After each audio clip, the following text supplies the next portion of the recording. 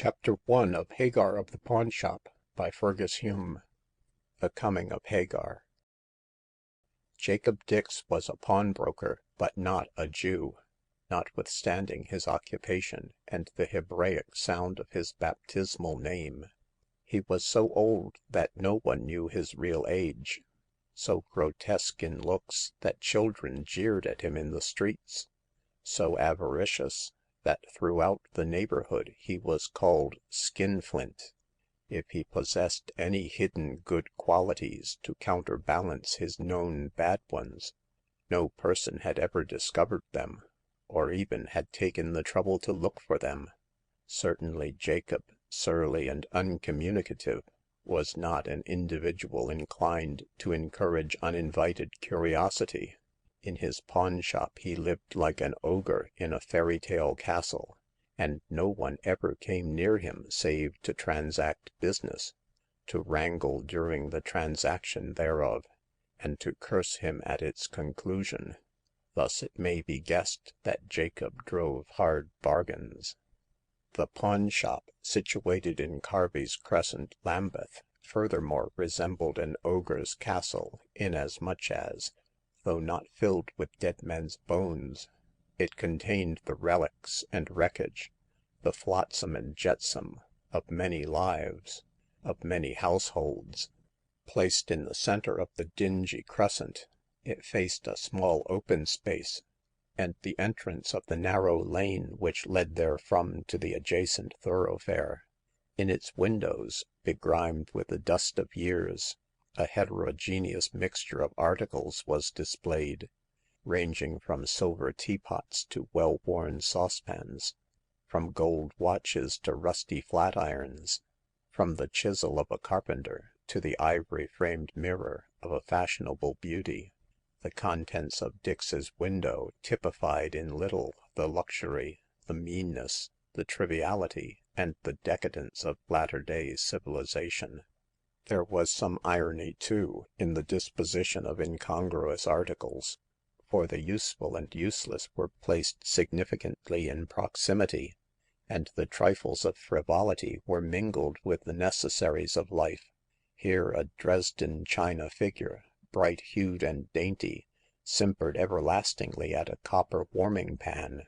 There a silver-handled dagger of the Renaissance lay with a score of those cheap dinner knives whose bluntness one execrates in third-rate restaurants. The bandaged hand of a pharaonic mummy touched an agate saucer holding defaced coins of all ages, of all nations. Watches, in alternate rows of gold and silver, dangled over fantastic temples and ships of ivory carved by laborious Chinese artificers.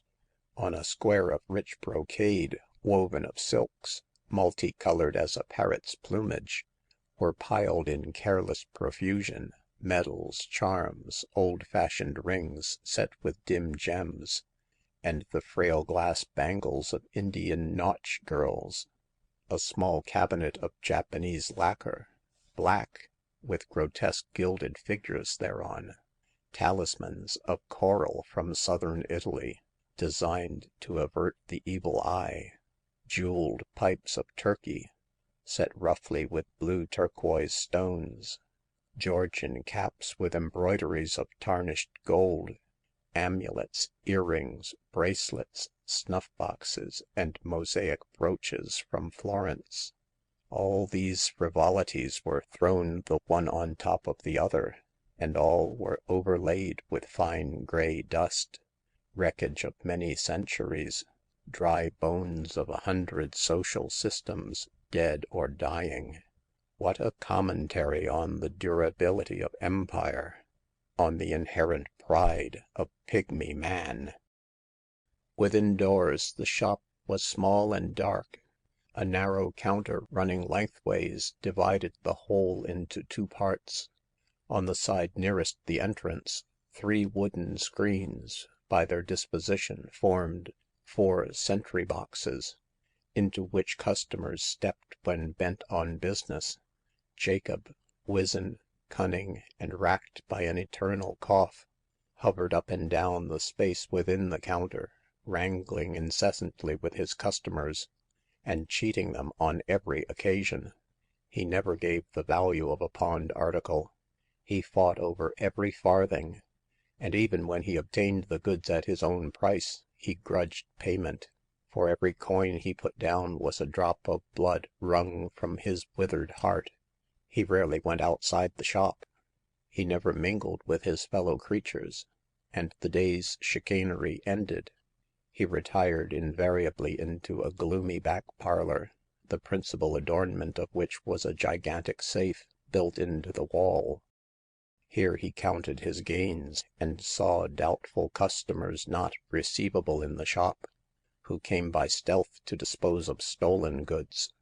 Here also, in his lighter moments, he conversed with the only friend he possessed in Carby's Crescent, or indeed in London. Jacob was in no danger of becoming a popular idol. This particular friend was a solicitor named Vark, who carried on a shady business in a shady manner for shady clients.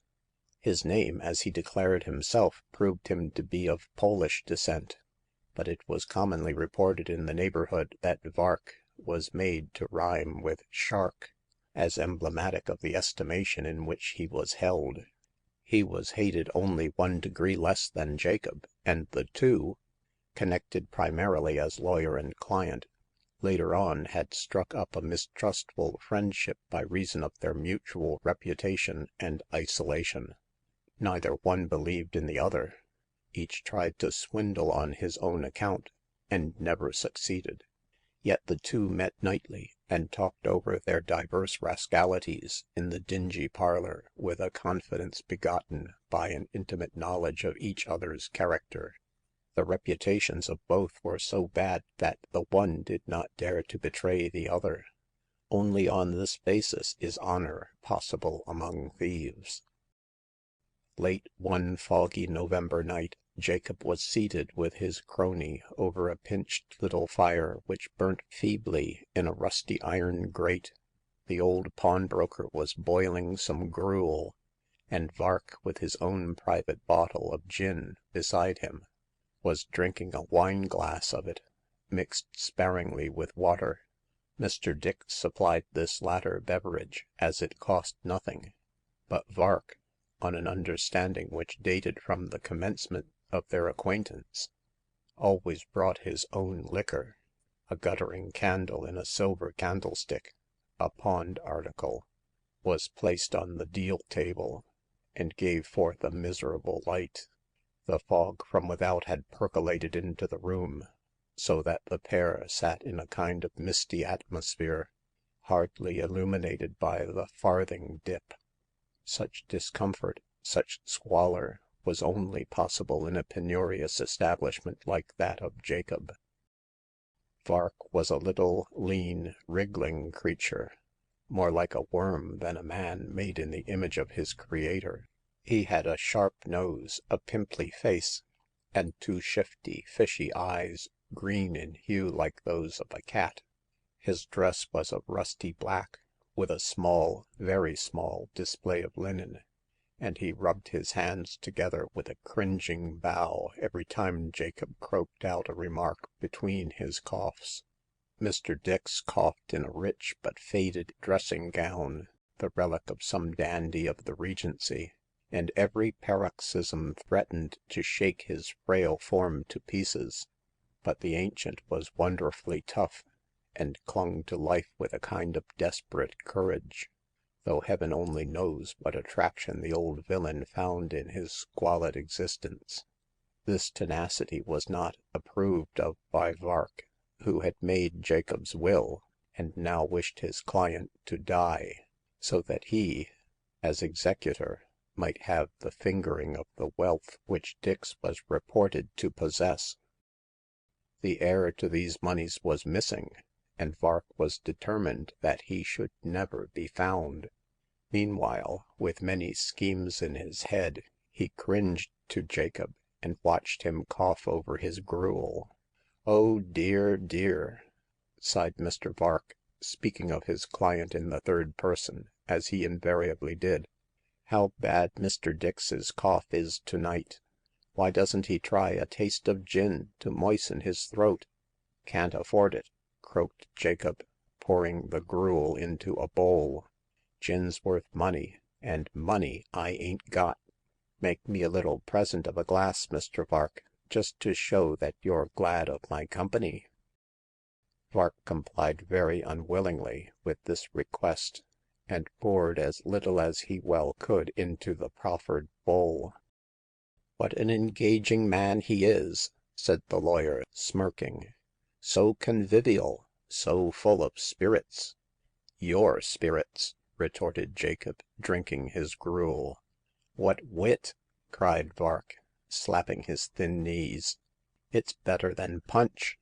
"Gin punch, gruel punch," said Dix, encouraged by this praise. "He he!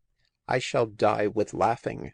I've paid for worse than that at the theater." "More fool you!" growled Jacob, taking up the tongs.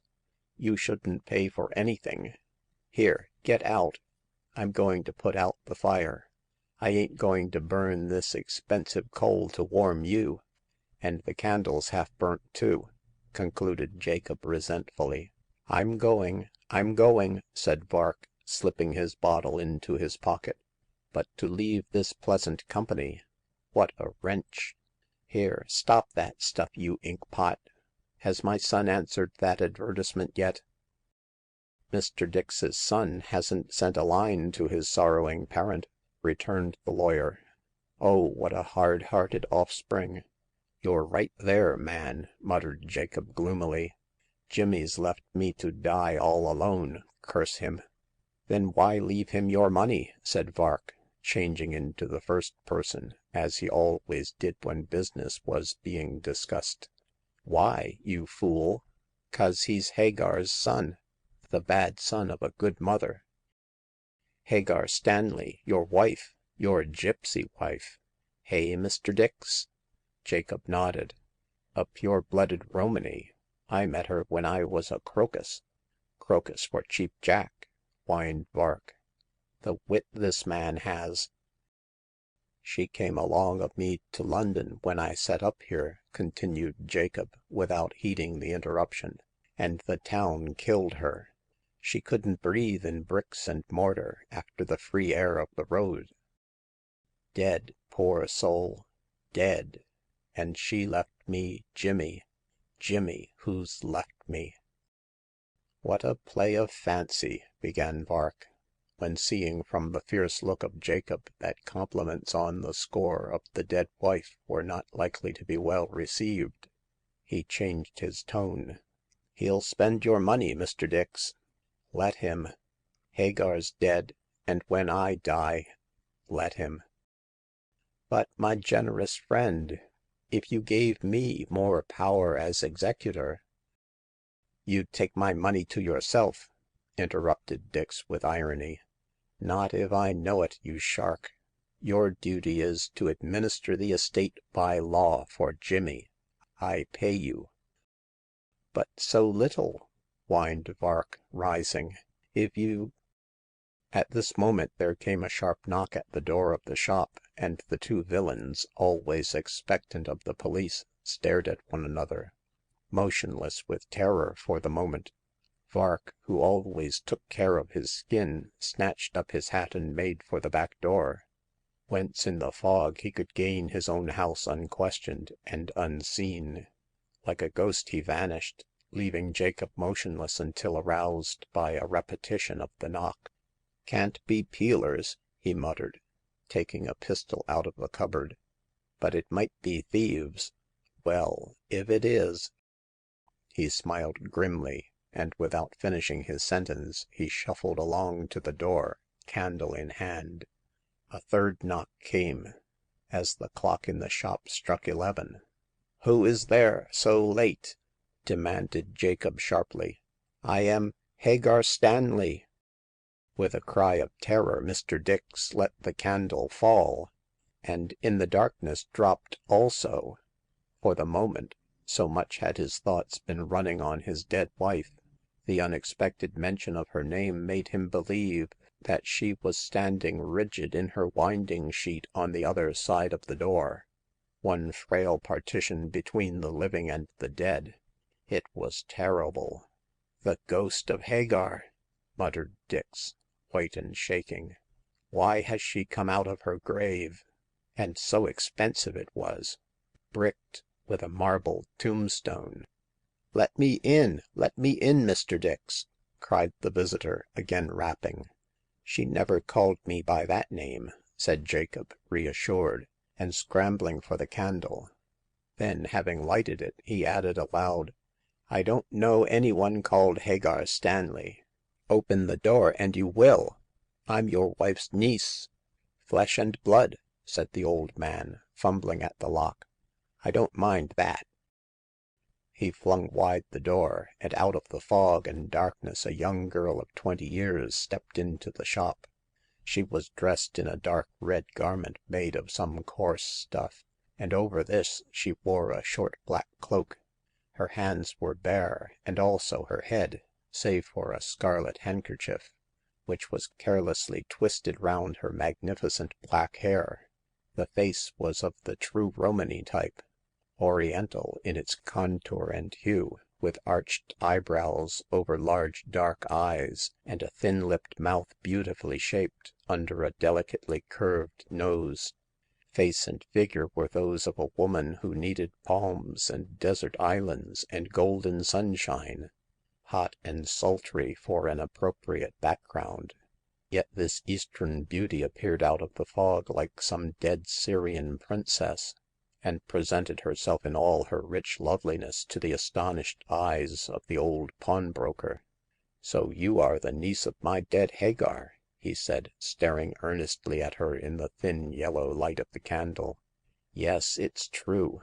She looked like you when I met her in the New Forest. What do you want?" Food and shelter," replied the girl curtly. But you'd better shut the door. It might be bad for your reputation if any passer-by saw you speaking to a woman at this time of night." My reputation," chuckled Jacob, closing and bolting the door. Lord, that's past spoiling. If you knew how bad it is, you wouldn't come here." Oh, I can look after myself, Mr. Dix, especially as you're old enough to be my great-grandfather twice over. Come, civil words, young woman." I'm civil to those who are civil to me," retorted Hagar, taking the candle out of her host's hands. Go on, Mr. Dix, show me in. I'm tired and want to sleep. I'm hungry and wish food. You must give me bed and board." Infernal insolence, young woman. Why?" Because I'm kin to your dead Hagar." Aye, there's something in that," muttered Dix, and dominated, in spite of his inherent obstinacy, by the imperious spirit of the girl, he led her into the dingy parlor. Here she removed her cloak and sat down, while Jacob, in an unusual spirit of hospitality, induced by the mention of his late wife, produced some coarse victuals. Without a word he placed the food before his guest. Without a word she ate and was refreshed. Jacob marveled at the self-possession of the gypsy, and was rather pleased than otherwise with her bold coolness. Only when she had finished the last scrap of bread and cheese did he speak. His first remark was curt and rude, designedly so. You can't stay here," said the amiable old man. The girl retorted in kind, I can and I shall, Mr. Dix." For what reason, you jade?" For several, and all good ones," said Hagar, leaning her chin on her hands and looking steadily at his wrinkled face. I know all about you from a Romany chal who was up here 6 months ago. Your wife is dead. Your son has left you. And here you live alone, disliked and hated by all. You are old and feeble and solitary. But you are by marriage akin to the gentle Romany. For that reason, and because I am of your dead Rani's blood, I have come to look after you. Jezebel! That is, if I'll let you." Oh, you'll let me fast enough," replied the woman carelessly. You are a miser, I have heard, so you won't lose the chance of getting a servant for nothing." A servant— you ?" said Dix, admiring her imperial air. Even so, Mr. Dix.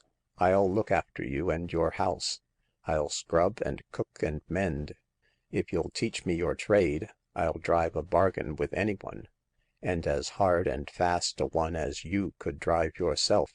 And all these things I'll do for nothing." There's food and lodging, you hussy. Give me dry bread and cold water, your roof to cover me, and a bundle of straw to sleep on. These won't cost you much.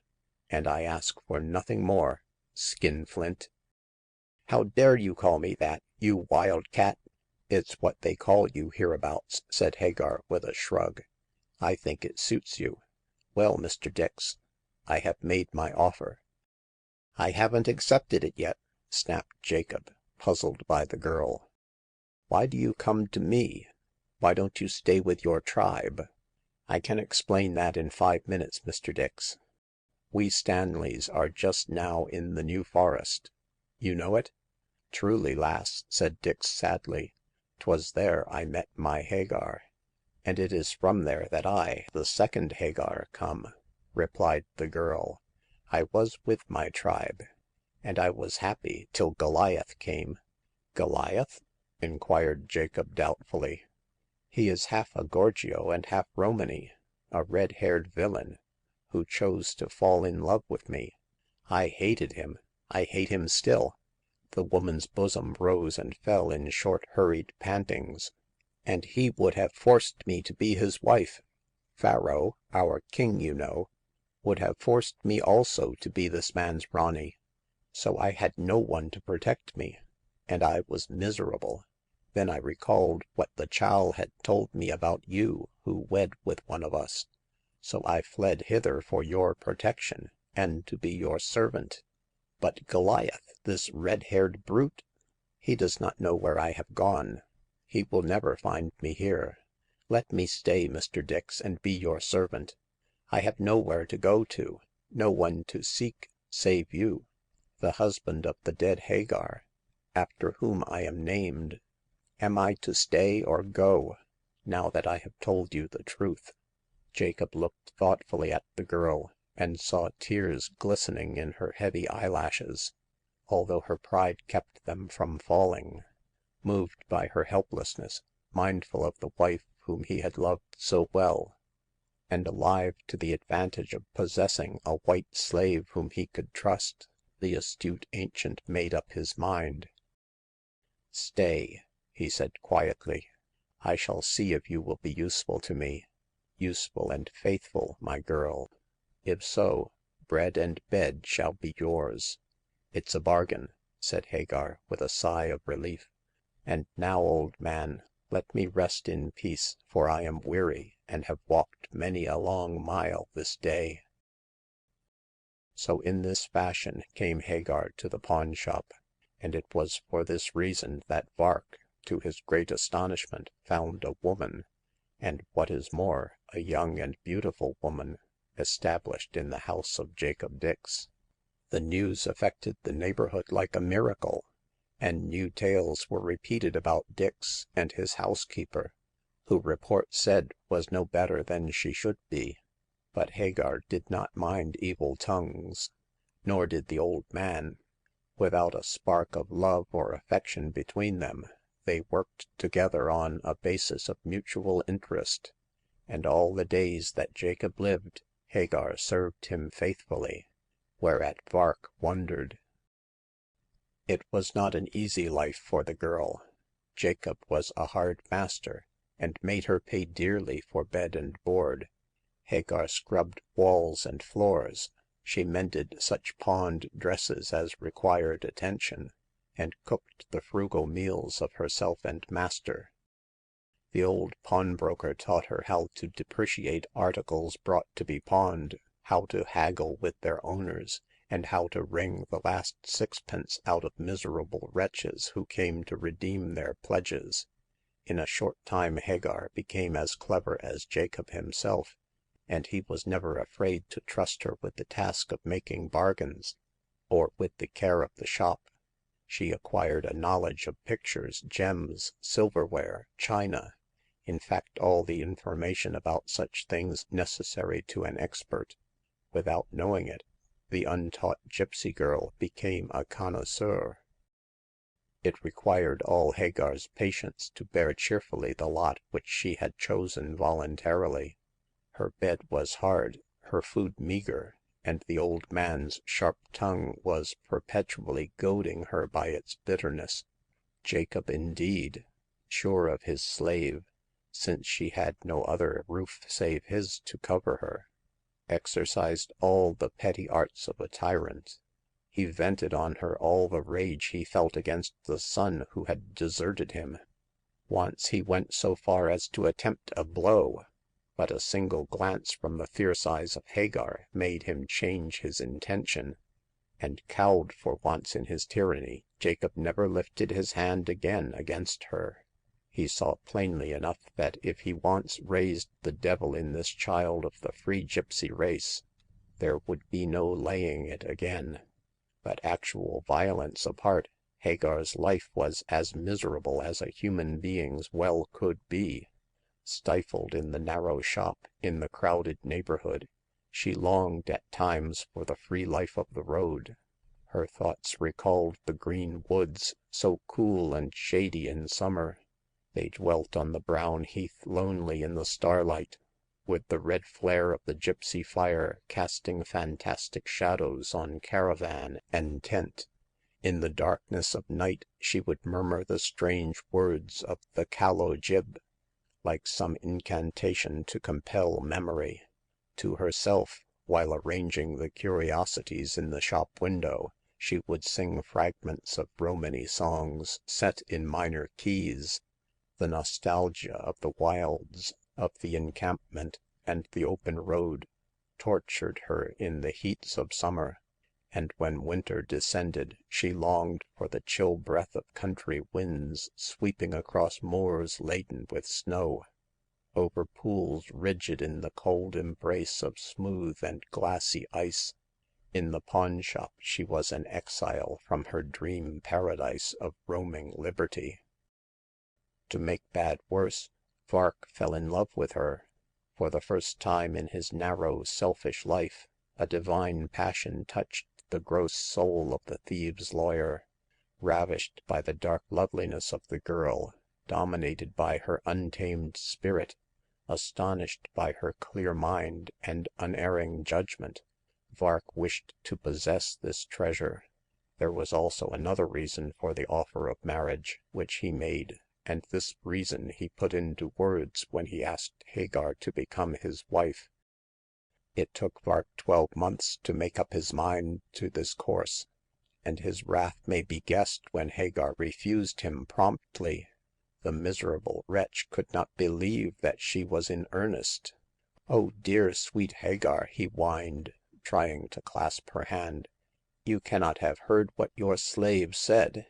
Hagar, who was mending some lace and minding the shop in the absence of Jacob, looked up with a scornful smile. "What you call yourself in jest," said she quietly, "I am in reality. I sold myself into bondage for bare existence a year ago. Do you want to marry a slave, Mr. Vark?" "Yes, yes." "Then you will no longer need to work like a servant." "I would rather be a servant than your wife, Mr. Vark." "The girl's mad." "Why?" "Because you are a scoundrel." Vark grinned amiably, in no wise disturbed by this plain speaking. "My Cleopatra, we are all scoundrels in these parts. Jacob Dix is—" "Is my master," interrupted Hagar sharply, "so leave him alone. But this offer of yours, my friend, what benefit do you propose to gain if I accept it? You're not asking me to be your wife without some motive." "Why, that's true enough, my beauty," chuckled Vark. "Lord, how cunning you are to guess. The motive is double. One part love. We'll say nothing about that, man. You don't know what love is. The other motive? Money," said Vark curtly, and without wasting words. "Hmm," replied Hagar, with irony. "Mr. Dix's money?" "What penetration!" said the lawyer, slapping his knee. "My word, here's intelligence! We'll pass over the usual compliments, Mr. Vark. Well, how is Mr. Dix's money to benefit you through me?" "Why," said Vark, blinking his green eyes, "the old man's got a fancy for you, my dear, and all the liking he had for me he's given to you. Before you came, he made a will in favor of his lost son, and appointed me executor. Now that he sees what a sharp one you are, he has made a new will." "Leaving all the money to me, I suppose. That's a lie." "It is a lie," retorted Vark, "but one I wasn't going to tell you. No, the money is still left to the son, but you are the executor under the new will. Now d'ye see?" "No," said Hagar, folding up her work, "I don't." "Well, if I marry you, I'll administer the estate in your name." "For the benefit of the lost heir? Well?" "That's just it," said Vark, laying a lean finger on her knee. "The lost heir. Don't you understand? We needn't look for him, so we can keep the moneys in our own hands, and have some fine pickings out of the estate." Hagar rose and smiled darkly.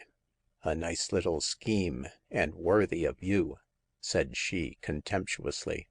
"But there are two obstacles. I'm not your wife, and I am an honest girl. Try some of your lady clients, Mr. Vark. I'm not for sale." When she walked away, Vark scowled. A scoundrel himself, he could not understand this honesty which stood in the way of its own advancement. Biting his fingers, he stared after Hagar, and wondered how he could catch her in his net. If that old miser would only leave her his heiress, he thought, she'd have no scruples about taking the money then. And if she had the money, I'd force her to be my wife. But Jacob is set on giving all his wealth to that infernal son of his, who so often wished his father to die. "Ha ha!" sighed Vark, rubbing his hands. "I wish I could prove that he tried to kill the old man. Jacob wouldn't leave him a penny then, and Hagar would have the money, and I would have her. What a lovely dream! Why can't it come true?" It was such a lovely dream, and offered such opportunities for scoundrelly dealings, that Vark set to work at once to translate it into actual facts. He had many of the letters and bills of the absent Jimmy, who had been accustomed to come to him for the money refused by the paternal Dix. Counting on the old man's death, Vark had lent the son money for his profligacy at a heavy percentage, and intended to repay himself out of the estate. Now that Hagar was to handle the money instead of himself, he thought that there might be some difficulty over his usury, owing to the girl's absurd honesty. He therefore determined to give proofs to Jacob that the absent son had designed to rid himself of a troublesome father by secret murder. Once Dix got such an idea into his head, he might leave his wealth to Hagar. The heiress would then be wooed and won by skillful, scheming Mr. Vark. It was a beautiful idea, and quite simple. Among his many shady clients, Vark possessed one who was a clever forger, and who occasionally retired to one of Her Majesty's prisons for too frequently exercising his talents in that direction. At the present moment he was at large. Vark gave him a bundle of Jimmy's letters, and the draft of a memorandum which he wished to be imitated in the handwriting of the absent heir. When this was ready, Vark watched his opportunity and slipped it into a Chinese jar in the back parlor, in which he knew Jimmy had been accustomed to keep tobacco. This receptacle stood on a high shelf, and had not been touched by Jacob since his son's departure. Vark, like the clever scoundrel he was, ascertained this fact by the thick and undisturbed dust which coated jar and shelf. The trap being thus prepared, it only remained to lead Jacob into it. And this Mr. Vark arranged to do in the most skillful manner. He quite counted on success, but one necessary element thereto he overlooked, and that was the aid of Hagar. But as he had designed the whole scheme primarily for her benefit, he never thought she would refuse to forward its aim, which blindness showed that he was incapable of appreciating or even understanding the honesty of the girl's character. According to his custom, he came one evening to converse with Jacob.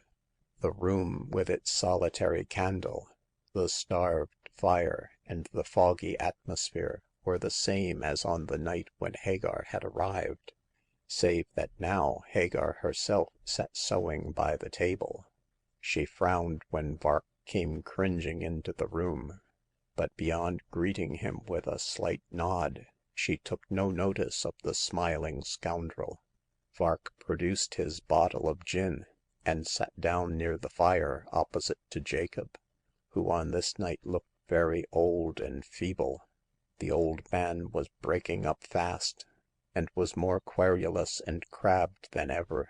As usual, he asked Vark if Jimmy had answered the advertisement, and as usual he received a negative reply. Jacob groaned. "I'll die this winter," said he, with moody face, "and no one will be by to close my eyes."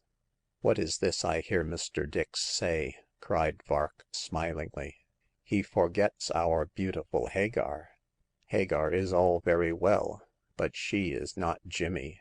Perhaps if our dear friend knew all, he would be pleased that she isn't." Hagar looked up in surprise at the significant tones of Vark, and Jacob scowled. "What d'ye mean, you shark?" he demanded, a light coming into his faded eyes.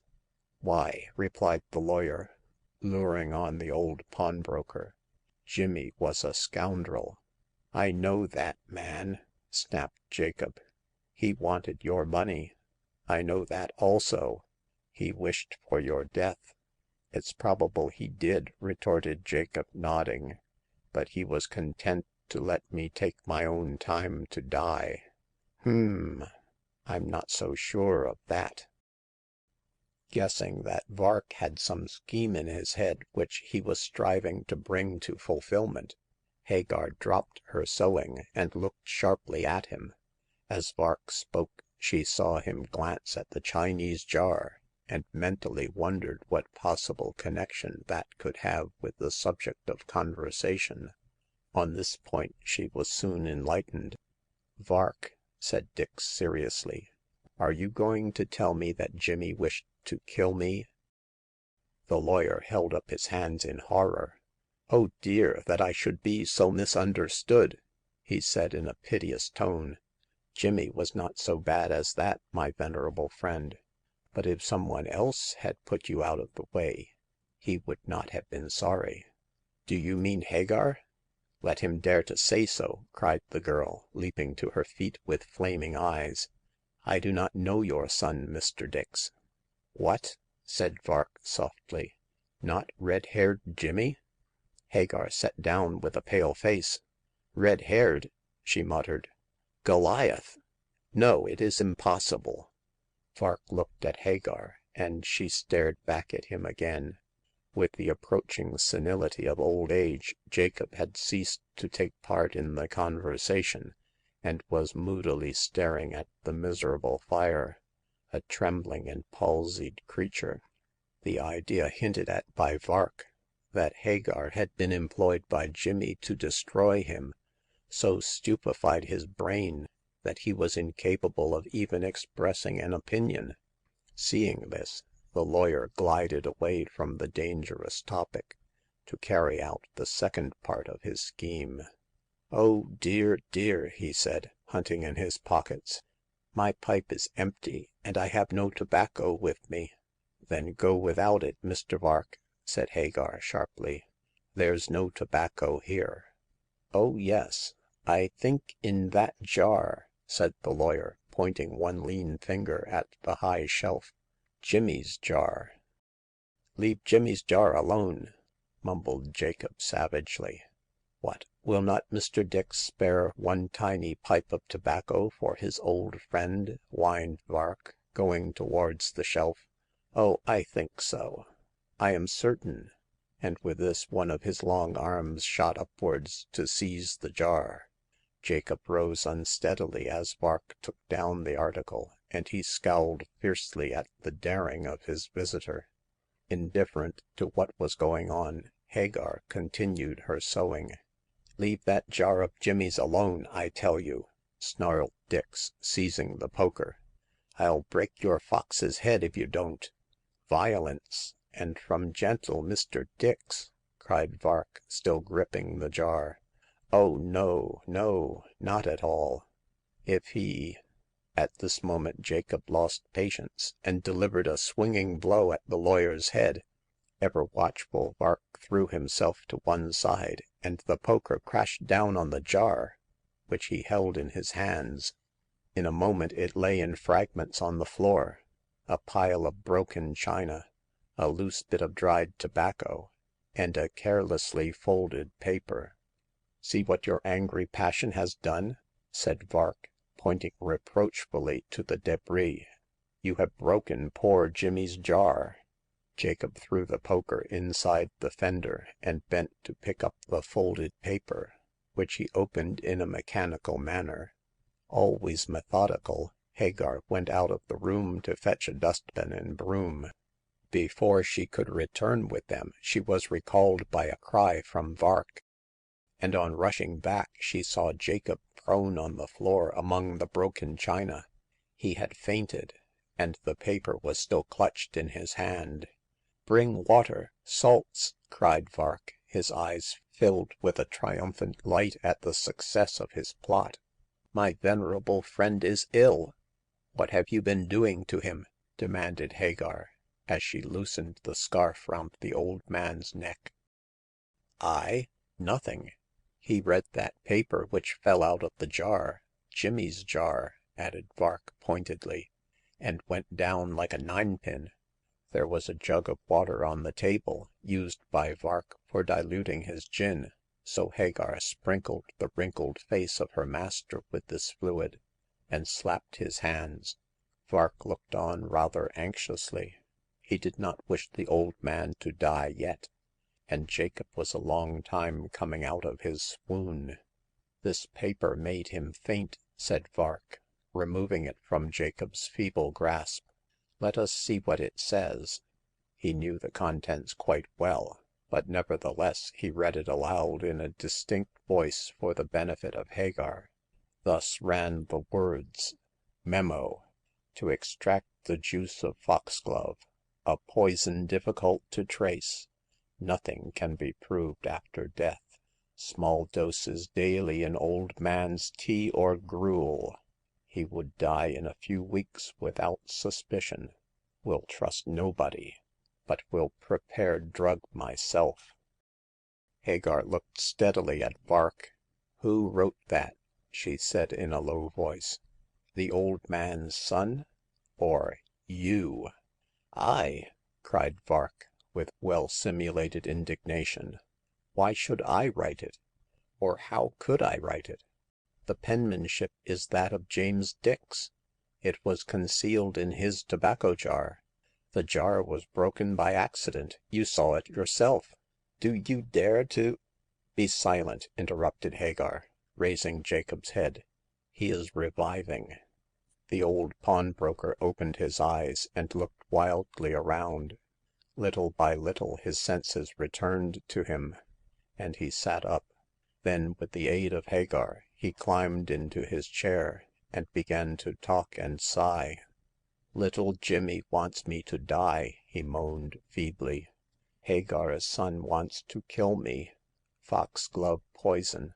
I know it. Not a trace does it leave after death. Hagar's son. Hagar's boy. Parricide. Parricide!" he cried, shaking his two fists in the air. He wanted the money, you know," hinted Vark softly. He shall not have the money," said Jacob with unnatural energy. I'll make a new will. I'll disinherit him. Parricide! Hagar shall have all." I, Mr. Dix? No, no! I say yes, you jade. Don't cross a dying man. I am dying. This is my death blow. Oh, Jimmy, Jimmy, wolf's cub! My will, my will!" Pushing back Hagar, who strove to keep him in his chair, he snatched up the candle and staggered towards the safe to get his will. While he was looking within, Vark hastily fumbled in his capacious pockets. When Jacob replaced the candle on the table, Hagar saw thereon a sheet of paper covered with writing, also pen and ink. Jacob, clutching the will, beheld these things also, and anticipated the question on Hagar's lips. "What's all this?" "Your new will, Mr. Dix," explained Vark smoothly. "I never did trust your son, and I knew some day that you would find him out. I therefore prepared a will by which you left everything to Hagar. Or," added the lawyer, taking another document from his pocket, "if you chose to make me your heir." "You! You! Never!" shrieked Jacob, shaking his fist. "All shall go to Hagar, the namesake of my dead wife. I'm glad you had the sense to see that, failing Jimmy, I'd leave her my money." "Mr. Dix," interrupted Hagar firmly, "I do not want your money, and you have no right to rob your son of—" "No right? No right, you jade? The money is mine, mine. It shall be yours. I could have forgiven anything to Jimmy save his wish to poison me." "I don't believe he did wish it," said Hagar bluntly. "But the paper — his own handwriting!" cried Vark. "Yes, yes, I know Jimmy's handwriting," said Jacob, the veins in his forehead swelling with rage.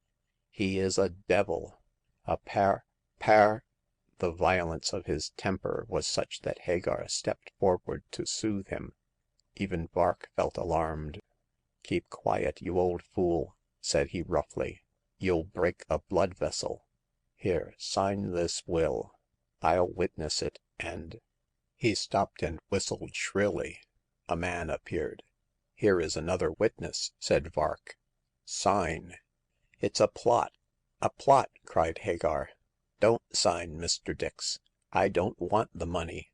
"I'll make you take it, hussy!" snarled Jacob, crushing the will up in his hand. "I shall leave it to you, not to Jimmy, the parricide. First I'll destroy this." With the old will he approached the fire and threw it in. With the swiftness of a swallow, Hagar darted past him and snatched the document away from the flames before it was even scorched. Jacob staggered back mad with rage. Vark ground his teeth at her opposition. The stranger witness looked stolidly on. "No," cried Hagar, slipping the will into her pocket. "You shall not disinherit your son for me." Give, will," panted Jacob, and almost inarticulate with rage, he stretched out his hand. Before he could draw it back, he reeled and fell. A torrent of blood poured from his mouth. He was dead. "You fool!" shrieked Vark, stamping. "You've lost a fortune." "I've saved my honesty," retorted Hagar, aghast at the sudden death. "Jimmy shall have the money." "Jimmy? Jimmy?" sneered Vark wrathfully. "Do you know who Jimmy is?" "Yes, the rightful heir." "Quite so, you jade. And the red-haired Goliath who drove you to this pawn shop." "It is a lie." "It is the truth. You have robbed yourself to enrich your enemy." Hagar looked at the sneering face of Vark, at the dead man lying at her feet, at the frightened countenance of the witness. She felt inclined to faint, but afraid lest Vark should steal the will which she had in her pocket, She controlled herself with a violent effort. Before Vark could stop her, she rushed out of the room and into her bedroom. The lawyer heard the key turn in the lock. I've lost the game," he said moodily. Go and get assistance, you fool." This to the witness. Then, when the man had fled away, he continued, To give up all that money to the red-haired man whom she hated. The girl's mad." But she was only honest. Therefore her conduct was unintelligible to Vark. So this was how Hagar Stanley came to take charge of the pawnshop in Carby's Crescent, Lambeth. Her adventures therein may be read hereafter. End of Chapter 1. Chapter 2. The First Customer and the Florentine Dante. It has been explained otherwhere how Hagar Stanley, against her own interests, took charge of the pawnshop and property of Jacob Dix during the absence of the rightful heir.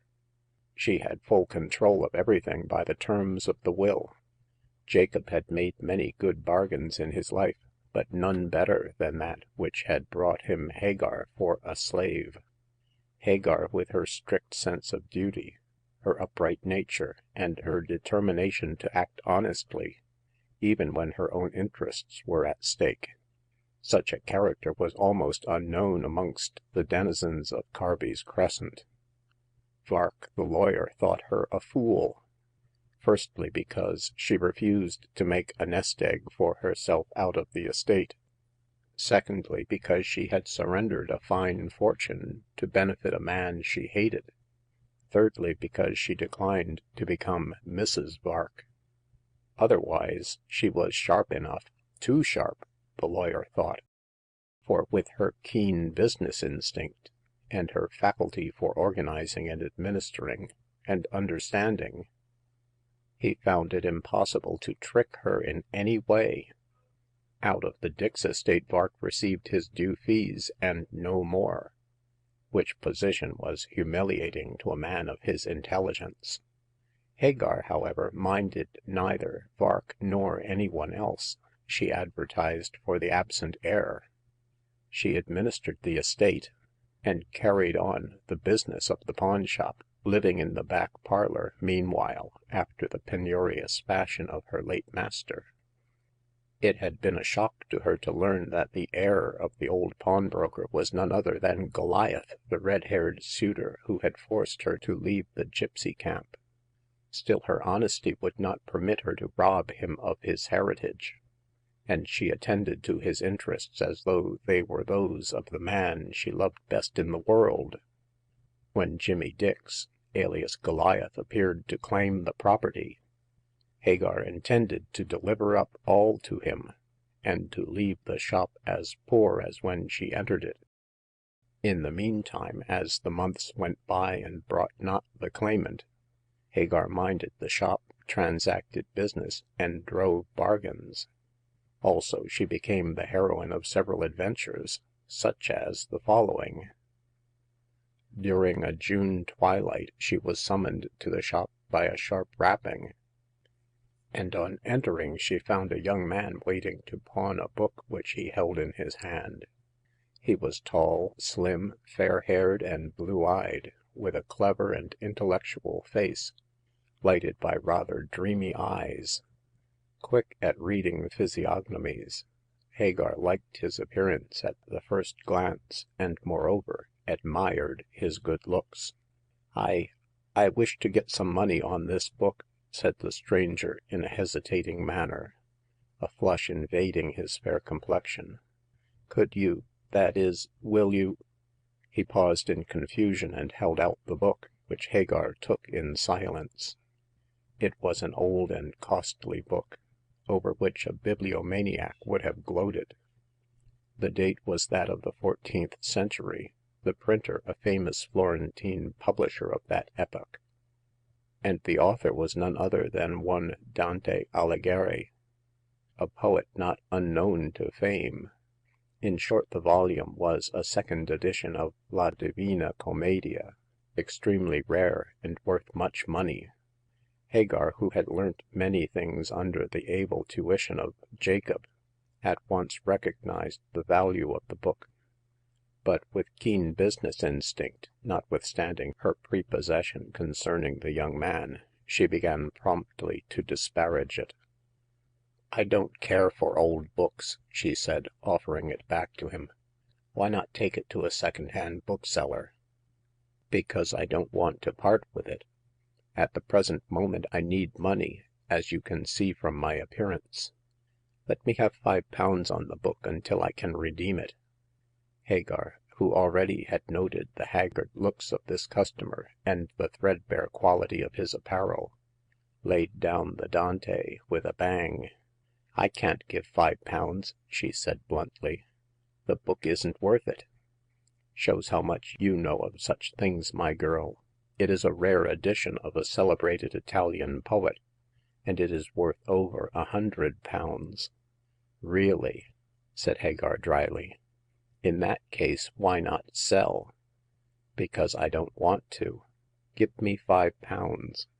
No, 4 is all that I can advance. 4.10, pleaded the customer. 4, retorted the inexorable Hagar, or else— she pushed the book towards him with one finger.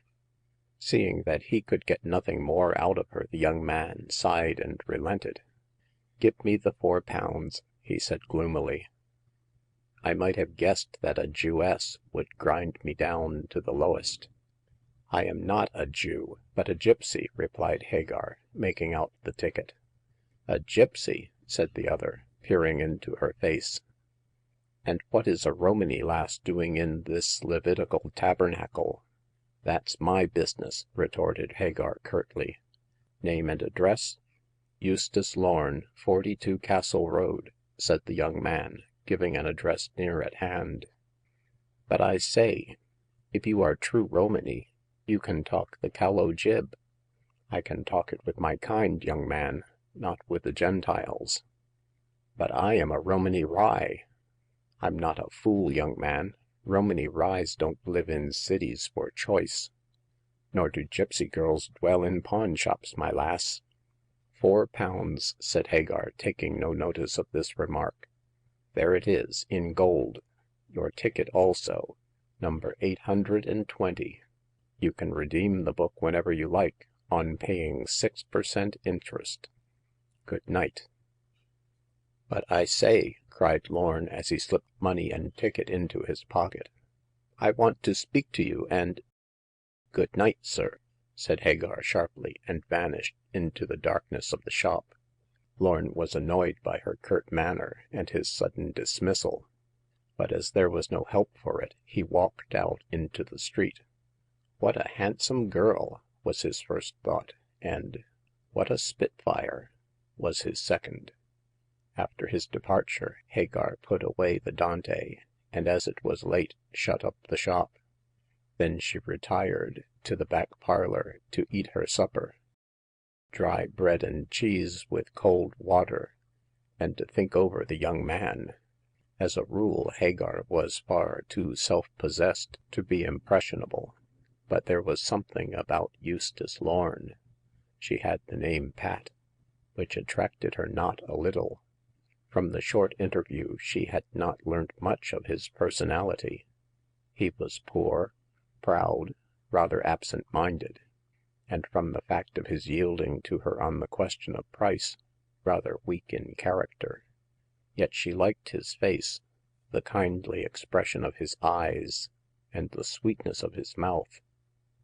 But after all, he was only a chance customer, and unless he returned to redeem the Dante, she might not see him again. On this thought occurring to her, Hagar called common sense to her aid and strove to banish the young man's image from her mind. The task was more difficult than she thought.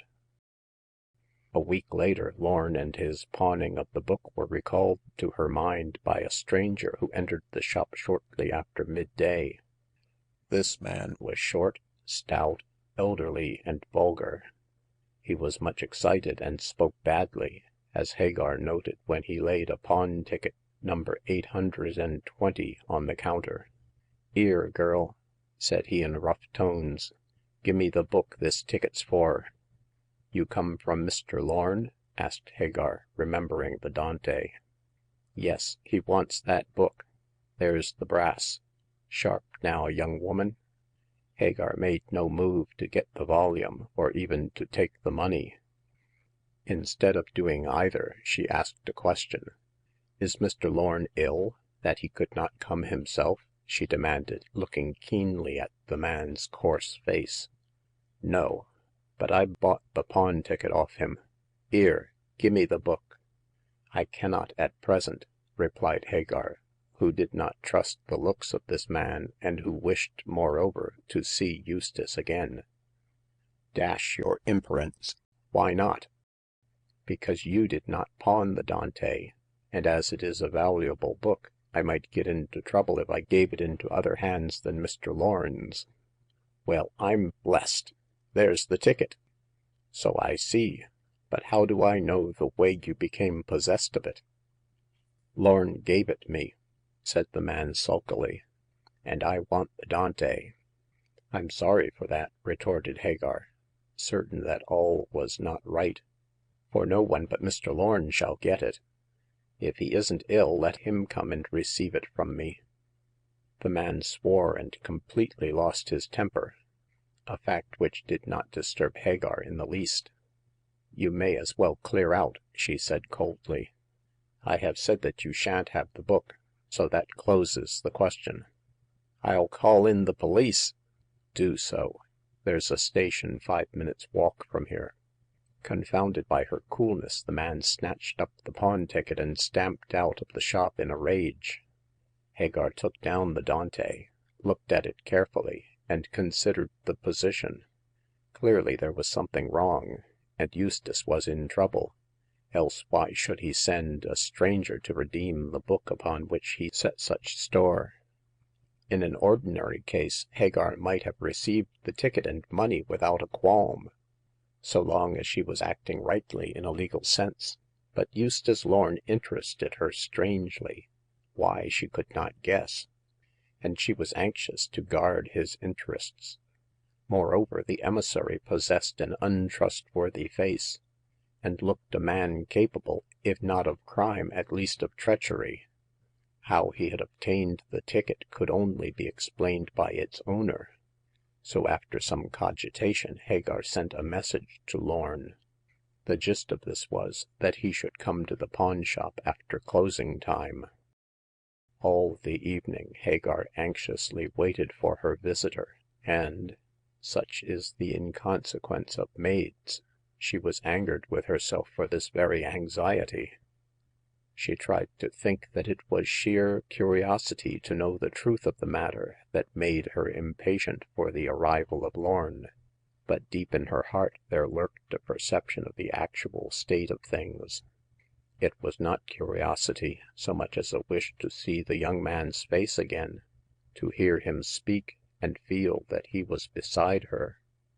Though without a chaperone, though not brought up under parental government, Hagar had her own social code, and that a strict one. In this instance, she thought that her mental attitude was unmaidenly and unworthy of an unmarried girl. Hence, when Eustace made his appearance at 9 o'clock, she was brusque to the point of rudeness. Who was that man you sent for your book?" she demanded abruptly, when Lorn was seated in the back parlor. Jabez Treadle. I could not come myself, so I sent him with the ticket. Why did you not give him the Dante?" Because I did not like his face, and I thought he might have stolen the ticket from you. Besides, Here Hagar hesitated, for she was not anxious to admit that her real reason had been a desire to see him again. Besides, I don't think he is your friend," she finished lamely. Very probably he is not," replied Lorn, shrugging his shoulders. I have no friends." That is a pity," said Hagar, casting a searching glance at his irresolute face. I think you need friends, or at all events one staunch one. May that staunch one be of your own sex," said Lorn, rather surprised at the interest this strange girl displayed in his welfare. Yourself, for instance ?" If that could be so, I might give you unpalatable advice, Mr. Lorn." Such as what ?" Don't trust the man you sent here, Mr. Treadle. See, here is your Dante, young man. Pay me the money, and take it away." I can't pay you the money, as I have none. I am as poor as Job, but hardly so patient." But you offered the money through that Treadle creature." Indeed, no," explained Eustace, frankly. I gave him the ticket, and he wished to redeem the book with his own money." Did he really ?" said Hagar, thoughtfully. He does not look like a student, as you do." Why did he want this book ?"To find out a secret." A secret, young man, contained in the Dante ?" Yes, there is a secret in the book which means money." To you or Mr. Treadle ?" demanded Hagar. Eustace shrugged his shoulders. To either one of us who finds out the secret," he said carelessly. But indeed I don't think it will ever be discovered — at all events by me. Treadle may be more fortunate." If crafty ways can bring fortune, your man will succeed," said Hagar, calmly. He is a dangerous friend for you, that Treadle. There is evidently some story about this Dante of yours which he knows, and which he desires to turn to his own advantage. If the story means money, tell it to me, and I may be able to help you to the wealth. I am only a young girl, it is true, Mr. Lorn. Still, I am old in experience, and I may succeed where you fail." I doubt it," replied Lorn gloomily. Still, it is kind of you to take this interest in a stranger. I am much obliged to you, Miss "" Call me Hagar," she interrupted hastily. I am not used to fine titles." Well then, Hagar," said he, with a kindly glance, I'll tell you the story of my Uncle Ben and his strange will." Hagar smiled to herself. It seemed to be her fate to have dealings with wills. First that of Jacob, now this of Lorn's uncle. However, she knew when to hold her tongue, and saying nothing, she waited for Eustace to explain. This he did at once. My uncle, Benjamin Girth, died 6 months ago at the age of 58, said he, slowly. In his early days he had lived a roving life, and 10 years ago he came home with a fortune from the West Indies." How much fortune?" demanded Hagar, always interested in financial matters. That is the odd part about it," continued Eustace. Nobody ever knew the amount of his wealth, for he was a grumpy old curmudgeon who confided in no one. He bought a little house and garden at Woking, and there lived for the 10 years he was in England. His great luxury was books, and as he knew many languages, Italian among others, he collected quite a polyglot library. Where is it now? It was sold after his death along with the house and land. A man in the city claimed the money and obtained it." A creditor? What about the fortune?" I'm telling you, Hagar, if you'll only listen," said Eustace impatiently. Well, Uncle Ben, as I have said, was a miser. He hoarded up all his moneys and kept them in the house, trusting neither to banks nor investments. My mother was his sister, and very poor, but he never gave her a penny, and to me nothing but the Dante, which he presented in an unusual fit of generosity." But from what you said before," remarked Hagar shrewdly, it seemed to me that he had some motive in giving you the Dante." No doubt," assented Eustace, admiring her sharpness. The secret of where his money is hidden is contained in that Dante. Then you may be sure, Mr. Lorn, that he intended to make you his heir. But what has your friend Treadle to do with the matter?" Oh, Treadle is a grocer in Woking," responded Lorn. He is greedy for money, and knowing that Uncle Ben was rich, he tried to get the cash left to him. He wheedled and flattered the old man. He made him presents, and always tried to set him against me as his only relative. Didn't I say the man was your enemy? Well, go on. There is little more to tell, Hagar. Uncle Ben hid his money away and left a will which gave it all to the person who should find out where it was concealed. The testament said the secret was contained in the Dante. You may be sure that Treadle visited me at once and asked to see the book. I showed it to him, but neither of us could find any sign in its pages likely to lead us to discover the hidden treasure. The other day Treadle came to see the Dante again. I told him that I had pawned it, so he volunteered to redeem it if I gave him the ticket. I did so, and he called on you. The result you know." Yes, I refused to give it to him," said Hagar, and I see now that I was quite right to do so, as the man is your enemy. Well, Mr. Lorn, it seems from your story that a fortune is waiting for you if you can find it."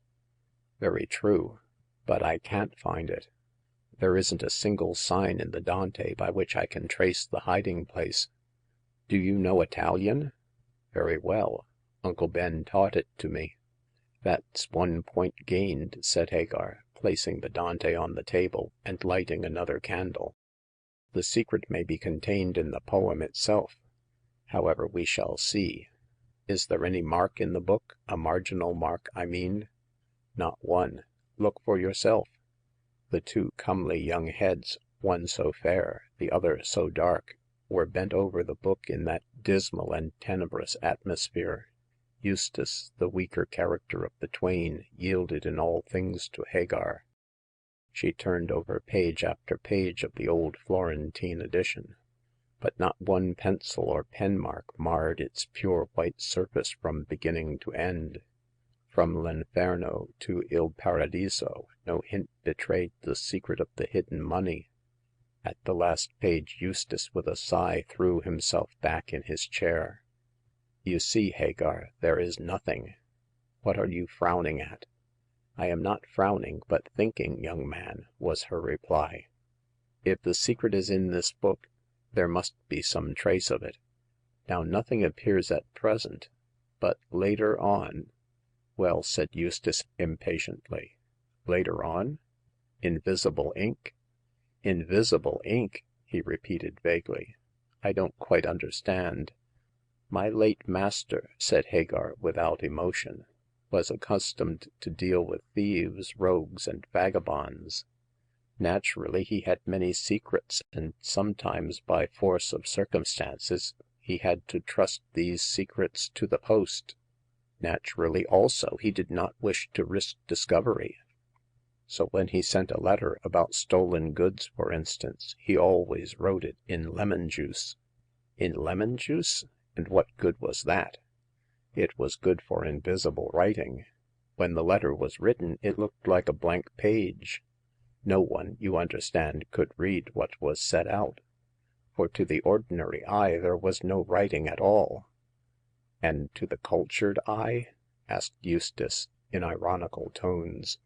It appeared the same, a blank sheet," retorted Hagar. But then the cultured mind came in, young man.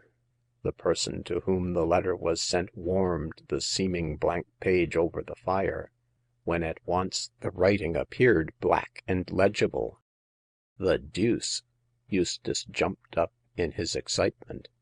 And you think " I think that your late uncle may have adopted the same plan," interrupted Hagar coolly, but I am not sure. However, we shall soon see." She turned over a page or two of the Dante. It is impossible to heat these over the fire," she added, as the book is valuable, and we must not spoil it. But I know of a plan." With a confident smile she left the room, and returned with a flat iron, which she placed on the fire. While it was heating, Eustace looked at this quick-witted woman with admiration. Not only had she brains, but beauty also, and manlike, he was attracted by this last in no small degree. Shortly he began to think that this strange and unexpected friendship between him and the pawnbroking Gypsy beauty might develop into something stronger and warmer. But here he sighed. Both of them were poor, so it would be impossible to— "We will not begin at the beginning of the book," said Hagar, taking the iron off the fire, and thereby interrupting his thoughts, "but at the end." "Why?" asked Eustace, who could see no good reason for this decision. "Well," said Hagar, poising the heated iron over the book, "when I search for an article I find it always at the bottom of a heap of things I don't want. As we began with the first page of this book and found nothing, let us start this time from the end, and perhaps we shall learn your uncle's secret the sooner. It is only a whim of mine, but I should like to satisfy it by way of experiment." Eustace nodded and laughed, while Hagar placed a sheet of brown paper over the last page of the Dante to preserve the book from being scorched. In a minute she lifted the iron and paper, but the page still showed no mark. With a cheerful air the girl shook her head, and repeated the operation on the second page from the end. This time, when she took away the brown paper, Eustace, who had been watching her actions with much interest, bent forward with an ejaculation of surprise. Hagar echoed it with one of delight, for there was a mark and date on the page halfway down, as thus: "O abbondante grazia, ond'io presumi, ficar lo viso per la luce eterna, 27/12/38. Tanto che la veduta vi consumi." "There, Mr. Lorn," cried Hagar joyously, "there is the secret. My fancy for beginning at the end was right. I was right also about the invisible ink." "You are a wonder," said Eustace, with sincere admiration, "but I am as much in the dark as ever. I see a marked line and a date, the 27th of December in the year, I presume, 1838. We can't make any sense out of that simplicity." "Don't be in a hurry," said Hagar soothingly. "We have found out so much, we may learn more. First of all, please to translate those 3 lines." "Roughly," said Eustace, reading them, "they run thus: O abundant grace, with whom I tried to look through the eternal light so much that I lost my sight." He shrugged his shoulders. "I don't see how that transcendentalism can help us." "What about the date?" 1838, said Lorn thoughtfully, "and this is 96. Take one from the other, it leaves 58, the age at which, as I told you before, my uncle died. Evidently this is the date of his birth." "A date of birth, a line of Dante," muttered Hagar. "I must say that it is difficult to make sense out of it. Yet in figures and letters I am sure the place where the money is concealed is told." "Well," remarked Eustace, giving up the solution of this problem in despair, "if you can make out the riddle, it is more than I can." "Patience, patience," replied Hagar, with a nod. "Sooner or later we shall find out the meaning. Could you take me to see your uncle's house at Woking?" "Oh, yes. It is not yet let, so we can easily go over it. But will you trouble about coming all that way with me?" "Certainly. I am anxious to know the meaning of this line and date. There may be something about your uncle's house likely to give a clue to its reading. I shall keep the Dante and puzzle over the riddle. You can call for me on Sunday, when the shop is closed, and we shall go to Woking together. Oh, Hagar, how can I ever thank—" "Thank me when you get the money, and rid yourself of Mr. Treadle," said Hagar, cutting him short. "Besides, I am only doing this to satisfy my own curiosity." "You are an angel." "And you a fool who talks nonsense," said Hagar sharply. "Here is your hat and cane. Come out this way by the back. I have an ill enough name already without desiring a fresh scandal. Good night." "But may I say—" Nothing, nothing," retorted Hagar, pushing him out of the door. Good night." The door snapped to sharply, and Lorn went out into the hot July night with his heart beating and his blood aflame. He had seen this girl only twice, yet with the inconsiderate rashness of youth he was already in love with her. The beauty and kindness and brilliant mind of Hagar attracted him strongly, and she had shown him such favor that he felt certain she loved him in return. But a girl out of a pawn shop!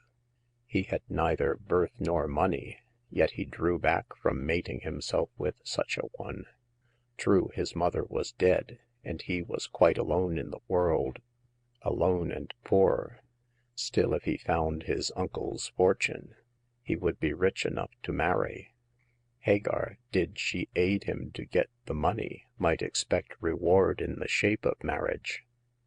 And she was so beautiful, so clever. By the time he reached his poor lodging, Eustace had put all the scruples out of his head, and had settled to marry the gypsy as soon as the lost treasure came into his possession. In no other way could he thank her for the interest she was taking in him. This may seem a hasty decision, but young blood is soon heated. Young hearts are soon filled with love. Youth and beauty drawn together are as flint and tinder to light the torch of Hymen. Punctual to the appointed hour, Eustace, as smart as he could make himself with the poor means at his command, appeared at the door of the pawn shop. Hagar was already waiting for him, with the Dante in her hand. She wore a black dress, a black cloak, and a hat of the same somber hue, such clothes being the mourning she had worn and was wearing for Jacob. Averse as she was to using Goliath's money, she thought he would hardly grudge her these garments of woe for his father. Besides, as manageress of the shop, she deserved some salary. Why are you taking the Dante?" asked Eustace, when they set out for Waterloo Station. It may be useful to read the riddle," said Hagar. Have you solved it?" I don't know. I am not sure," she said meditatively. I tried by counting the lines on that page up and down. You understand, 27, 12, 38. But the lines I lighted on gave me no clue." You didn't understand them?" Yes, I did," replied Hagar coolly. I got a second-hand copy of a translation from the old bookseller in Carby's Crescent, and by counting the lines to correspond with those in the Florentine edition I arrived at the sense." And none of them pointed to the solution of the problem?" Not one. Then I tried by pages. I counted 27 pages, but could find no clue. I reckoned 12 pages, also 38. Still the same result. Then I took the 12th, the 27th, and the 38th page by numbers, but found nothing. The riddle is hard to read." Impossible, I should say," said Eustace in despair. No, I think I have found out the meaning." How? How? Tell me quick." Not now. I found a word, but it seems nonsense, as I could not find it in the Italian dictionary which I borrowed." What is the word?" I'll tell you when I have seen the house." In vain Eustace tried to move her from this determination. Hagar was stubborn when she took an idea into her strong brain, so she simply declined to explain until she arrived at Woking, at the house of Uncle Ben. Weak himself, Eustace could not understand how she could hold out so long against his persuasions. Finally he decided in his own mind that she did not care about him. In this he was wrong. Hagar liked him, loved him, but she deemed it her duty to teach him patience, a quality he lacked sadly. Hence her closed mouth. When they arrived at Woking, Eustace led the way towards his late uncle's house, which was some distance out of the town. He addressed Hagar after a long silence, when they were crossing a piece of waste land and saw the cottage in the distance. If you find this money for me," he said, abruptly, "what service am I to do for you in return?" I have thought of that," replied Hagar, promptly. Find Goliath, otherwise James Dix." Who is he?" asked Lorn, flushing. Someone you are fond of?" Someone I hate with all my soul," she flashed out. But he is the son of my late master, and heir to the pawn shop. I look after it only because he is absent, and on the day he returns I shall walk out of it and never set eyes on it or him again." Why don't you advertise?" I have done so for months. So has Vark the lawyer. But Jimmy Dix never replies. He was with my tribe in the New Forest, and it was because I hated him that I left the Romany. Since then he has gone away, and I don't know where he is.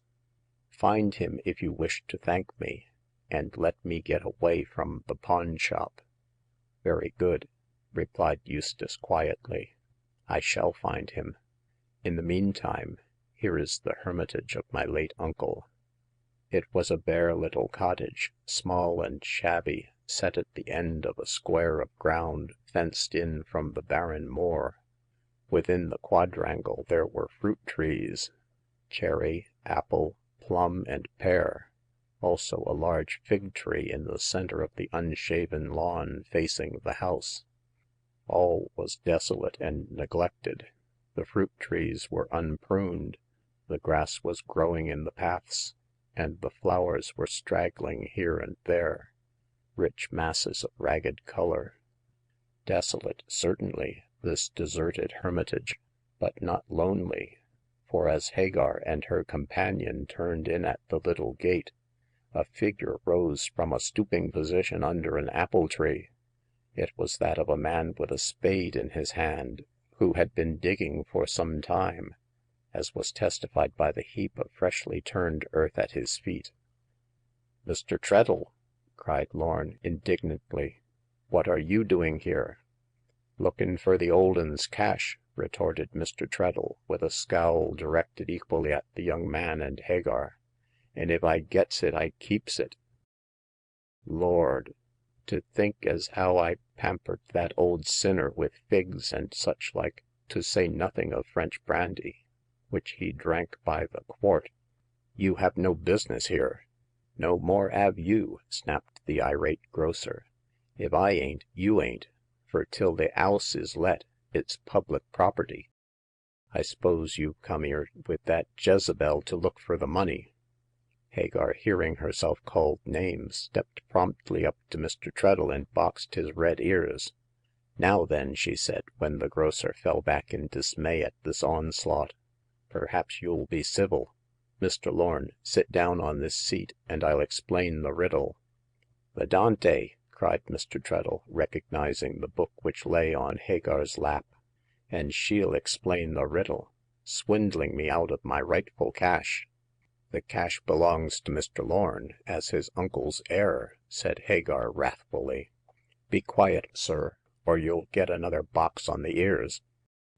Never mind him," said Eustace, impatiently. Tell me the riddle." I don't know if I have guessed it correctly," answered Hagar, opening the book.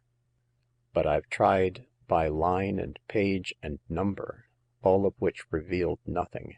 Now I try by letters, and you will see if the word they make is a proper Italian one." She read out the marked line and the date. Ficar lo viso per la luce eterna. 27th December 38. Now," said Hagar, slowly, if you run all the figures together, they stand as 271238. Yes, yes," said Eustace, impatiently. I see. Go on, please." Hagar continued. Take the second letter of the word ficar, I. Also the seventh letter from the beginning of the line." Eustace counted. L. I see," he went on eagerly. Also the first letter, F. The second again, I. The third and the eighth, C and O. Good," said Hagar, writing these down. Now the whole make up the word il fico. Is that an Italian word ?" I'm not sure," said Eustace, thoughtfully. Il fico. No. Shows what edication 'e's got," growled Mr. Treadle, who was leaning on his spade. Eustace raised his eyes to dart a withering glance at the grocer, and in doing so his vision passed on to the tree looming up behind the man. At once the meaning of the word flashed on his brain. Il fico !" he cried, rising.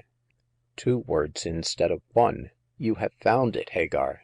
It means the fig tree — the one yonder. I believe the money is buried under it."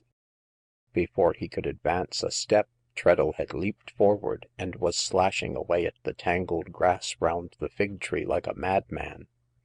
If 'tis there, 'tis mine !" he shouted. Don't you come nigh me, young Lorn, or I'll brain you with my spade. I fed up that old uncle of yours like a fighting cock, and now I'm going to have his cash to pay me."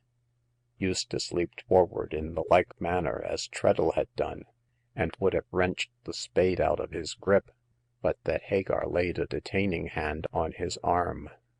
Let him dig," she said coolly. The money is yours. I can prove it. He'll have the work, and you the fortune." Hagar, Hagar, how can I thank you?" The girl stepped back, and a blush rose in her cheeks. Find Goliath," she said, and let me get rid of the pawn shop." At this moment Treadle gave a shout of glee, and with both arms wrenched a goodly sized tin box out of the hole he had dug. Mine, mine !" he cried, plumping this down on the grass. This will pay for the dinners I gave him, the presents I made him. I've been castin' my bread on the waters, and here it's back again." He fell to forcing the lid of the box with the edge of the spade, all the time laughing and crying like one demented. Lorn and Hagar drew near in the expectation of seeing a shower of gold pieces rain on the ground when the lid was opened. As Treadle gave a final wrench it flew wide, and they saw an empty box. Why, what " stammered Treadle, thunderstruck. What does it mean?" Eustace, equally taken aback, bent down and looked in. There was absolutely nothing in the box but a piece of folded paper. Unable to make a remark, he held it out to the amazed Hagar. What the devil does it mean?" said Treadle again. This explains," said Hagar, running her eye over the writing. It seems that this wealthy Uncle Ben was a pauper." A pauper !" cried Eustace and Treadle together. Listen," said Hagar, and read out from the page. When I returned to England I was thought wealthy, so that all my friends and relations fawned on me for the crumbs which fell from the rich man's table. But I had just enough money to rent the cottage for a term of years, and to purchase an annuity barely sufficient for the necessities of life. But owing to the report of my wealth, the luxuries have been supplied by those who hoped for legacies. This is my legacy to one and all, these golden words which I have proved true. It is better to be thought rich than to be rich."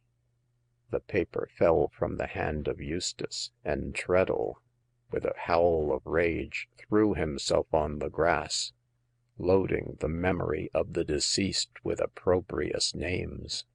Seeing that all was over, that the expected fortune had vanished into thin air, Hagar left the disappointed grocer weeping with rage over the deceptive tin box, and led Eustace away. He followed her as in a dream, and all the time during their sad journey back to town he spoke hardly a word. What they did say, how Eustace bewailed his fate and Hagar comforted him, is not to the point. But on arriving at the door of the pawn shop, Hagar gave the copy of Dante to the young man. I give this back to you," she said, pressing his hand. Sell it, and with the proceeds build up your own fortune." But shall I not see you again ?" he asked piteously. Yes, Mr. Lorn, you shall see me when you bring back Goliath." Then she entered the pawn shop and shut the door. Left alone in the deserted crescent, Eustace sighed and walked slowly away. Hugging to his breast the Florentine Dante, he went away to make his fortune, to find Goliath, and although he did not know it at the time, to marry Hagar. End of chapter 2. Chapter 3. The Second Customer and the Amber Beads. After the episode of the Florentine Dante, Hagar lost her high spirits.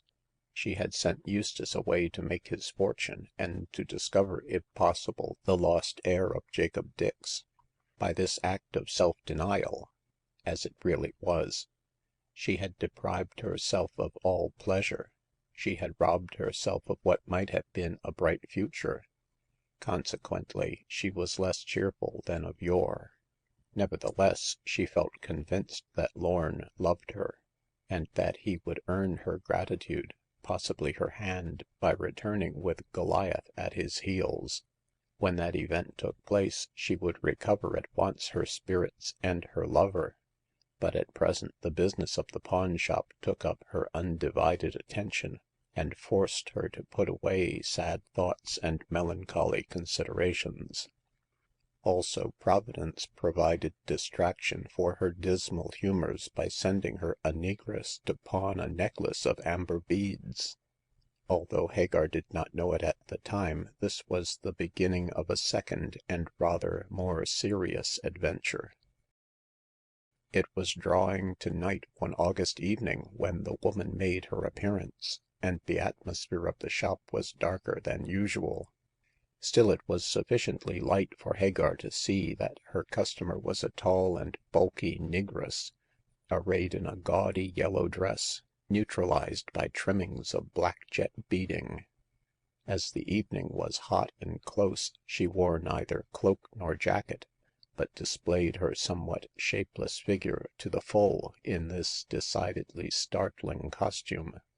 Her hat was a garden of roses, red, white, and yellow, and she wore a large silver brooch like a shield, an extensive necklace of silver coins, and many bangles of the same metal on her black wrists.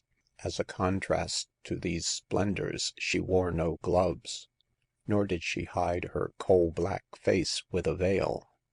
Altogether, this odd customer was the blackest and most fantastically dressed negress that Hagar had ever seen, and in the dim light she looked a striking but rather alarming figure. On Hagar coming to the counter, this black woman produced out of a silver-clasped sealskin satchel a necklace, which she handed silently to Hagar for inspection. As the light was too imperfect to admit of a close examination, Hagar lighted the gas, but when it flamed up, the negress, as though unwilling to be seen too clearly in the searching glare, stepped back hastily into the darkness. Hagar put this retrograde movement down to the natural timidity of a person unaccustomed to pawning, and took but little notice of it at the time. Afterwards she had cause to remember it. The necklace was a string of magnificent amber beads threaded on a slender chain of gold.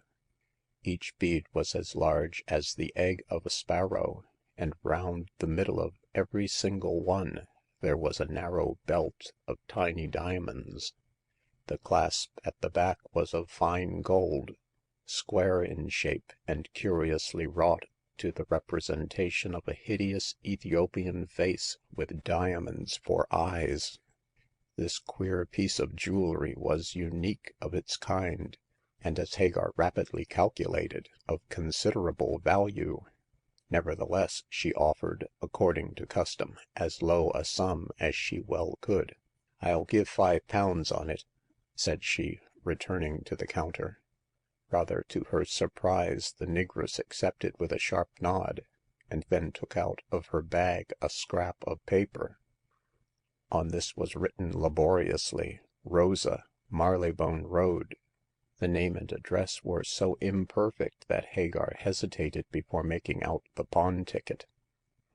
Have you no other name but Rosa? She asked sharply.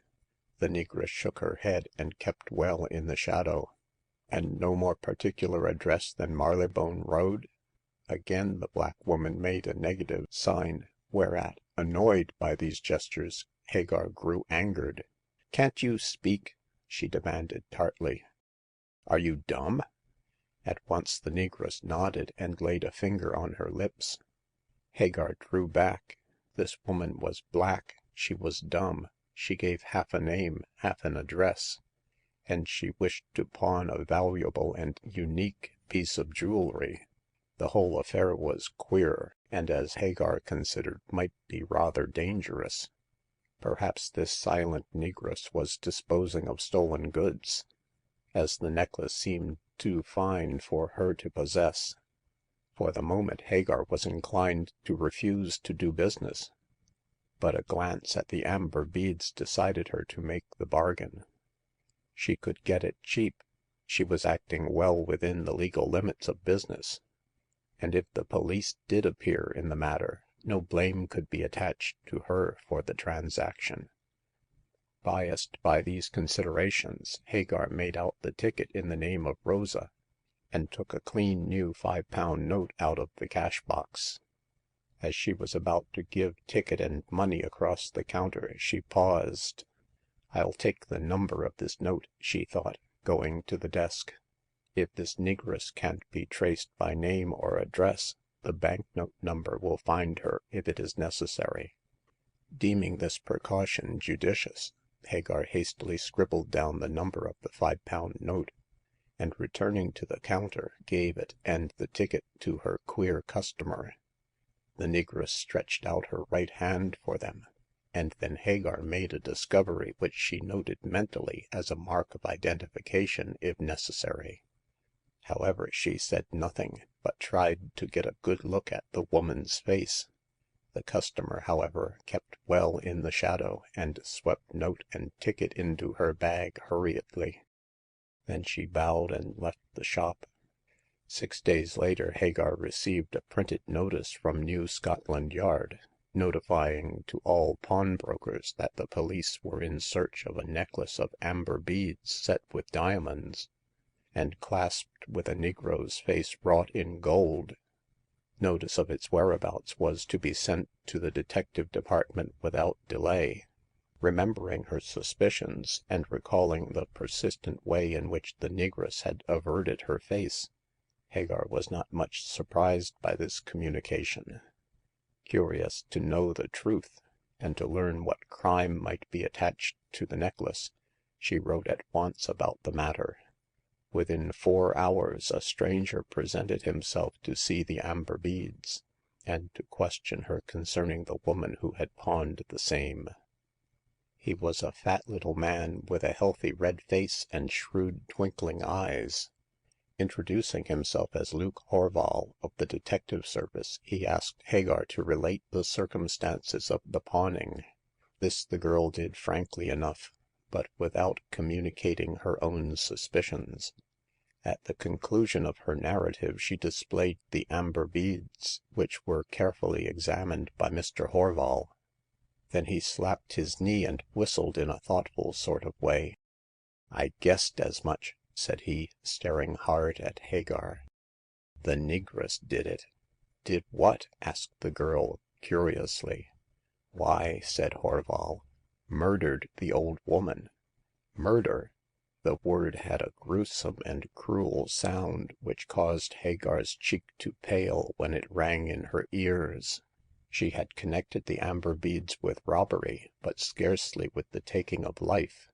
The idea that she had been in the company of a murderess gave Hagar a qualm, but suppressing this as a weakness, she asked Horval to tell her the details of the crime, and how it bore on the pawning of the amber beads. It's just this way, miss," explained the detective easily. This Rosa is the nigger girl of Miss Arryford." Is Rosa her real name?" Oh, yes. I suppose she thought she might lose the beads if she gave a wrong one. But the address ain't right. It's the other end of London as Mrs. Arryford lives, or rather lived," added Horval, correcting himself, "seeing she now occupies a Kensal Green grave. Campden Hill, miss. A sweet little house in Bedford Gardens, where she lived with Rosa and Miss Lyle." "And who is Miss Lyle?" "The companion of Mrs. Arryford. A dry stick of a spinster, miss, not to be compared with a fine girl like you." Hagar did not deign to notice the compliment, but sharply requested Mr. Horval to continue his story, which he did, in no wise abashed by her cold demeanor. "It's just this way, miss," said he again.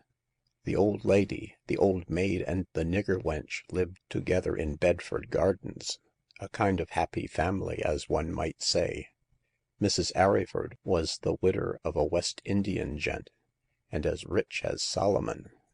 She brought those amber beads from Jamaica, and Rosa was always wanting them." "Why? The necklace was very unsuitable to one of her condition." "'Twasn't exactly the cost of it as she thought about," said Horval, nursing his chin. "But it seems that the necklace is a fetish, or charm, or lucky penny, as you might say, to bring good fortune to the wearer. Mrs. Arryford was past wanting good luck, so hadn't no need for the beads. Rosa asked her for them, just for the good luck of them, as you might say. The old girl wouldn't part, as she was as superstitious as Rosa herself over that necklace. So in the end Rosa murdered her to get it." "How do you know she did?" asked Hagar, doubtfully. "How do I know?" echoed the detective in surprise. "'Cause I ain't a fool, miss. Last week Mrs. Arryford was found in her bed with a carving knife in her heart, as dead as a doornail, and the beads were missing. Miss Lyle, she didn't know anything about it, and Rosa swore she hadn't left her room. So, you see, we couldn't quite hit on who finished off Mrs. Arryford. But now as I know Rosa pawned these beads, I'm sure she did the job." "What made you think that the beads might have been pawned?" "Oh, that was Miss Lyle's idea. A sharp old girl she is, miss. She was very fond of Mrs. Arryford, as she well might be, seeing as the old lady was rich and kept her like a princess. Often she heard Rosa ask for those beads, so when Mrs. Arryford was killed and the beads missing, she told me, as she was sure Rosa had done the trick." "But the pawning?" "Well, miss," said Horval, scratching his chin, "it was just this way. Miss Lyle said as how Rosa, to get rid of the necklace until the affair of the murder was blown over, might pawn it. I thought so too, so I sent a printed slip to all the popshops in London. You wrote that the beads were here, so it seems as Miss Lyle was right." "Evidently. By the way, who gets the money of Mrs. Arryford?" "A Mr. Frederick Jevons. He's a nephew of Miss Lyle's." "A nephew of Miss Lyle's?" echoed Hagar in surprise. "And why did Mrs. Arryford leave her money to him instead of to her relatives?" "Well, it's just this way, miss," said Horval, rising. "She hadn't got no relatives, and as Mr. Jevons was a good-looking young chap, always at the house to see his aunt, she took a fancy to him and left the money his way." "You are sure that Miss Lyle is no relation to Mrs. Arryford?" "Quite sure. She was only the old girl's companion." "Was Mrs. Arryford weak in the head?" "Not as I ever heard of," said Mr. Horval, with a stare. "But you can find out if you like from Miss Lyle." "Miss Lyle? How am I to see her?" "Why," said the detective, clapping on his hat, "when you come to see if Rosa is the same nigger as pawned the amber beads." Just leave some one to look after the shop, miss, and come with me right away." With true feminine curiosity, Hagar agreed at once to accompany the detective to Camden Hill. The shop was delivered into the charge of Bolker, a misshapen imp of 16, who for some months had been the plague of Hagar's life. He had a long body and long arms, short legs and a short temper, and also a most malignant eye, which indicated only too truly his spiteful nature. Having given a few instructions to this charming lad, Hagar departed with Horval in the omnibus, and arrived at Bedford Gardens early in the afternoon. The house was a quaint, pretty cottage, which stood in a delightful garden, once the solace of poor dead Mrs. Arryford's soul, and was divided from the road by a tall fence of iron railings closed in with wooden planks painted a dark green. The room into which the detective and Gypsy were shown was a prim and rather cozy apartment, which bore the impress of Miss Lyle's old maidism in the disposition of the furniture.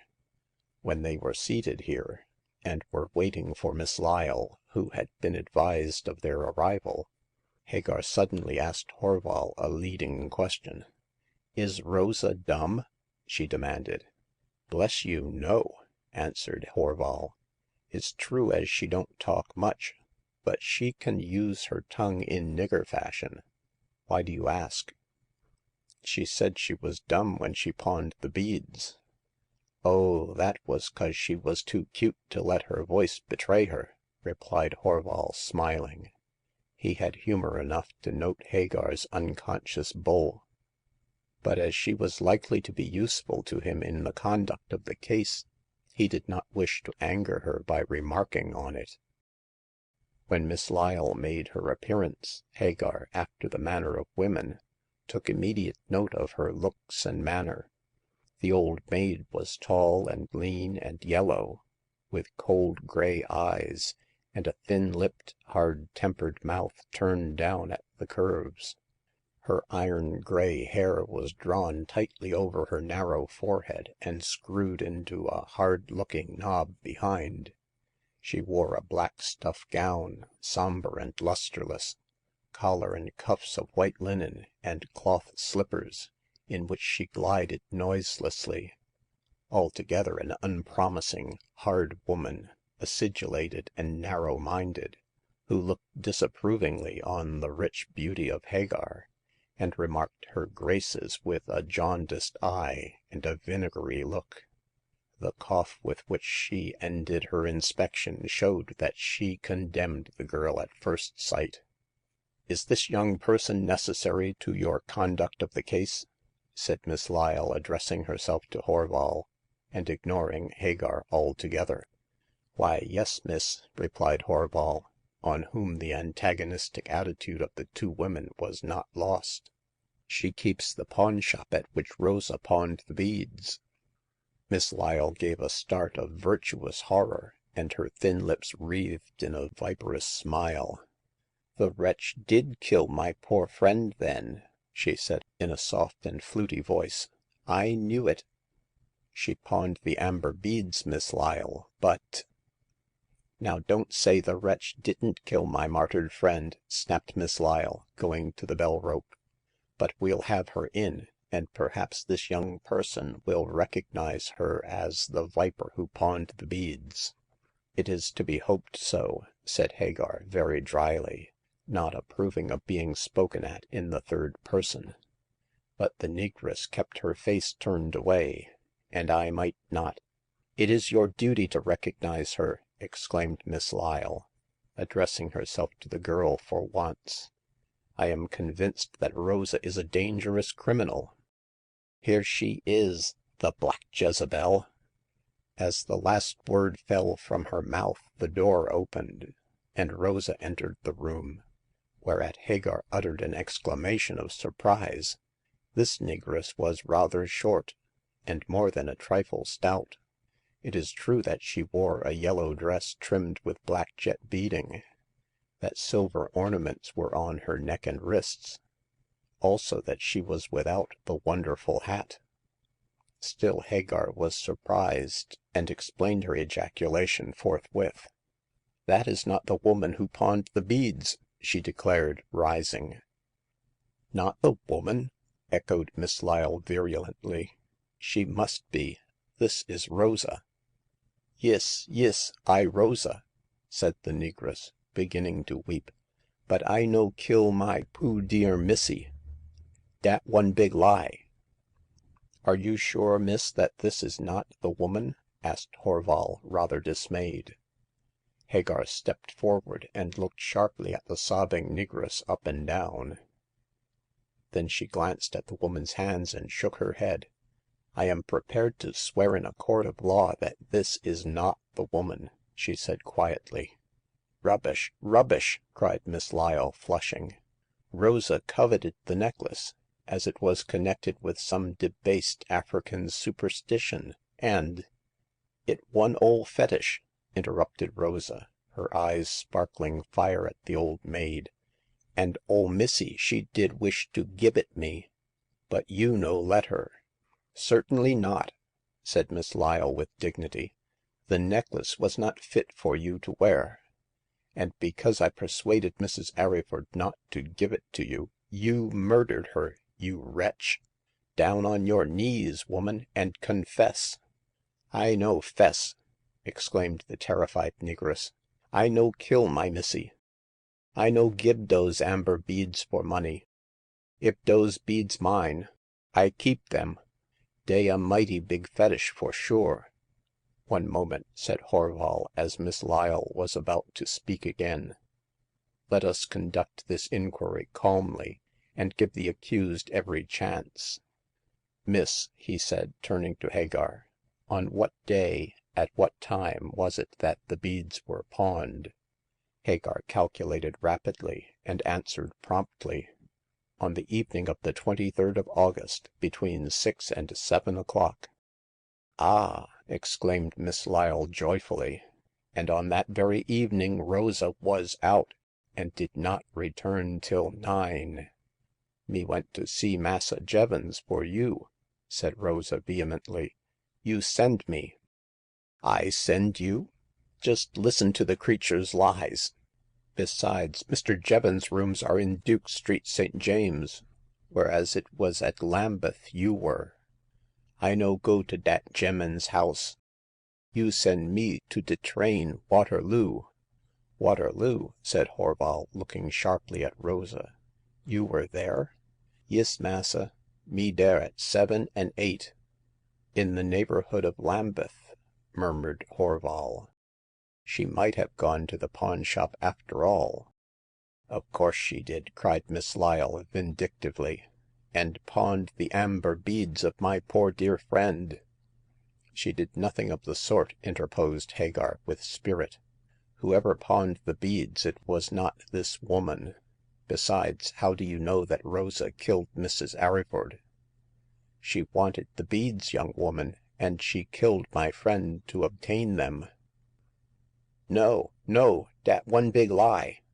I am sure it is," said Hagar, her face aflame. I believe in your innocence, Rosa. Mr. Horval," she added, turning to the detective, you can't arrest this woman, as you have no grounds to do so." Well, if she didn't pawn those beads "She did not, I tell you." She did !" cried Miss Lyle angrily. I believe you are an accomplice of the creature's." What reply Hagar would have made to this accusation it is impossible to say, for at this moment a young man walked into the room. He was good looking in appearance and smart in dress, but there was a haggard look about his face which betokened dissipation. This," said Miss Lyle, introducing him, is my nephew, the heir to the property of my late dear friend. He is resolved, as such heir, to find out and punish the assassin of his benefactress. For my part, I believe Rosa to be guilty." And I," cried Hagar with energy, believe her to be innocent." Let us hope she is," said Jevons in a weary voice, as he removed his gloves. I am tired of the whole affair." You are bound to punish the guilty," said Miss Lyle in hard tones. But not the innocent," retorted Hagar, rising. Young woman, you are insolent." Hagar looked Miss Lyle up and down in the coolest manner. Then her eyes wandered to the well-dressed figure of Jevons, the heir. What she saw in him to startle her it is difficult to say, but after a moment's inspection she turned pale with suppressed emotion. Stepping forward, she was about to speak when, checking herself suddenly, she beckoned to Horval and advanced towards the door. My errand here is fulfilled," she said quietly. Mr. Horval, perhaps you will come with me." Yes, and you can go also, Rosa," cried Miss Lyle, angered by the insulting gaze of the girl. I am mistress here in my nephew's house, and I refuse to let a murderess remain under its roof." Be content," said Hagar, pausing at the door. Rosa shall come with me, and when you see us again with Mr. Horval, you will then learn who killed Mrs. Arryford and why." Insolent hussy," muttered Miss Lyle, and closed the door on Hagar, Horval, and the black woman. The trio walked away, and shortly afterwards picked up an omnibus, in which they returned to the Lambeth pawn shop. Hagar talked earnestly to Horval the whole way, and from the close attention which the detective paid to her, it would seem that the conversation was of the deepest interest. Rosa, a dejected heap of misery, sat with downcast eyes, and at intervals wiped away the tears which ran down her black cheeks. The poor negress, under suspicion as a thief and a murderess, turned out of house and home, desolate and forsaken, was crushed to the earth under the burden of her woes. On her the fetish necklace of amber beads had brought a curse. On arriving at the shop, Hagar conducted Rosa into the back parlor, and after a further conference she dismissed the detective. You can stay with me for a week," she said to Rosa. And den what you do?" Oh," said Hagar, with an agreeable smile, I shall take you with me to denounce the assassin of your late mistress." All that week Rosa stayed in the domestic portion of the pawn shop, and made herself useful in cooking and cleaning. Hagar questioned her closely concerning the events which had taken place on the night of the murder in the house at Bedford Gardens, and elicited certain information which gave her great satisfaction. This she communicated to Horval when he one day paid her a hurried visit. When in possession of the facts, Horval looked at her with admiration, and on taking his leave he paid her a compliment. You ought to be a man, with that head of yours," he said. You're too good to be a woman." And not bad enough to be a man," retorted Hagar, laughing. Be off with you, Mr. Horval, and let me know when you want me up west." In 4 more days Horval again made his appearance, this time in a state of the greatest excitement. He was closeted with Hagar for over an hour, and at its conclusion he departed in a great hurry. Shortly after noon Hagar resigned the shop into Bolker's charge, put on hat and cloak, and ordered Rosa to come with her. What the reason of this unexpected departure might be she did not inform the negress immediately, but before they reached their destination Rosa knew all, and was much rejoiced thereat. Hagar took Rosa as far as Duke Street, St. James, and here, at the door of a certain house, they found the detective impatiently waiting for them. Well, Mr. Horval," said Hagar, coming to a stop, is he indoors?" Safe and sound," replied Horval, tapping his breastcoat pocket. And I have got you know what here. Shall we come up?" "Not immediately. I wish to see him by myself first. You remain outside his door, and enter with Rosa when I call you."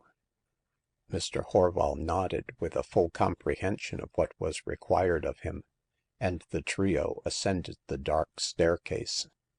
They paused at a door on the second landing.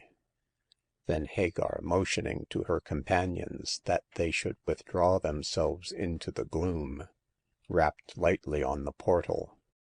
Shortly afterwards it was opened by Mr. Frederick Jevons, who looked inquiringly at Hagar. She turned her face towards the light which fell through the murky staircase window, whereat, recognizing her, he stepped back in dismay. "The pawn-shop girl!" said he in astonishment. "What do you want?" "I wish to see you," replied Hagar composedly. "But it is just as well that our conversation should be in private." "Why, you can have nothing to say to me but what the whole world might hear." "After I have mentioned the object of my visit, you may think differently," said Hagar with some dryness. "However, we'll talk here if you wish." "No, no, come in," said Jevons, standing on one side. "Since you insist upon privacy, you shall have it. This way." He showed her into a large and rather badly furnished room.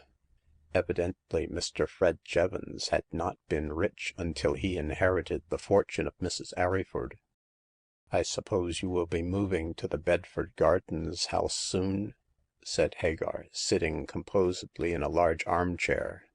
"Is that what you came to speak to me about?" retorted Jevons rudely. "Not exactly. Perhaps, as you are impatient, we had better get to business." "Business? What business can I have to do with you?" "Why," said Hagar quietly, and looking directly at him, "the business of those amber beads which you pawned." "I?" stammered Jevons, drawing back with a pale face. "Also," added Hagar solemnly, "the business which concerns the commission of a crime." "A crime?" gasped the wretched creature. "Yes, the most terrible of all crimes — murder." What do you mean?" Hagar rose from her chair, and drawn to her full height, stretched out an accusing arm towards the young man. "What I mean you know well enough," she said sternly. "I mean that you murdered Mrs. Arryford." "It's a lie!" cried Jevons, sinking into a chair, for his legs refused to support him longer. "It is not a lie. It is the truth. I have evidence." "Evidence?" He started up with dry and trembling lips. "Yes. Through her influence over Mrs. Arryford, your aunt induced her to make you her heir. You are fond of money, you are in debt, and you could not wait until the old lady died in the course of nature. On the night of the murder, you were in the house." "No, no, I swear." "You need not. You were seen leaving the house. To throw suspicion on Rosa, you disguised yourself as a negress, and came to pawn the amber bead necklace at my shop. I recognized that the supposed black woman was minus the little finger of the right hand. You, Mr. Jevons, are mutilated in the same way. Again, I paid you with a £5 note. Of that note I took the number. It has been traced by the number, and you are the man who paid it away. I saw—" Jevons jumped up, still white and shaking. "It's a lie, a lie!" he said hoarsely. "I did not kill Mrs. Arryford. I did not pawn the beads. I did—" "You did both those things," said Hagar, brushing past him. "I have 2 witnesses who can prove what I say is true. Rosa, Mr. Horval!" She flung the outside door wide open, while Jevons again sank into the armchair, with an expression of horror on his white face. "Rosa, Horval," he muttered. I am lost." Rosa and the detective entered quickly in response to Hagar's call, and with her looked down on the shrinking figure of the accused man. These are my witnesses," said Hagar slowly. Rosa. I saw dat man in de house when my missy died," said the negress. I hear noise in de night. I come down and I see Massa Jevons run away from de room of my missy, and Mrs. Lyle let him out by de side door. He kill my poo' missy. Yes, I tink dat." You hear," said Hagar to the terrified man. Now, Mr. Horval." I traced the £5 note you gave me by its number," said the detective. Yes, he paid it away at his club. I can bring a waiter to prove it." You hear," said Hagar again, and I know by the evidence of your lost finger that you are the man, disguised as a negress, who pawned the necklace which was stolen from the person of Mrs. Arryford after you murdered her. The dead woman, as Rosa tells us, wore that necklace night and day. Only with her death could it have been removed. You murdered her. You stole the necklace of amber beads." Jevons leaped up. No, no, no !" he cried loudly, striking his hands together in despair. I am innocent." That," said Horval, slipping the handcuffs on his wrists, you shall prove before a judge and jury." When Jevons, still protesting his innocence, was removed to prison, Hagar and the negress returned to Carby's Crescent. It can easily be guessed how she had traced the crime home to Jevons. She had noticed that the negress who pawned the beads had no little finger. On being brought face to face with Rosa, she had seen that the woman had not lost the finger, and when Jevons had removed his gloves, she had seen in his right hand the evidence that he was one with the mysterious black woman of the pawn shop.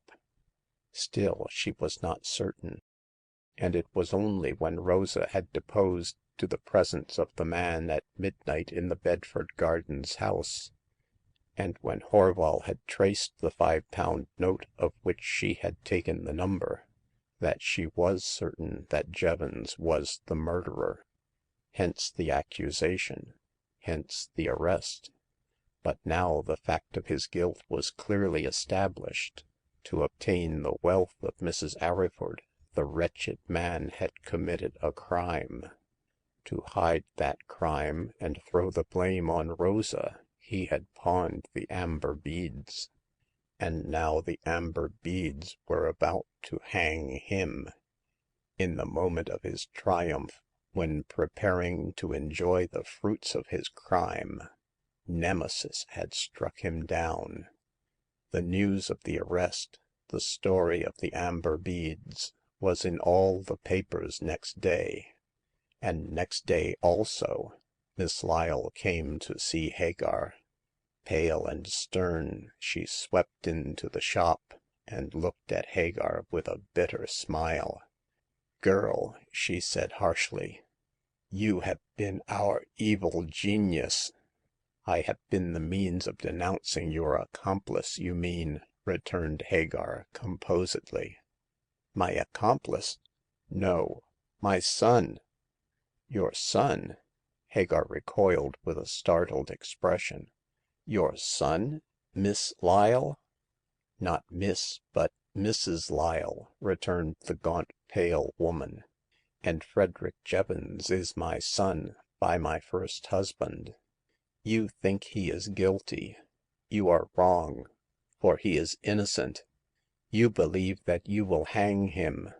But I tell you, girl, he will go free. Read this paper," she said, thrusting an envelope into the hand of Hagar, and you will see how you have been mistaken. I shall never see you again in this life, but I leave my curse on you." Before Hagar could collect her wits, Miss, or rather Mrs. Lyle, as she called herself, went hurriedly out of the shop. Her manner was so wild, her words so ominous of evil that Hagar had it on her mind to follow her, and if possible prevent the consequences of her despair. She hurried to the door, but Mrs. Lyle had disappeared, and as there was no one to mind the shop, Hagar could not go after her. Luckily, at this moment, Horval turned the corner, and at once the girl beckoned to him. Miss Lyle, did you see her?" Yes," said Horval with a nod. She's on her way across Westminster Bridge." Oh, follow her quickly," cried Hagar wildly. She is not herself. She is bent on some rash deed." Horval paused a moment in bewilderment, then grasping the situation, he turned without a word and raced down the street in the trail of Miss Lyle. Hagar watched his hurrying figure until it turned the corner. Then she retreated to the back parlor and hurriedly opened the envelope. On the sheet of paper she found within the following confession was written. "I am not a spinster, but a widow," began the document abruptly, "a twice-married woman. By my first husband I had Frederick Jevons, who passes as my nephew, and whom I love better than my own soul. When my second husband, Mr. Lyle, died, I cast about for some means of employment, as I was poor. Mrs. Arryford advertised for an unmarried woman as a companion. She absolutely refused to have any companion but a spinster. To get that situation, which was a good one, as Mrs. Arryford was rich, I called myself Miss Lyle, and obtained the place. Mrs. Arryford had no relatives and much money, so I schemed to obtain her wealth for my son, whom I introduced as my nephew. Rosa, the black maid, had a great deal of influence over her weak-minded mistress, and in some way, I don't know how, she fathomed my purpose. It was a battle between us, as Rosa was determined that I should not get the money of Mrs. Arryford for my son. Finally, I triumphed, and Frederick was left sole heir of all the old lady's wealth. Then Rosa learnt by eavesdropping the true relationship between myself and Frederick. She told her mistress, and with Mrs. Arryford I had a stormy scene in which she declared her intention of revoking her will and turning me and my son out on the world as paupers.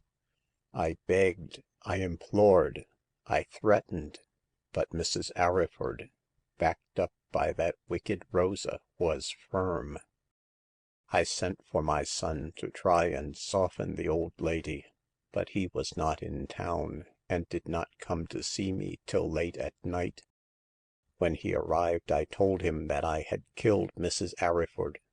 I did so to prevent her altering her will, and out of love for my dear son, lest he should lose the money.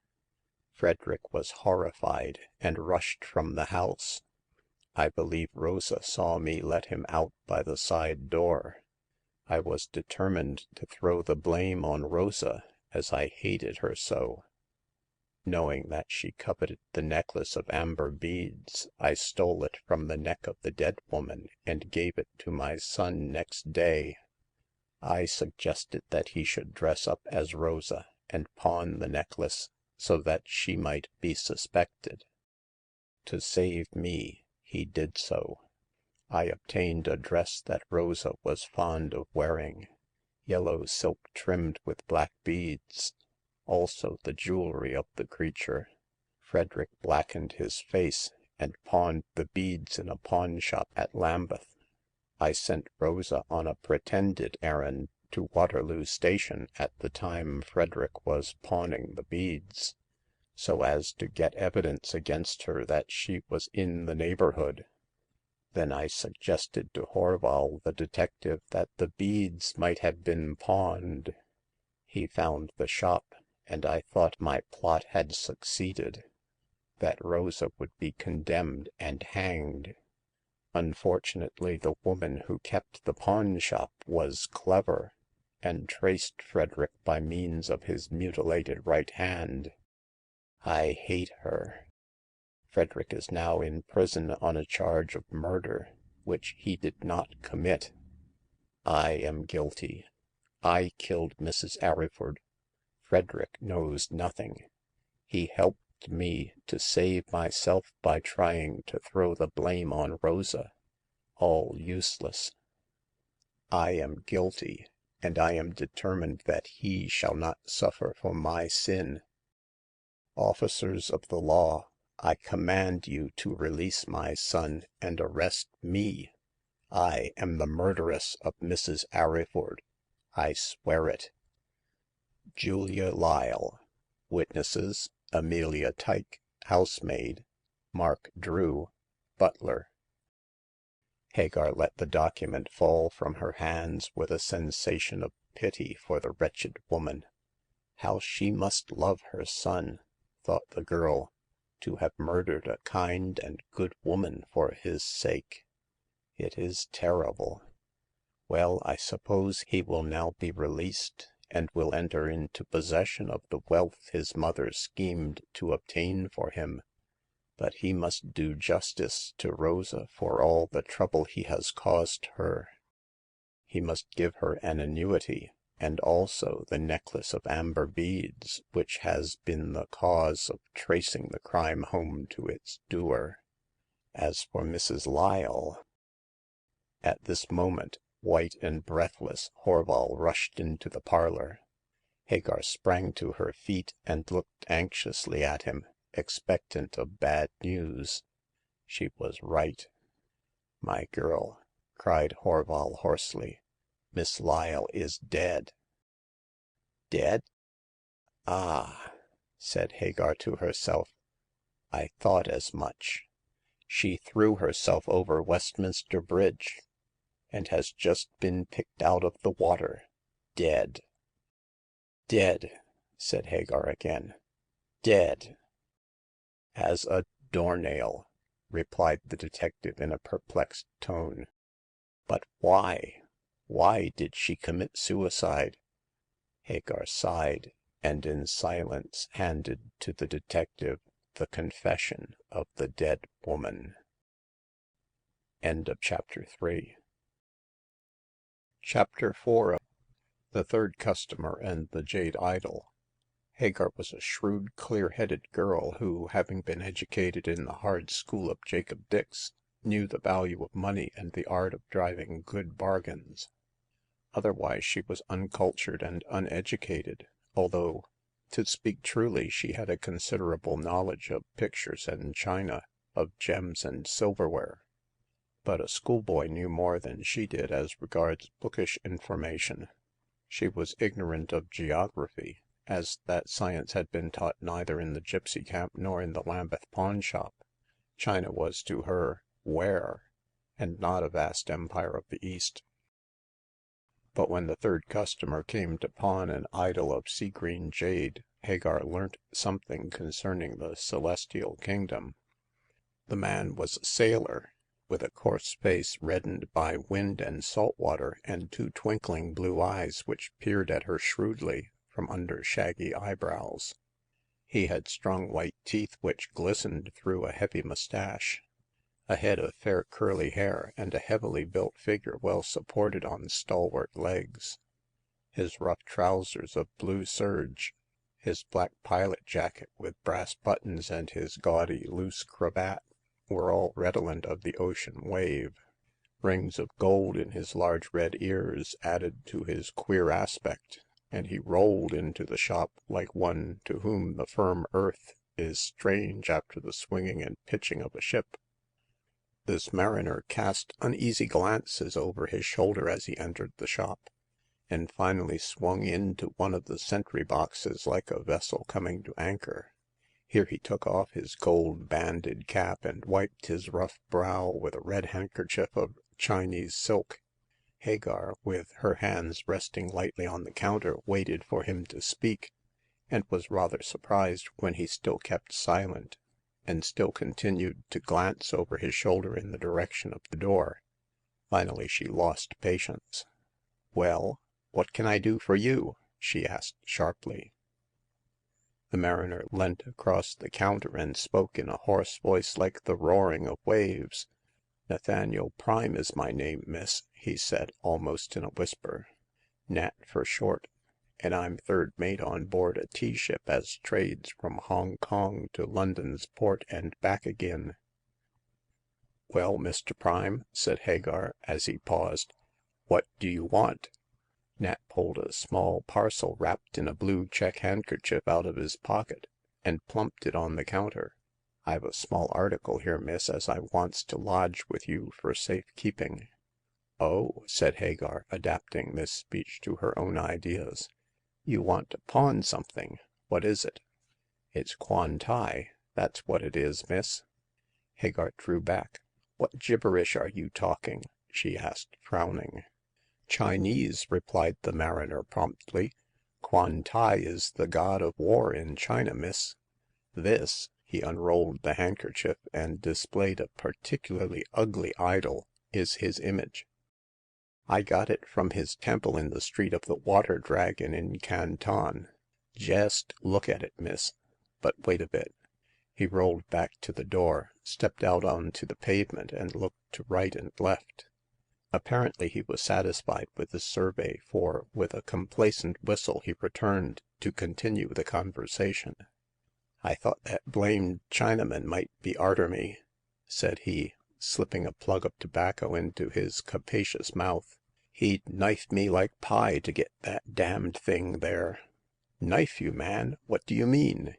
"Why," said Mr. Prime, "this China devil Yu Ying is his name, wants to git that there god. So, as I don't want a bowie exploring my inside, I think it's good biz to leave it with you for safe keeping." Hagar put down the idol and stepped back. "So you want to transfer the danger to me?" she said dryly. "No, thank you. Take that ugly thing away." "Now don't you make any mistake, miss," said Nat, pushing back the idol in his turn. "Yu Ying don't know as I'm on this lay. All I wants is to leave Kwan tai in this here shop for a week. There ain't no danger in that." Hagar picked up the god again and considered. It was a revoltingly ugly figure carved out of green jade, and had diamonds for eyes, crossed legs, and two large fan-like hands resting on a protuberant stomach. Not a desirable article to possess, save as a curiosity, but no doubt it had some sacred significance in the almond eyes of Yu Ying. Hence his desire to obtain it even at the cost of a man's life. For a moment or two Hagar hesitated as to taking Kwan tai in pawn, but as there seemed to be no immediate danger, and might not be any, she resolved to trade. Hagar was so far Hebraic that she never lost the chance of making a bargain. But then, according to some folk, the Romany are one of the 10 lost tribes. "I'll give you 30 shillings on it," she said abruptly. 30 bob it is," assented Nat promptly, "as all I want is to leave this 'ere idol in your diggings fur safety. If 'twas pawning, I guess 30 quid 'ud be nearer my price. I reckon that there piece of jade is worth £200. "I don't know the market value of jade," retorted Hagar impatiently. "All my business with you is to lend money on the thing. It's 30 shillings or nothing." "Don't I tell you it's a deal?" said Mr. Prime, shifting the quid of tobacco to the other side of his mouth. "Give us a scratch of the pen to say as you've got Kwan tai in charge." "Name and address?" demanded Hagar, making out the ticket. "Nathaniel Prime, mariner, 20 Old Chloe Street Docks," said the sailor. "It's a pub, you know, miss, the Nelson. I'll stand you a drink if you looks me up, and proud to do it fur a slap-up gal like yourself. Here's the ticket and the money, Mr. Prime, if that's all your business. Get out sharp." "Sharp's the word," said the obedient mariner, slipping the 30 shillings into his pocket. "And if Yu Ying comes smelling round here, jest you up anchor and steer for me at the Nelson. I'm the bad man from the back of beyond when that heathen's about." Mr. Prime nodded in a friendly way to Hagar and rolled out of the shop door. She heard him singing a shanty as he left Carby's Crescent, and it was only when the roar of his lusty voice died away that she bethought herself of the diamond-eyed idol. Kwan tai was a very ugly deity, but curious and attractive in his way. So for the furtherance of business, and to see if there was any truth in Nat's story about Yu Ying, the girl placed the Chinese god in the shop window.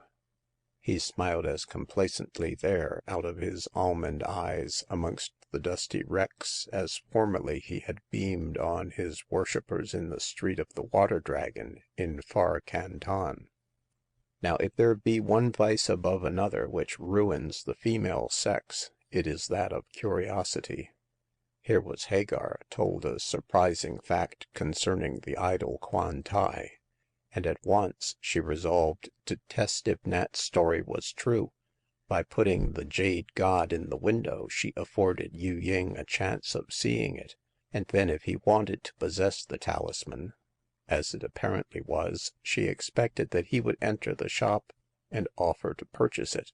Not for a moment did she think that he would kill her, or even attempt her life. That statement she believed to be an embellishment of Prime's to adorn his queer story. "And I don't believe a word of it," said the doubting Hagar. "However, the jade idol is exposed in the shop window, and we will see what will come of it." Greatly to her surprise, trouble came of her folly, and that speedily. At noon next day she was eating her simple dinner in the back parlor, with the door leading into the shop open so that she might hear the approach of possible customers. Most of the inhabitants of the Crescent were within doors at the midday meal, and the little square was quite deserted. Suddenly Hagar heard the crash of glass, and sat paralyzed for the moment in sheer astonishment at the unusual sound. When she recovered her wits and the use of her limbs, she ran rapidly into the shop and beheld the warning of Nat Prime verified to the letter. The middle pane of the shop window was broken, and the jade idol was gone. With an ejaculation of surprise, Hagar sprang to the door and saw a blue-bloused figure racing down the narrow street which led to the thoroughfare. "The Chinaman! The Chinaman!" cried Hagar, giving chase. "Thief! Stop! Stop! Thief! Yu Ying! Yu Ying!" Followed by a crowd which had collected like magic in answer to her cries, Hagar sped as lightly as a deer down the alley. But she was no match for the nimble Chinaman. When she reached the crowded street, Yu Ying, as it doubtless was, could not be seen. She appealed to the bystanders, to a stolid policeman, to the cab drivers, but all to no purpose. Certainly they had seen the Chinese thief flying out of the Carby Crescent cul-de-sac, but no one had taken particular notice of him. Hagar ran this way, that way, looked, questioned, considered, all in vain. Yu Ying had vanished as though the earth had swallowed him up, and with him the jade idol of Nat Prime. Blaming herself for her credulity and headstrong folly in putting Kwan tai into the window, Hagar returned crestfallen to the pawn shop. Having placed a temporary barricade before the broken pane, and having sent to the glazier to mend it, Hagar sat down to consider what was to be done relative to the theft. Assuredly Prime would return at the end of the week to redeem the jade god, and Hagar did not know what excuse to make for its loss. Without doubt Yu Ying had followed Nat to the shop on the previous day, and had ascertained the fact of the pawning. He had watched his opportunity to steal the god, and he evidently preferred this illegitimate way to buying it in a proper manner. Probably Yu Ying, with the astuteness of the Chinese character, guessed that Hagar could not and would not sell it, hence his raid on the shop window. However, the idol was gone, and Hagar judged it wise to advise Nat Prime immediately of the loss. It might be that he knew the whereabouts of Yu ying, and could tax him with the theft. Thinking this the best course to adopt under the circumstances, Hagar wrote to Prime at the address he had given her. Then she prepared to receive him, and to make the best of a bad business. In her letter she made no mention of the theft. It was 2 days before Prime appeared in person to answer her note, and he explained his negligence by stating that he had been down at Brighton to interview a friend. Then he asked to see the jade idol to assure himself that it was safe. When Hagar told him of its loss and of Yu ying's exploit, his rage was frightful. He swore volubly for 10 minutes, and such was his command of bad language that he scarcely repeated himself in delivering a string of oaths. In his subsequent conversation it may be as well to omit these flowers of speech. I knew that blamed Chinaman had followed me," he said, when somewhat calmer. If y' mind, miss, I went to look if the coast were clear. He must 'a' sneaked round the corner, I guess. Cuss all Celestials, say I." I am sorry the idol is gone, Mr. Prime." Now, miss, don't 'ee say another word. How was a young gal like you to best a Chinky? Why, Yu ying 'ud have the teeth out of yer 'ead afore ye cud say knife." Still, I am to blame," persisted Hagar. I should not have put the jade god in the window. Winder or no winder, it 'ud have been jest the same," returned Nat gloomily. If Yu ying hadn't got the god so easily, he'd have burgled the shop to get it. Aye, miss, and have cut your throat into the bargain. Why does he want this idol so particularly? For the same reason as I do. £50,000 is the reason." £50,000 !" echoed Hagar, drawing back. The idol isn't worth that." Not in itself, miss, but it kin git that cash. I reckoned to have it myself and chuck deep sea sailing. But now I opines that blamed John Chinaman's scooped the pool. Why don't you look up Yu ying and tax him with the theft?" He'd only lie, miss. And as for looking him up, I guess he's made himself mighty scarce by this time.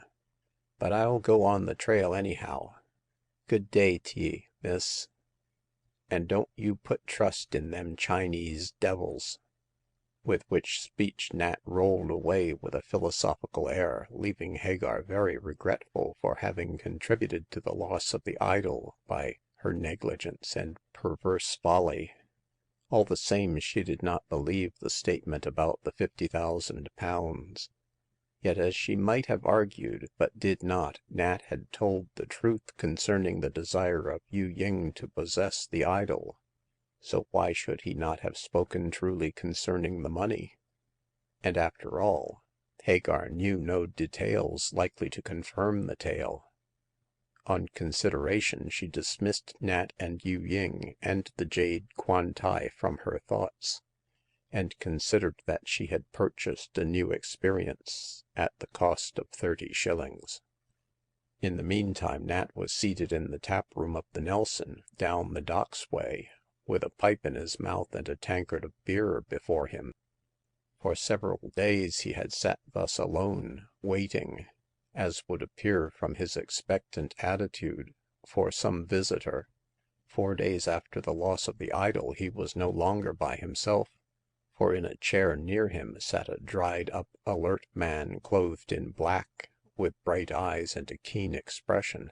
This individual was a gentleman, a doctor, and the visitor expected by Nat Prime.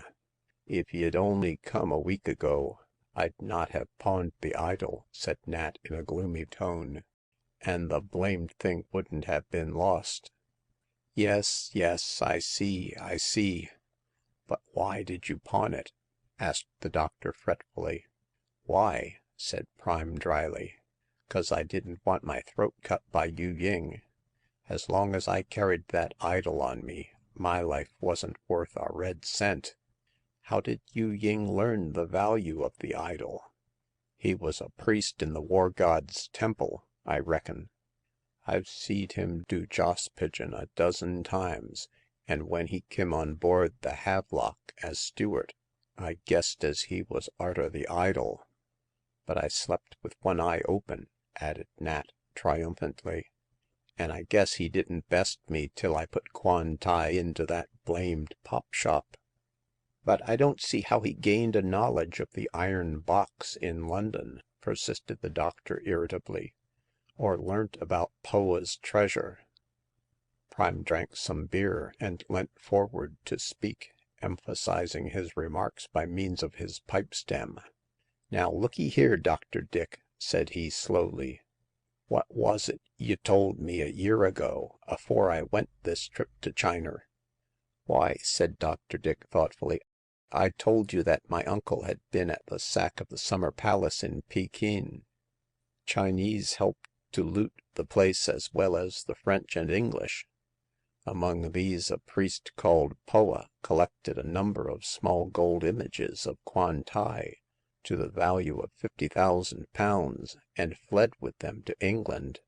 He placed these in an iron box, and left it with a countryman of his own in London. After selling a few of the images, he returned to China, and to his service as a priest in the temple of Kwan Tai in Canton. He intended to send for the iron box and restore the images of the god to his temple. But struck down by sickness, he was unable to carry out his intention.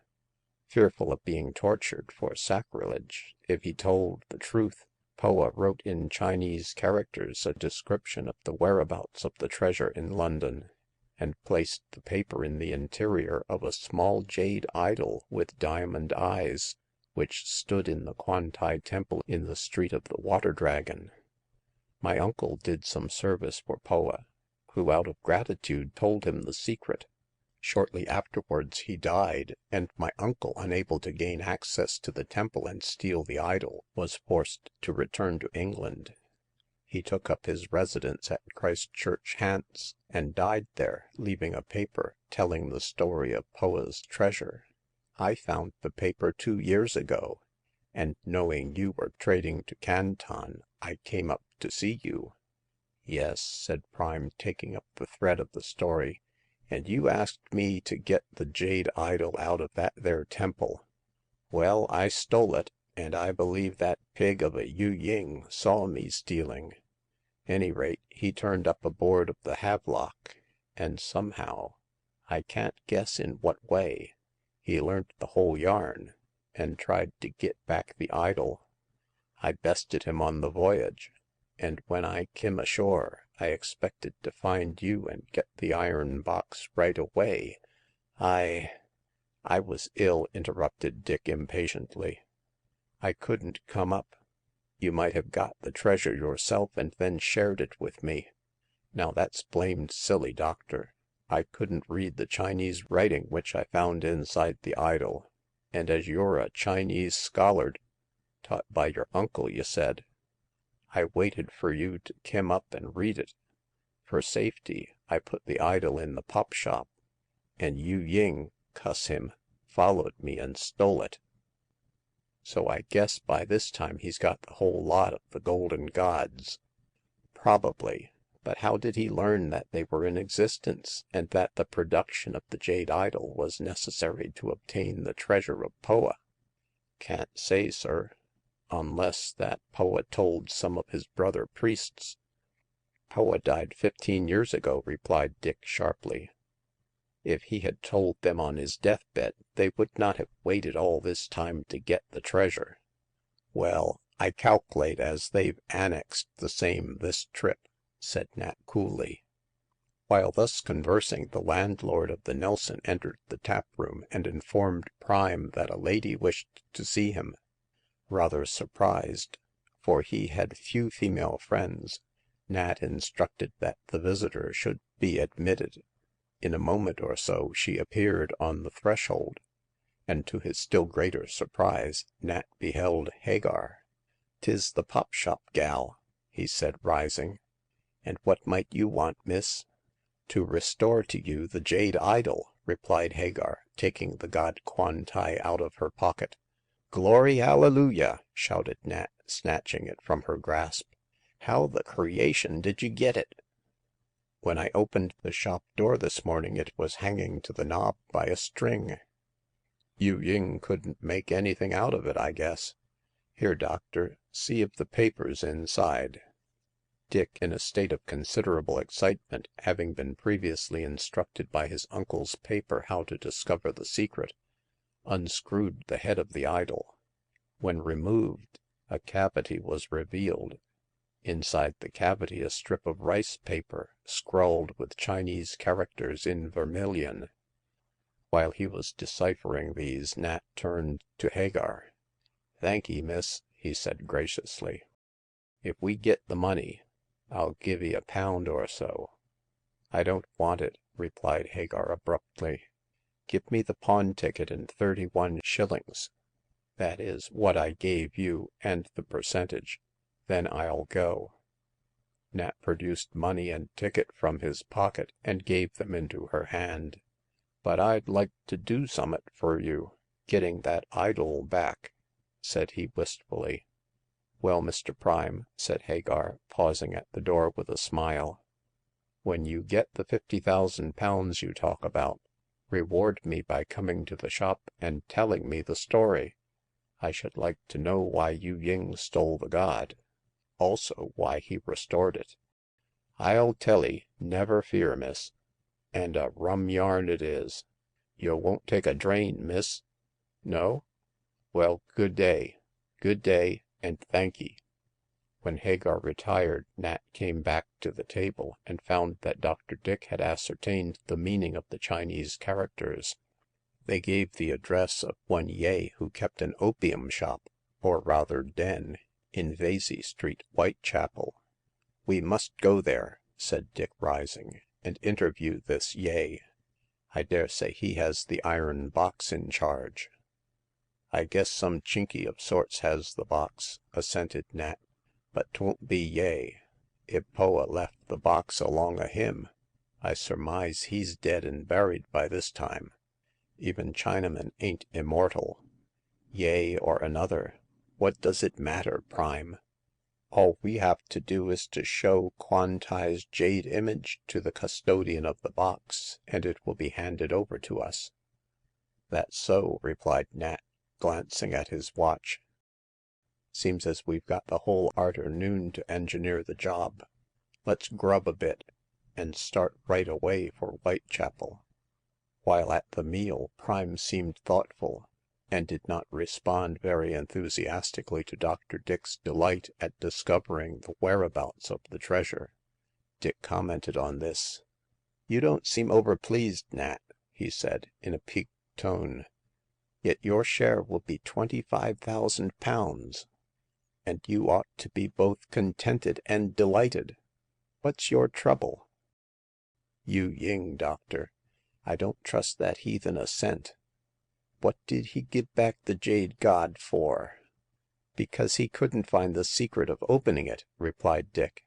"And seeing that the image was no good, he restored it to its proper owner." Nat shook his head.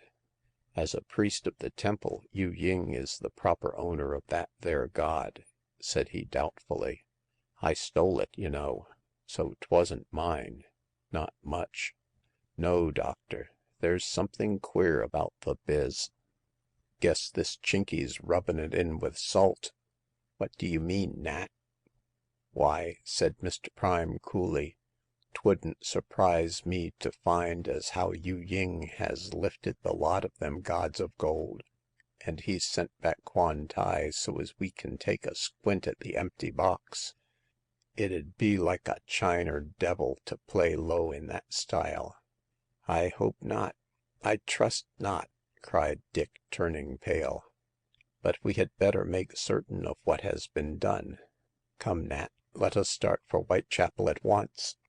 Still shaking his head, for a long acquaintance with Chinamen had inspired him with a wholesome mistrust of the race, Nat paid his bill, and set out for Whitechapel in the company of Dr. Dick. "You take my word for it, doctor," said he. when they were in the train. "There's a big sell waiting for us at the end of this trip. I guess 'twasn't honesty has made that Celestial give back the jade idol." On arriving at Whitechapel, the two adventurers had some difficulty in discovering Vesey Street, and it was quite an hour before they ascertained its whereabout.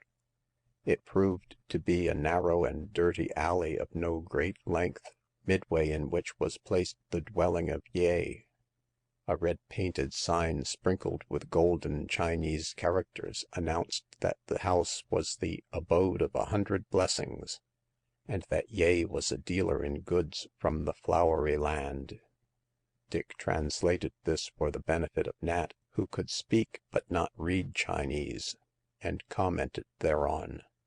"Either the original Yeh is in existence, or this is a son of his," he said, and on Nat grunting assent, they both stopped at the door of the house which they fondly hoped contained the treasure of Poa, the golden idols of the imperial dynasty of Tsin. In answer to their knock, a sleek, soft-footed China boy, dressed in a blue indigo-hued blouse and with his pigtail down, appeared to admit them. Nat, as more experienced in Chinese speech, explained that they wanted to see Yeh. After some hesitation, the boy conducted them through a long, dark passage into a rather large room piled up with goods, amongst which moved 3 or 4 Chinamen.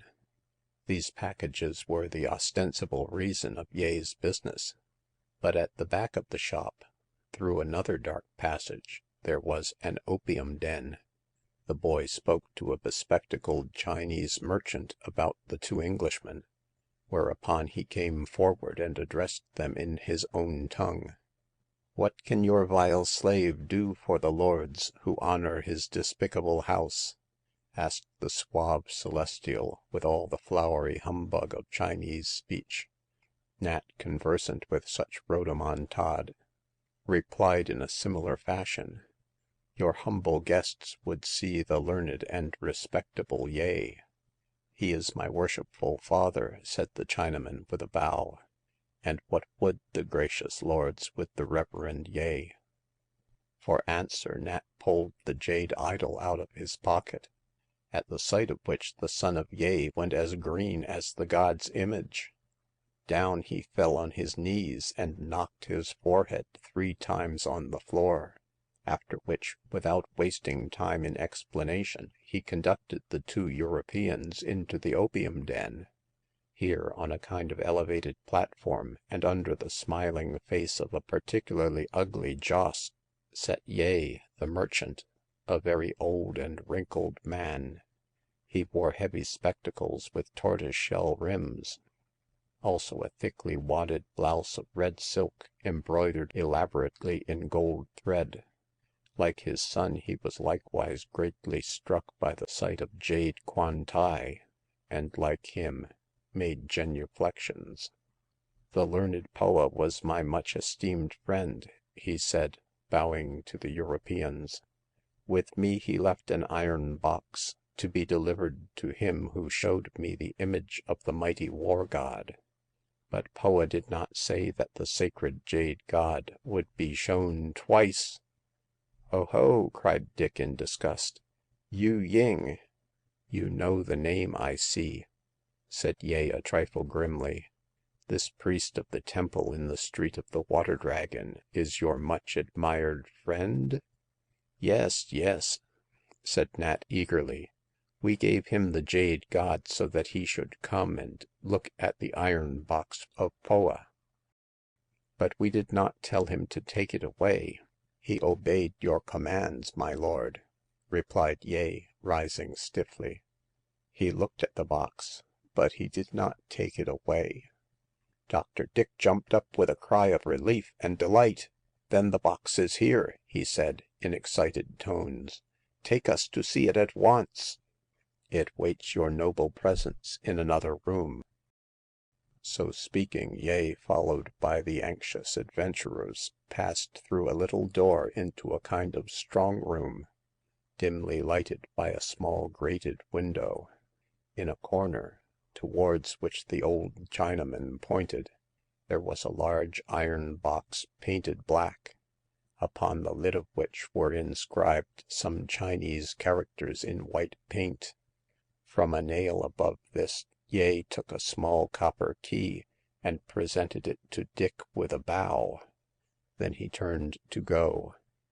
My lords can look at Poa's secret alone," said he, backing with many bows to the door. Who am I that I should meddle with the business of those favored by Kwan Tai? On being left alone, the two men looked at one another in some surprise and a little doubt. The job's been easier than I thought," said Nat after a pause. All the same, I guess as Yu Ying's got some trick to play us." Impossible," replied Dick, going on his knees before the box. Here is the key, and within, no doubt, we shall find the golden gods of sin." Well," said Nat with a nod, if everything's square, I'll never cuss a heathen Chinee again. Open the box, doctor." The key turned easily in the lock, and Dick flung back the lid. In an instant a flare of fire spouted out with a great roar. The two men, the room, and the greater part of Yeh's dwelling were blown to shreds. They had expected to find a fortune, instead of which they discovered dynamite and a terrible death. 2 months after this, when London had almost forgotten the mysterious explosion in Vesey Street, Whitechapel, a Chinaman was reporting himself to the priests of Kwan Tai's temple, Canton, in this fashion. "Most holy men," said he, pointing to a number of golden images which lay on a lacquer table before him, "here are the images of Kwan Tai, the gods of the imperial house of Tsin, brought back from the dark land of the outer barbarians by your servant Yu Ying, when your greatnesses found the confession of the evil priest Poa, that he had stolen the gods, and had confided the secret of their whereabouts to the jade image of Kwan Tai. You ordered your unworthy slave to search and find the treasure, so that it should be restored to the temple in the Street of the Water Dragon. But before your servant could depart to the land of darkness, a foreign devil, also possessed of Poa's secret, stole the jade image which contained the name of the hiding place. I, foolish Yu Ying, followed the barbarian in a tea junk to his own land, but it was many days before I could get the jade image. Then the foreign devil pawned for gold the sacred idol of war, and it was placed in the window of the shop. I broke the window, most reverend priests. I stole the image, and going to the house of Yeh, I recovered the golden idols which are now before you. But I wished to punish Yeh for his sacrilege in conspiring with Poa against Kwan Tai, and also to kill the foreign devil who had thieved the jade god. To this end I removed the golden idols from the box, and in their place I left a dangerous powder of the barbarians, which they call dynamite. This I arranged with care, so that when the lid of the box was flung open it would rush out like the breath of the fire dragon, and slay those who came to steal the gods. As I intended, holy ones, so it happened, as I have learnt since. The foreign devil and a friend were shattered, and also the house of Yeh was destroyed. It was for this end that I restored the idol Kwan Tai to the pawn shop, and thus did I lure the foreign devils to their deaths. Now no one knows the truth, mighty servants of Kwan Tai, save yourselves. Say, have I done well?" And all the sleek priests answered with one voice, "Yu Ying, you have done well. Your tablet shall be placed in the temple of Quan Tai." And while this explanation was being made, Hagar, in far-off London, was waiting for the return of Nat Prime to hear the story of the Jade Idol. But he never appeared. End of Chapter 4. Chapter 5. The Fourth Customer and the Crucifix. Mention has been made of Bolker, the misshapen imp, who was Hagar's factotum and the plague of her life. With her clear brain and strong will, she could manage most people, but not this deformed street Arab, whose nature seemed to be compounded of all that was worst in human beings. He lied freely, he absented himself from the shop when he had no business to do so. He even stole little things when he thought it was safe to run the risk with so vigilant a mistress. But notwithstanding all these vices, Hagar kept him as servant. Her reason was that he possessed 3 redeeming virtues. He was an excellent watchdog, he was admirable at clinching bargains, and he was cunning enough not to lose his situation. Clever servants have been retained by mistrustful mistresses for less reasonable qualities. When Hagar went out on business, which she frequently did, Bolker stayed to look after the shop, and to receive such customers as might present themselves. To these he gave as little as he possibly could on the articles they wished to pawn, and when Hagar returned he had usually some tales to tell of excellent business having been transacted for the good of the shop. Then Hagar would reward him with a little money, and Bolker would take unauthorized leave to misconduct himself generally on the proceeds. This program never varied. One day Hagar returned late in the evening, having been in the country on an excursion connected with a copper key. This adventure will be related another time, for the present story deals with the strange episode of the silver crucifix. It was this article which Bolker had ready to show Hagar when she entered the pawn shop at 8 o'clock. "See here, missus," said Bolker, pointing to the wall at the back of the shop. "There's a fine thing I got for you. Cheap." It may be here remarked that Bolker had been to school, and having a remarkably clever brain as a set-off against his deformed body, he had succeeded in gaining a certain amount of learning, and also a mode of speaking, as regards both diction and accent, much above the ordinary conversation of his class. Proud of his superiority, the clever imp spoke always slowly and to the point, so that he might preserve his refined speech. "Dirt cheap, missus," added Bolker, who used vulgar words when excited, and he was so now.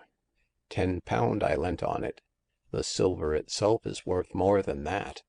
"Oh, I can always trust your judgment in these matters," laughed Hagar, and took down the crucifix to examine it more particularly. It was over a foot long, made of refined silver, now somewhat tarnished from neglect and exposure to the air, and the workmanship was peculiarly fine and delicate. The figure of the Christ crowned with a thorn wreath was exquisite, and the arms of the cross itself, enchased with arabesque patterns, were beyond all praise from an artistic point of view. Altogether, this silver crucifix, obtained by the crafty Bolker for £10, a sum greatly below its real value, was a remarkably fine sample of Renaissance workmanship in the style of Cellini. Learned in such things, Hagar, even in the yellow glow of the badly lighted lamp, saw its magnificence and worth at a glance. She patted Bolker's red head of hair with approval. "Good little man," said she in a pleased tone. "You always do well when I am out of the shop.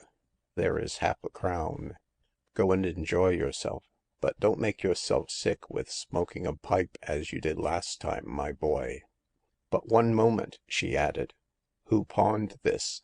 "Gemma Bardi. 167 Saffron Hill. An Italian woman. Like enough as the crucifix is of the Renaissance," said Hagar musingly. What was she like, Bolker?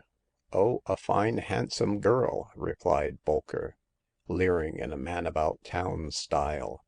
Black hair and eyes the same, just like yours, missus, only I guess you're the finer woman of the two."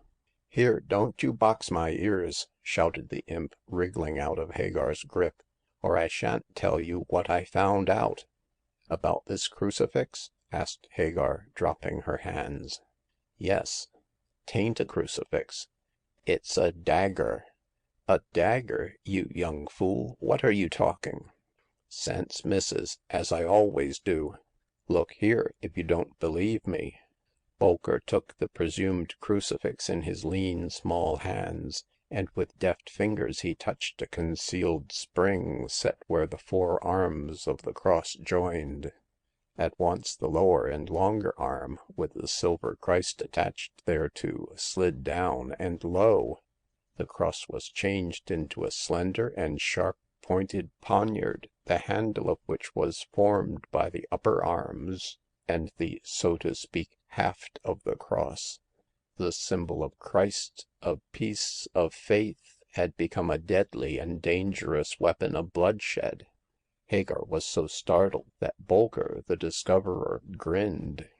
It's fine, ain't it? He said, gloating over the shining blade. It would stick a man like fun. I dare say it's been through lots. My eye, what larks! The joy of the boy was so grim and unnatural that Hagar snatched the crucifix, or rather the poniard, as it was now, from his grasp, and pushed him out of the shop with the sharp command that he was to put up the shutters. When he had done so, and all was safe for the night, he went away to enjoy himself with his half-crown, while Hagar carried the newly pawned article into the back parlor to examine it anew, as she ate her frugal supper. The crucifix, which was at once a symbol of peace and war, attracted her strangely. Why did it possess these dual characteristics? To what end had its maker placed in the hands of priests this deadly and concealed weapon? The hands of the Christ were not attached to the crossbars, and the sheath, as it might be, of the poniard slipped easily off the blade, figure and all. Hagar wondered in her imaginative fashion if it had glimmered, a symbol of Christianity, over the dying, or had flashed cruelty into the heart of some helpless human being. From the old bookseller in Carby's Crescent she had heard some strange stories of the Italian Renaissance, that wild and contradictory time. Religion had then gone hand in hand with paganism. Savonarola had grown up beside the Medici. Popes had decreed peace and had plunged whole nations in war, and the laugh of a friend had oftentimes been but the prelude to a death-blow. Of this many-sided sinful epoch, the crucifix dagger was a symbol. It represented at once its art, its religion, and its lust of blood. Hagar evoked strange visions in her dingy parlor from that strange piece of silver. Afterwards, in the imperative demands of business, Hagar forgot her dreams about the crucifix, and looked upon it as an article of value merely pawned by its owner, and which would be redeemed in due time. A month later, the ticket made out in the name of Gemma Bardi was brought to her by a man of the same nationality. This tall, slender, supple Italian, with oval olive face and fierce eyes, had come to take the crucifix out of pawn. Although he produced the ticket and offered the money, Hagar hesitated at giving the article to him. It was pawned by Gemma Bardi, said she, taking down the crucifix from where it hung in the obscurity. My wife, replied the man briefly. She sent you to redeem it? Gran Dio! Why not? He broke out impetuously. I am Carlino Bardi, her husband. She pawned the crucifix against my will, while I was absent in the country with my organ. Now that I have returned, I come with ticket and money to redeem it. I do not wish to lose the crucifix of Fiesole." The crucifix of Fiesole? " repeated Hagar. Is that what it is called? Of a surety, signorina, and it is worth much money. More than £10, I am sure," said Hagar, smiling as she picked up the note silently placed on the counter by Carlino. Well, I have no right to refuse you the crucifix. You give me the ticket, principal, and interest. So all is legal and shipshape. Take up your cross." My cross? " echoed Carlino with a flash from his big eyes. Gemma is my cross." Your wife? That is a strange way to speak of one dear to you." Dear to me, signorina? That may be, but she is dear also to Pietro Neri. May the pains of hell seize him." Why? What has he done?" Run away with Gemma," said Bardi, fiercely. Oh, she went cheerfully enough. To get the money for my dishonor she pawned the crucifix." Oh, so she did not send you to redeem it?" No," replied Carlino with tranquil insolence. That was a lie I told to get back my property without trouble. But now it is mine." He clasped the silver Christ convulsively to his breast. I shall make Gemma and Pietro pay for their evil deed." You speak English well for a foreigner." I ought to," answered the man indifferently. I have been 10 years in England, and I have almost forgotten my Tuscan tongue. But I remember still what Tuscan husbands do to faithless women and their paramours. We kill them." His voice leaped an octave to a shrill scream of wrath. We kill the man and the woman." Thrilled by the terrible hatred of this passionate Latin nature, Hagar started back. The man was leaning across the counter and showed no disposition to depart. Nor did she want him to leave her, for there had come upon her a desire to learn the history of the Fiesole crucifix. Bending forward, she touched it lightly with the tips of her fingers. How did this come into your possession?" she asked. I stole it from a painter in Florence." You stole it? " echoed Hagar, confounded by the frankness of this admission. Yes. I was the model of an artist, one Signor Ancelotti, who had a studio in Piazza San Spirito, hard by the Ponte Santa Trinita of the Arno. This crucifix hung in his rooms, and once, when I was posing as his model, he told me the legend which gave it the name of the Crucifix of Fiesole.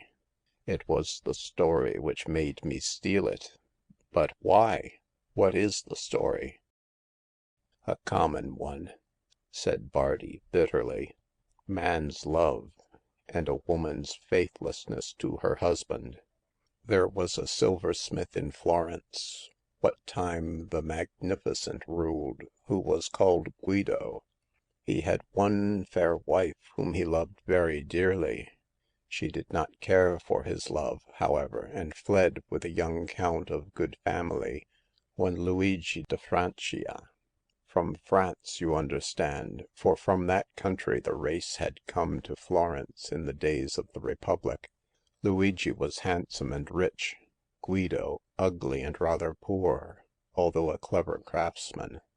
So you cannot wonder that the wife, Bianca was her name, fled from the one's arms to the other's palace. Guido determined upon revenge, and manufactured this crucifix. But I don't understand how—" No more did anyone else," said Bardi, cutting her short. When Guido finished the crucifix, he disguised himself as a priest and went up to see Count Luigi in his palace at Fiesole. Afterwards the nobleman and Bianca were found dead, with dagger thrusts in their hearts, and Guido was missing. Between the corpses lay this silver crucifix, but no one ever knew how they died. Why not? Guido killed them with his dagger." No," said Bardi, shaking his head. Guido had no dagger with him at the time. Count Luigi was always afraid of assassination, for he had many enemies, and every visitor was searched by his retainers to see that they carried no concealed weapons. Guido, the supposed priest, was searched also, and had nothing on him but the silver crucifix.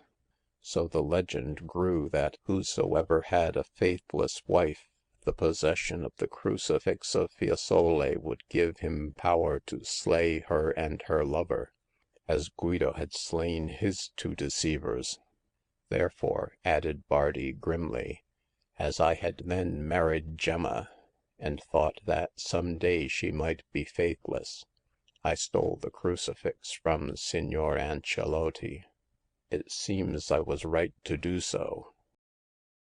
A strange story," said Hagar meditatively, and stranger still that the means by which Guido slew were not discovered long ago. Do you know how he killed them?" Certainly, by means of that crucifix." Bardi looked at the cross eagerly, and a lurid light came into his eyes as he gazed. How? He questioned loudly. Tell me, signorina." But Hagar refused to impart that knowledge. The story of the man deserted by his wife was so similar to that of the faithless Bianca and the forsaken Guido, that Hagar dreaded lest Bardi should learn the secret of the concealed dagger, and repeat the Cinquecento tragedy of Fiesole.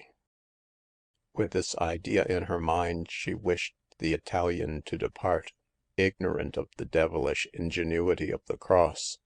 But fate willed that in her despite, Bardi should gain the evil knowledge. He learnt it forthwith from the lips of Bolker. "Hullo!" cried that imp as he entered the shop to see Carlino holding the crucifix. "You have got that dagger?" "Dagger!" said Bardi, with a start. "Bolker, you wretched child, hold your tongue!" said Hagar vehemently. "Why should I? My tongue's my own. And if that cove wants to know how this crucifix can be changed into a dagger, it's only fair. See here." And before Hagar could interfere, Bolker had the cross in his hands, and a finger on the spring. "You touch this, and the lower part of—" "Ah!" cried Bardi, snatching back the cross, and examining the deadly mechanism. "I see now how Guido killed his enemies. Gemma does not know of this. Pietro is ignorant. But they shall learn, both.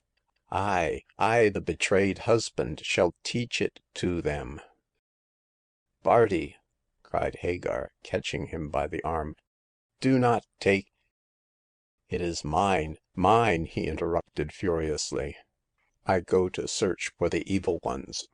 I go to put the Crucifix of Fiesole to the use for which it was created by Guido.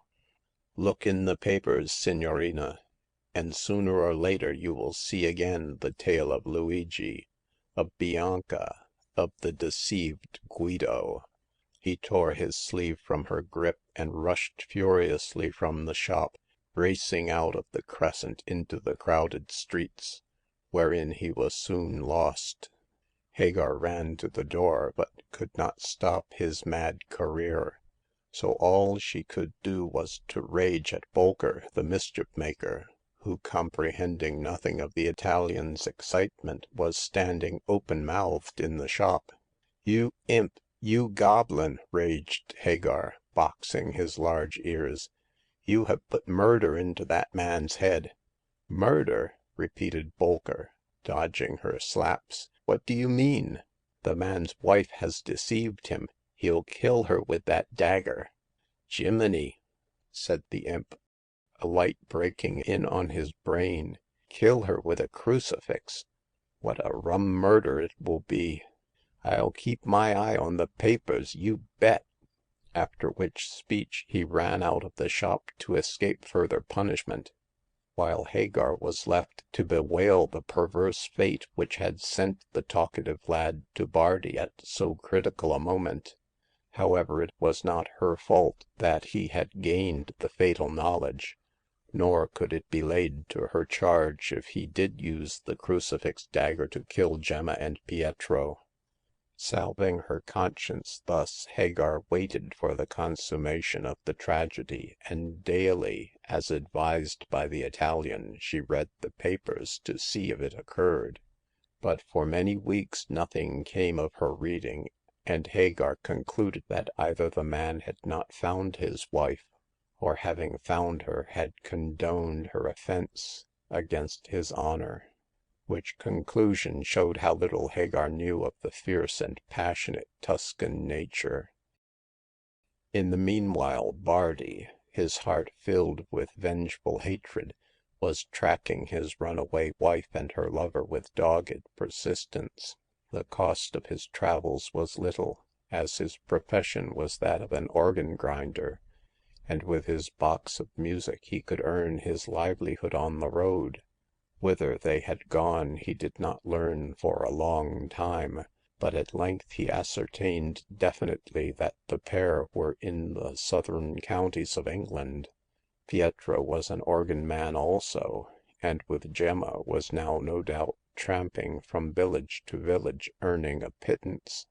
The £10 obtained for the crucifix would not last forever, and then the pair would be reduced to gain a livelihood by the organ. Bardi cursed both as he thought of them living together, and felt that the silver cross was safe in his breast when he started on their trail. With that infernal weapon of Guido's, he intended to kill those who had deceived him, and repeat in the 19th century the wild tragedy of Fiesole. For some weeks he saw nothing of the couple, but from sundry sources he discovered their whereabouts. Yet as soon as he arrived in some town or village where he had been advised of their presence, he would learn that they had departed in some unknown direction. Whether they knew or did not know that he was tracking them, Bardi could not say, but certainly at many times when just within his reach they would elude him in the most exasperating fashion. Anyone less bent upon revenge would have given up the task, but sustained by undying hatred, Carlino followed the weary trail with the persistence of a bloodhound. As soon might the twain expect to escape death as to elude the betrayed husband, the deceived friend. It was at Daleminster that he found them, and revenged himself on the infidelity of the one, the treason of the other. Daleminster is a quiet, desolate cathedral town, very quaint, very beautiful, set in the very heart of Midland cornfields, and made up of ancient red-roofed houses which cluster round the great minster of St. Wulf's. There it rises, a poem in stone, with its great central tower soaring into the misty blue of English skies, and its magnificent facade carved with saints and angels and grotesque faces of peering devils, a strange medley of heaven and hell. Before it extends a little square, in the center of which rises an ancient cross sculptured with religious imagery. It was near this relic of medieval piety that Carlino saw his wife. The day was dull and rainy, April weather of storm with occasional bursts of sunshine. In that desolate and forsaken square, where the grass sprang greenly betwixt worn stones, Gemma, in the gay colors of her Neapolitan garb, stood grinding Italian melodies out of the organ. Pietro was not with her, and Carlino wondered for a moment if he had deserted her, now that the moneys obtained for the silver crucifix were expended. The woman appeared sad and lamentable enough as she looked to right and left in the hope of gaining stray coppers. The melancholy music of Ah, che la morte was sighing forth in the damp air, when her wandering gaze alighted suddenly on the man she had betrayed. With folded arms, Bardi looked at her as the music faltered and stopped. But for the time being he said nothing, nor did the woman. She was as petrified as any of the grim and saintly statues which looked down upon them both. "Where is he?" demanded Bardi, in the Italian tongue. Gemma put her hand to the necklace of blue beads dangling from her brown throat, and strove to speak. Her face was set and white, her lips were dry with fear, and she could only stare at Carlino with terrified eyes. The man came a step nearer and laid a persuasive hand on her white linen sleeve. She shuddered and drew away. "Where is your lover?" demanded Bardi in silky tones. "Has he left you?" "No," she replied hoarsely, finding her voice at last. "He is ill." "Here? In this town?" "Yes, he caught cold. It settled on his lungs. He is very ill." Gemma uttered these staccato sentences in a mechanical manner, as though compelled to do so against her will, under the mesmeric gaze of the man. The unexpected appearance of Bardi stunned and appalled her. She could not think what to do. Her brain refused to act. At length a request made by Carlino released her from the mesmeric spell which enchanted and froze her. "Lead me to him," said he in a quiet way. "I wish to see him." Gemma felt the blood rush from her heart to her face, and sprang back with a loud cry, which echoed through the lonely square and down the desolate streets. "No, no, no!" she cried vehemently. "You will kill him." "Why? I have not killed you, and you are the guiltier of the two. Pietro was my very good friend until you tempted him with your beauty." "Kill Pietro?" The man laughed in a jeering manner. "Woman, I have let you live." "Oh, I hate you! I hate you!" said Gemma, drawing her black brows together and sending a flash at him with her somber eyes. "I love Pietro." "I know you do. So much that you left me for him, and pawned the silver Christ of Fiesole to pay for the journey." "I left the pawn ticket behind," she muttered sullenly. "I know it. Here is the crucifix." And with that Bardi drew it from his bosom to hold it before her eyes. She shrank back from the symbol of faith, and uttered a low cry, at which her husband jeered. "Dio!" said he scoffingly. "You have religion still, I see. Yet I thought you would have finished with such things when you were base enough to leave me. Why did you sell the crucifix and fly, Gemma? Did I beat you, or starve you?" "You would not let me have money," cried Gemma, dashing the tears from her eyes. "Whenever I wanted a ribbon or a silver brooch, you refused to give me a single soldo." "And why?" was the swift answer. "Because I was saving all, that we could go back to Italy and buy a little vineyard near my own village, near Lastra a Signa. There is one I know of at Mosciano, which my father wrote and told me was for sale at a small price. I have the money now, and I intended to tell you of it. But I came back to find that you had fled with that infamous Pietro." Gemma sobbed. Like most women, she had a practical side to her character, and the vineyard would have been a little heaven to her, setting aside the joy of returning to Signa. She would not have fled had she known of these plans, as she had not loved Pietro overmuch. Besides, he beat her, now that the money was gone, and they earned very little by the organ. It was horrible to think that she had lost all for a few months of illicit love. Oh, Carlino, forgive me," she moaned, stretching out her arms.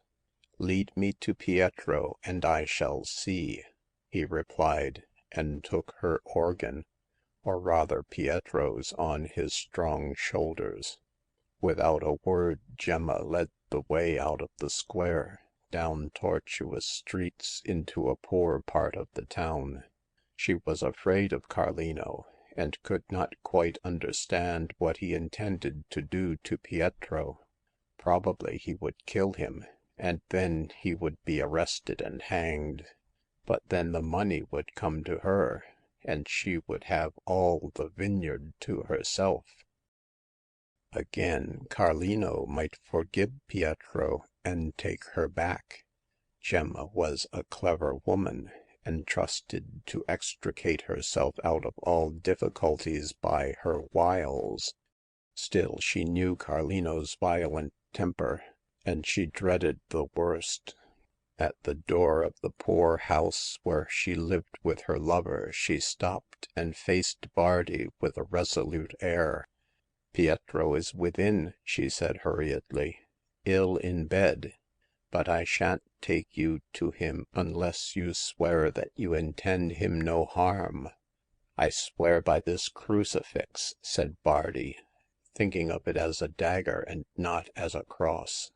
Have you a knife on you?" demanded Gemma, still doubtful. No," smiled Bardi, thinking how the old Fiesole tragedy was repeating itself. I have nothing with me but this crucifix." Then, as she still seemed dubious, he added, You can see for yourself if you like." Not knowing what to make of this smiling complacency, so different to his usual stern demeanor, Gemma passed her hands through his clothes to feel if he had any weapon concealed therein. Her fears were groundless. Bardi wore little clothing, and she assured herself beyond all doubt that he was unarmed. He had nothing wherewith to kill Pietro.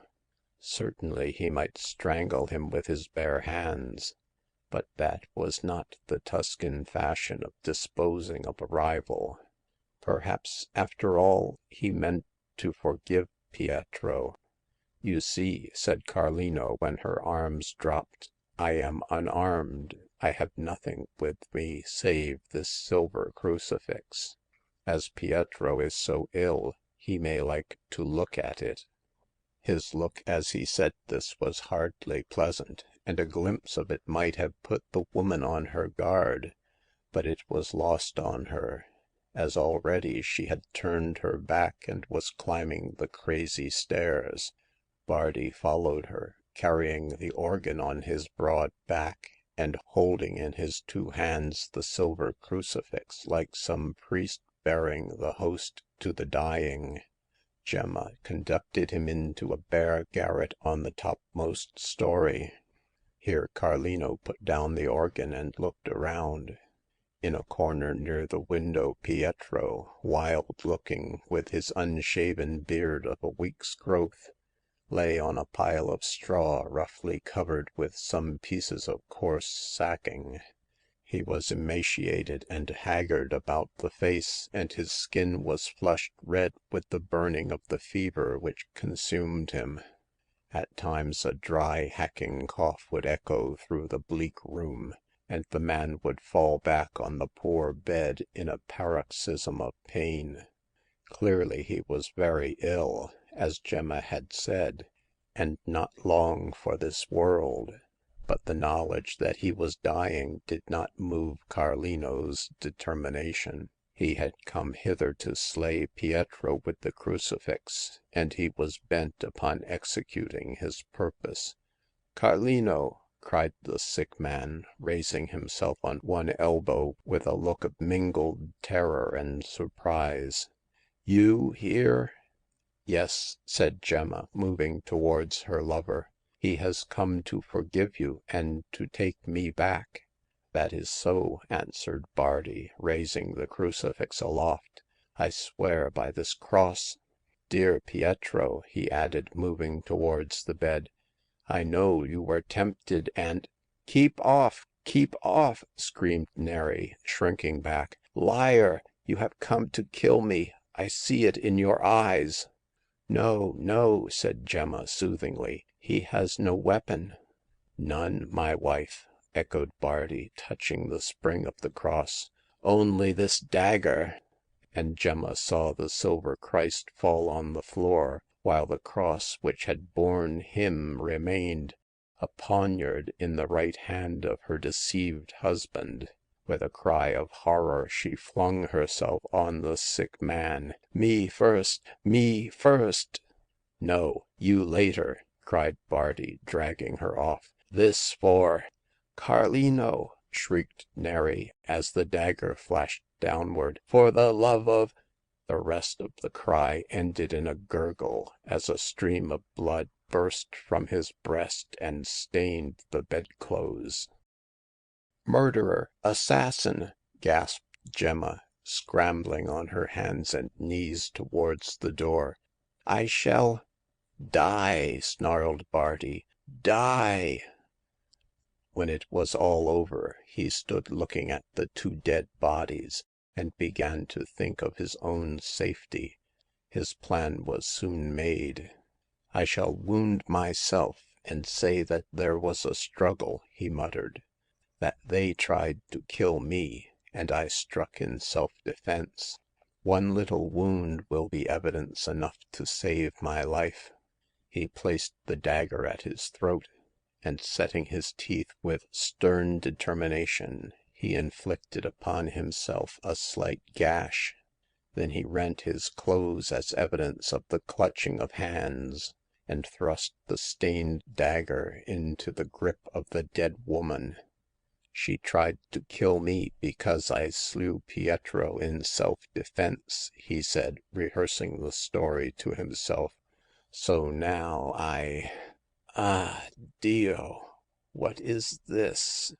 A cold feeling as of iced water was creeping through his veins. A film of gray mist swam before his eyes, and in his throat, where he had inflicted that lying wound, there rose a ball which choked him. He staggered and fell on his knees and hands, striking the silver image of the Christ across the room. The walls spun round and round. His eyes grew dark, and with a sob of agony he pitched forward on to the bodies of his victims, dead. 1 week later Hagar was rewarded for her searching by reading the conclusion of the tragedy of the Fiesole Crucifix.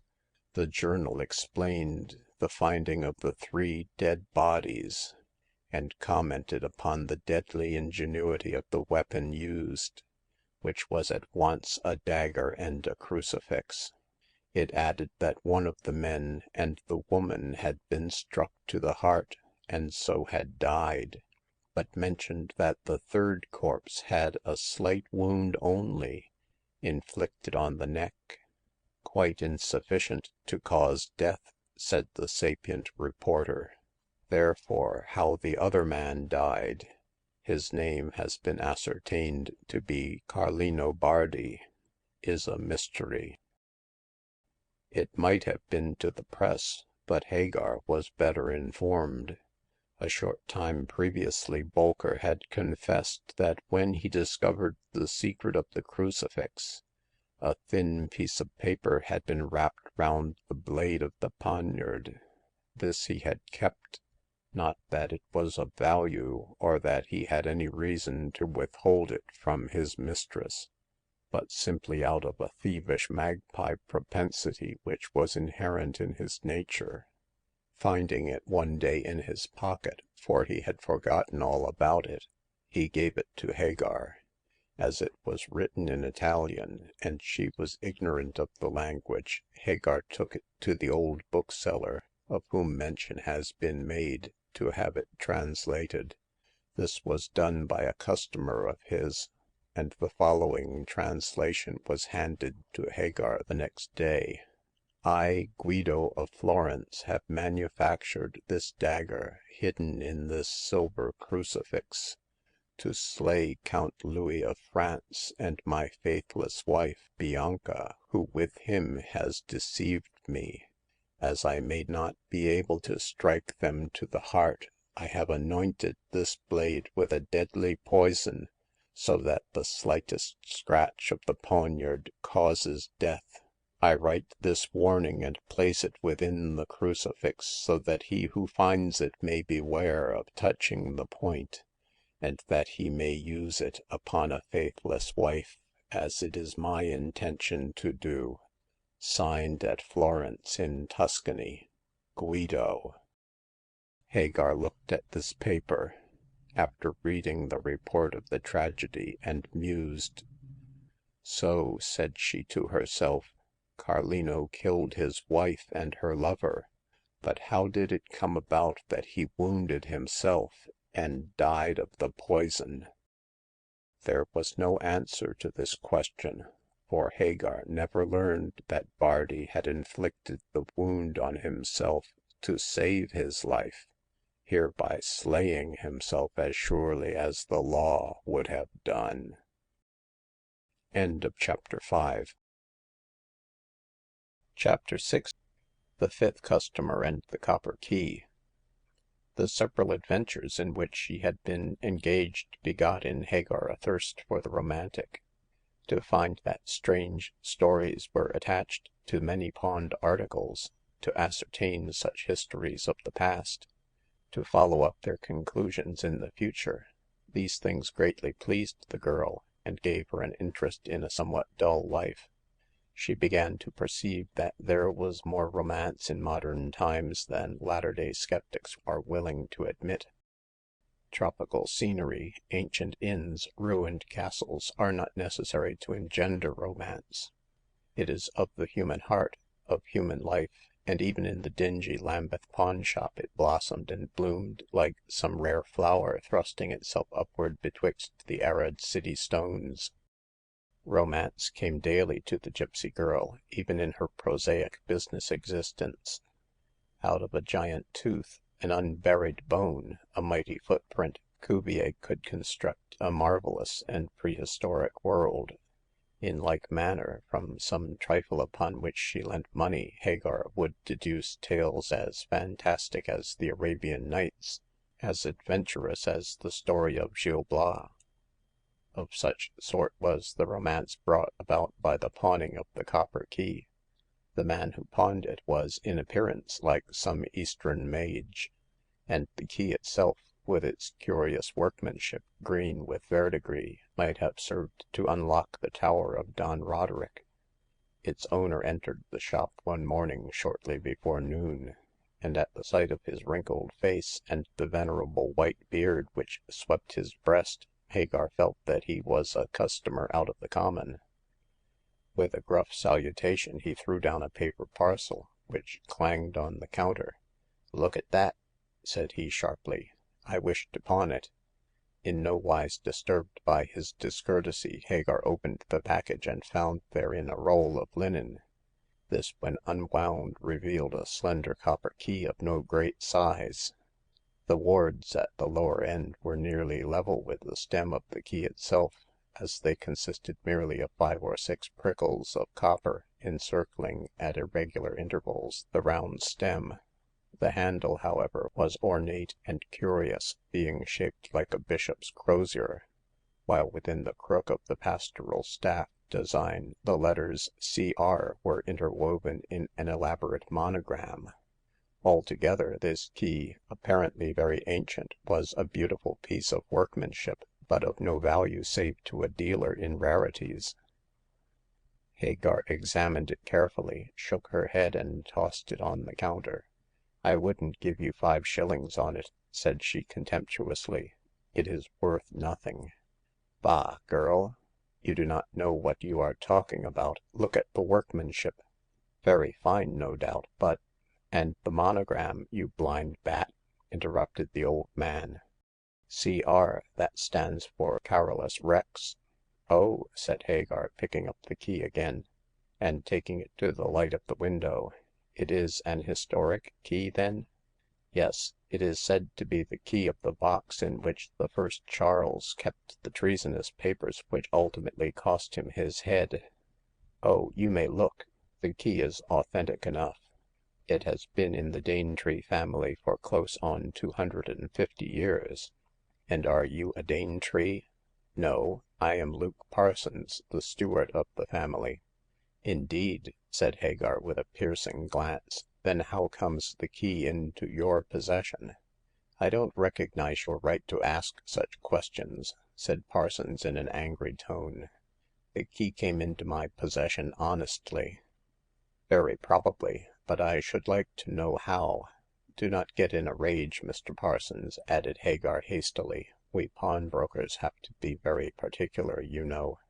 I don't know," snapped the customer, but if your curiosity must be satisfied, the key came to me from my father Mark, a former steward of the Danetrees. It was given to him by the then head of the family some 60 years ago." What are all these figures graven on the stem?" asked Hagar, noting a number of hieroglyphic marks. Ordinary Arabic numerals," retorted Parsons. What they mean I know no more than you do. If I did, I should be rich," he added to himself. Ah, there is some secret connected with these figures?" said Hagar, overhearing. If there is, you won't find it out," replied the old man ungraciously, and it is none of your business anyhow. What you have to do is to lend money on the key." Hagar hesitated. The article, notwithstanding its workmanship, its age, and its historical associations, was worth very little. Had its interest consisted of these merely, she would not have taken the key in pawn. But the row of mysterious figures decided her. Here was a secret, connected, as was probable from the remark of the old man, with a hidden treasure. Remembering her experience with the cryptogram of the Florentine Dante, Hagar determined to retain the key and, if possible, to discover the secret. If you are really in want of money, I will let you have £1 on it," she said, casting a glance at the threadbare clothes of her customer. If I did not need money, I should not have blundered into your spider's web," he retorted. £1 will do. Make out the ticket in the name of Luke Parsons, The Lodge, Danetree Hall, Buckton, Kent." In silence, Hagar did as she was bid. In silence, she gave him ticket and money, and in silence he walked out of the shop. When alone, she took up the key and began to examine the figures without loss of time. The learning of many secrets had created in her a burning desire to learn more. If ingenuity and perseverance could do it, Hagar was bent upon discovering the secret of the copper key. This mysterious object was so covered with verdigris that she was unable to decipher the marks. With her usual promptness, Hagar got the necessary materials and cleaned the key thoroughly. The figures, those, as Parsons had said, of Arabic numerals, then appeared clearer, and Hagar noted that they extended the whole length of the copper stem. Taking paper and pencil, she copied them out carefully, with the following result: 20211851255-H-385182112. An odd jumble of figures," said Hagar, staring at the result of her labors. I wonder what they mean." Unversed in the science of unraveling cryptograms, she was unable to answer her own question, and after an hour of profitless investigation, which made her head ache, she numbered the key according to the numeral of the ticket, and put it away. But the oddity of the affair, the strange circumstance of the figures with the letter H stranded among them, often made her reflective, and she was devoured by curiosity, that parent of all great discoveries, to know what key and figures meant. Nevertheless, for all her thought, no explanation of the problem presented itself. To her the secret of the key was the secret of the Sphinx, as mysterious, as unguessable. Then it occurred to her that there might be some story or legend or tradition attached to this queer key, which might throw some light on the mystery of the figures. If she learnt the story, it was not improbable that she might gain a hint therefrom. At all events, Parsons had spoken of concealed riches connected with the reading of the cipher. To attempt to unravel the problem without knowing the reason for which the figures were engraved was, vulgarly speaking, putting the cart before the horse. Hagar determined that the cart should be in its proper place, viz., at the tail of the animal. In other words, she resolved first to learn the legend of the key, and afterwards attempt a reading of the riddle. To get at the truth, it was necessary to see Parsons. No sooner had Hagar made up her mind to this course than she resolved to carry out her plan. Leaving Bolker to mind the shop, she went off down to Kent, to the Lodge Buckton, that address which Parsons had given to be written on the ticket. With her she took the key, in case it might be wanted, and shortly after midday she alighted at a little rural station. Oh, it was sweet to be once more in the country, to wander through green lanes o'erarched with bending hazels, to smell the perfume of Kentish orchards, to run across the springy turf of wide moors golden with gorse. Such a fair expanse was stretched out at the back of the station, and across it, as Hagar was informed by an obliging porter, Danetree Hall was to be found. At the gates thereof, in a pretty and quaint lodge, dwelt surly Mr. Parsons, and thither went Hagar. But in truth she almost forgot her errand in the delights of the country. Her gypsy blood sang in her veins as she ran across the green sward, and her heart leaped in her bosom for very lightness. She forgot the weary Lambeth pawn shop. She thought not of Eustace Lorn. She did not let her mind dwell upon the return of Goliath and her subsequent disinheritance. All she knew was that she was a Romany lass, a child of the road, and had entered again into her kingdom. In such a happy vein she saw the red roofs of Danetree Hall rising above the trees of a great park, and almost immediately she arrived at the great iron gates, behind which, on one side of a stately avenue, she espied the lodge wherein dwelt Parsons. He was sitting outside smoking a pipe, morose even in the golden sunlight, with the scent of flowers in his nostrils, the music of the birds in his ears. On seeing Hagar peering between the bars of the gate, he started up and literally rushed towards her. "Pawn-shop girl," he growled like an angry bear. "What do you want?" "Civility in the first place." "Rest in the second," retorted Hagar coolly. "Let me in, Mr. Parsons. I have come to see you about that copper key." "You've lost it?" shouted the gruff creature.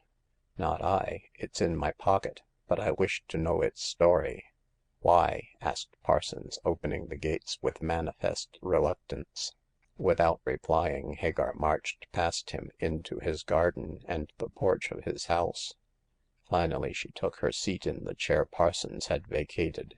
The old man seemed rather pleased with her ungracious behavior, which matched so well with his own, and after closing the gates he came to stare at her brilliant face. "You're a handsome woman, and a bold one," said he slowly. "Come inside and tell me why you wish to know the story of the key." Accepting the invitation with civility, Hagar followed her eccentric host into a prim little parlor, furnished in the ugly fashion of the early Victorian era. Chairs and sofa were of mahogany and horsehair. A round table with gilt-edged books lying thereon at regular intervals occupied the center of the apartment, and the gilt-framed mirror over the fireplace was swathed in green gauze. Copperplate prints of the Queen and the Prince Consort decorated the crudely papered walls, and the well-worn carpet was of a dark green hue sprinkled with bouquets of red flowers. altogether a painfully ugly room, which made anyone gifted with artistic aspirations shudder. Hagar, whose eye was trained to beauty, shuddered duly, and then took her seat on the most comfortable of the ugly chairs. Why do you want to know the story of the key?" asked Parsons, throwing his bulky figure on the slippery sofa. Because I wish to read the riddle of the key." Parsons started up, and his face grew red with anger. No, no, you shall not. You must not. Never will I make her rich." Make who rich?" asked Hagar, astonished at this outburst. Marion Danetree, the proud hussy. My son loves her, but she disdains him. He is breaking his heart while she laughs. If that picture were found, she would be rich, and despise my poor Frank the more." The picture? What picture?" Why, the one that is hidden," said Parsons in surprise. The clue to the hiding place is said to be concealed in the figures on the key. If you find the picture, it will sell for £30,000, which would go to that cruel Miss Danetree." I don't quite understand," said Hagar, rather bewildered. Would you mind telling me the story from the beginning?" As you please," replied the old man moodily. I'll make it as short as I can. Squire Danetree, the grandfather of the present lady, who is the only representative of the family, was very rich, and a friend of George IV. Like all the Danetrees, he was a scamp, and squandered the property of the family in entertainments during the Regency. He sold all the pictures of the hall save one, the Nativity by Andrea del Castagno, a famous Florentine painter of the Renaissance. The king offered £30,000 for this gem, as he wished to buy it for the nation. Danetree refused, as he had some compunction at robbing his only son, and wished to leave him the picture as the only thing saved out of the wreck.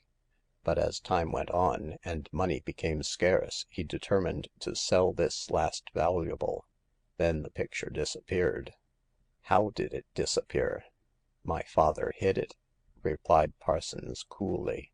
It was not known at the time, but the old man confessed on his deathbed that, determined to save the family from ruin, he had concealed the picture while Squire Danetree was indulging in his mad orgies in London.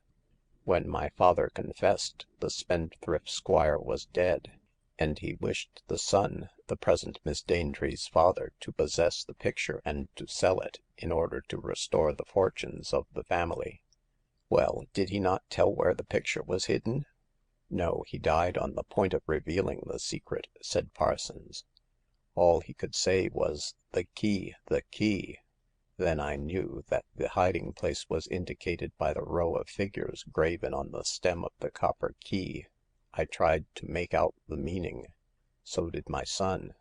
So did Squire Danetree and his daughter. But all to no purpose. None can read the riddle. But why did you pawn the key?" It wasn't for money, you may be sure of that," snapped the old man, or I should not have taken a paltry £1 for it. No, I pawned it to put it beyond my son's reach. He was always poring over it, so I thought he might guess the meaning and find the picture." And why not? Don't you want it found?" Parsons' face assumed a malignant expression. No," said he sharply, "for then Frank would be foolish enough to give the picture to Miss Danetree, to the woman who despises him.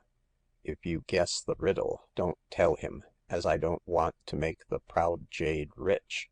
I can't guess the riddle," replied Hagar hopelessly. Your story does not aid me in the least." While thus speaking, her eyes wandered to the wall at the back of the glum old steward. Thereon she saw in a frame of black wood one of those hideous samplers which our grandmothers were so fond of working. It was a yellow square, embroidered, or rather stitched, with the alphabet in divers colors, and also an array of numerals up to 26. Hagar idly wondered why the worker had stopped at that particular number. and then she noticed that the row of figures was placed directly under the row of letters. At once the means of reading the key riddle flashed on her brain. The cipher was exceedingly simple. All that had to be done was to substitute letters for the figures. Hagar uttered an ejaculation which roused old Parsons from his musings. What's the matter?" said he, turning his head. What are you looking at, girl? Oh," he added, following her gaze, that sampler. 'Twas done by my mother, a rare hand at needlework she was. But never mind her just now. I want to know about that riddle." I can't guess it," said Hagar, keeping her own counsel, for reasons to be revealed hereafter. Do you wish your key back? I have it here." No, I don't want my son to get it and make that proud wench rich by guessing the riddle. Keep the key till I call for it." What, are you going? Have a drink of milk?" The offer was hospitably made, but Hagar declined it, as she had no desire to break bread with this malignant old man. Making a curt excuse, she took her leave, and within the hour she was on her way back to London with a clue to the cipher in her brain. The sampler had revealed the secret, for without doubt it was from his wife's needlework that the Parsons of 60 years before had got the idea of constructing his cryptogram. In the sampler the figures were placed thus: A1, B2, C3, D4, E5, F6, G7, H8, I9, J10, K11, L12, M13, N14, O15, P16, Q17, R18, S19, T20, U21, V22, W23, X24, Y25, Z26. And Parsons had simply substituted figures for letters. The thing was so plain that Hagar wondered why, with the key sampler staring him in the face, the steward had not succeeded in reading the riddle. When back in the shop, she applied her test to the figures on the key and found out the meaning thereof. Then she considered what was the best course to pursue. Clearly it was not wise to tell Parsons, as he hated Miss Danetree, and if he found the picture through Hagar's aid, he might either hide it again or destroy it. Should she tell Miss Danetree herself, or Frank Parsons, the despised lover? After some consideration, the girl wrote to the latter, asking him to call on her at the shop. She felt rather a sympathy with his plight after hearing his father's story, and wished to judge for herself if he was an eligible suitor for Miss Danetree's hand. If she liked him and found him worthy, Hagar was resolved to tell him how to find the picture, and by doing so thus aid him to gain the hand of the disdainful beauty. If, on the other hand, she did not care for him, Hagar concluded to reveal her discovery to Miss Danetree herself. Her resolution thus being taken, she waited quietly for the arrival of the steward's son. When he presented himself, Hagar liked him very much indeed, for 3 reasons. In the first place, he was handsome, a sure passport to a woman's favor. In the second, he had a fine, frank nature, and a tolerably intelligent brain. In the third, he was deeply in love with Marion Danetree. This last reason influenced Hagar as much as anything, for she was at a romantic age and took a deep interest in love and lovers. It is most extraordinary that my father should have pawned the key," said Frank when Hagar had told her story, less the explanation of the riddle. It may be extraordinary, Mr. Parsons, but it is very lucky — for you." I don't see it," said Frank, raising his eyebrows. Why?" Why," replied Hagar, drawing the key out of her pocket, because I have discovered the secret." What? Do you know what that line of figures means?" Yes, when I paid my visit to your father, I saw an article in his room which gave me a clue. I worked out the cipher, and now I know where the picture is hidden." Young Parsons sprang to his feet with glowing eyes. Where? Oh, where? " he almost shouted. Tell me quick." For you to tell Miss Danetree, no doubt. said Hagar coolly. At once his enthusiasm died away, and he sat down with a frown on his face. What do you know about Miss Danetree? He asked sharply. All that your father told me, Mr. Parsons. You love her, but she does not love you, and for that your father hates her.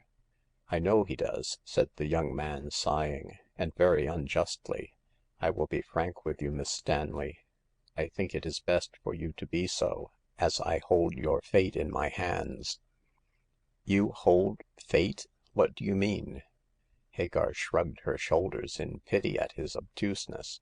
Why," she said quietly, this picture is worth £30,000, and Miss Danetree is worth nothing except that ruined hall. If I tell you where to find that picture, you will be able to restore her fortunes and make her a comparatively rich woman. Now you cannot read the cipher. I can. And so, you see—" Young Parsons laughed outright at her comprehensive view of the situation, although he blushed a little at the same time, and gave an indignant denial to the hinted motive which had prompted Hagar's speech. I am not a fortune hunter," he said bluntly. If I learn the whereabouts of Castagno's nativity, I shall certainly tell Miss Danetree. But as for trading on that knowledge to make her marry me against her will, I'd rather die than act so basely." Ah, my dear young man, I am afraid you have no business instincts," said Hagar dryly. I thought you loved the lady. You are determined to get at the truth, I see. Yes, I do love her. And she loves you?" Parsons hesitated and blushed again at this downright questioning. Yes, I think she does, a little," he said at length. That means she loves you a great deal." Well," said the young man slyly, you are a woman, and should be able to read a woman's character. Don't you think so?" Perhaps. But you forget that I have not seen this particular woman, or rather angel, as I suppose you call her." You are a queer girl." And you a lovesick young man," rejoined Hagar, mimicking his tone. But time passes. Tell me about your wooing." There is little to tell," rejoined Frank dolefully. My father is, as you know, the steward of the Danetree family, but as they were ruined by the Regency squire, his duties are now light enough. Miss Danetree is the last of the race, and all that remains to her is the hall, the few acres which surround it, and a small income from the rents of 2 outlying farms. I was brought up from childhood with Marion — I must call her so, as it is the name which comes easiest to my lips — and I loved her always. She loves me also. Then why will she not marry you? Because she is poor and I am poor. Oh, my position as son of her steward would not stand in the way could I support her as my wife. But my father always refused to let me learn a profession or a trade, or even to earn my own livelihood, as he desired me to succeed him as the steward of the Danetree property. In the old days the post was a good one, but now it is worth nothing." And your father dislikes Miss Danetree?" Yes, because he thinks she scorns me, which she does not. But she will not let me tell him the truth until there is a chance of our marriage." Well," said Hagar, producing the paper on which was written the line of figures, I am about to give you that chance. This cipher is quite easy. Figures have been substituted for letters, that is all. A is set down as 1, B as 2, and so on. I don't quite understand." I will show you. These figures must be divided into numbers, and a letter set over each. Now the first number is 20, and the 20th letter of the alphabet is T. The 21st letter is U. Then comes the 18th and the 14th letters. What are they? Frank counted. R and N, he said, after a pause. Ah, I see the first word is Turn. That is turn. Exactly. Represented by numbers 20, 21, 18, 14. Now you understand, so I need not explain further. Here is the cipher written out."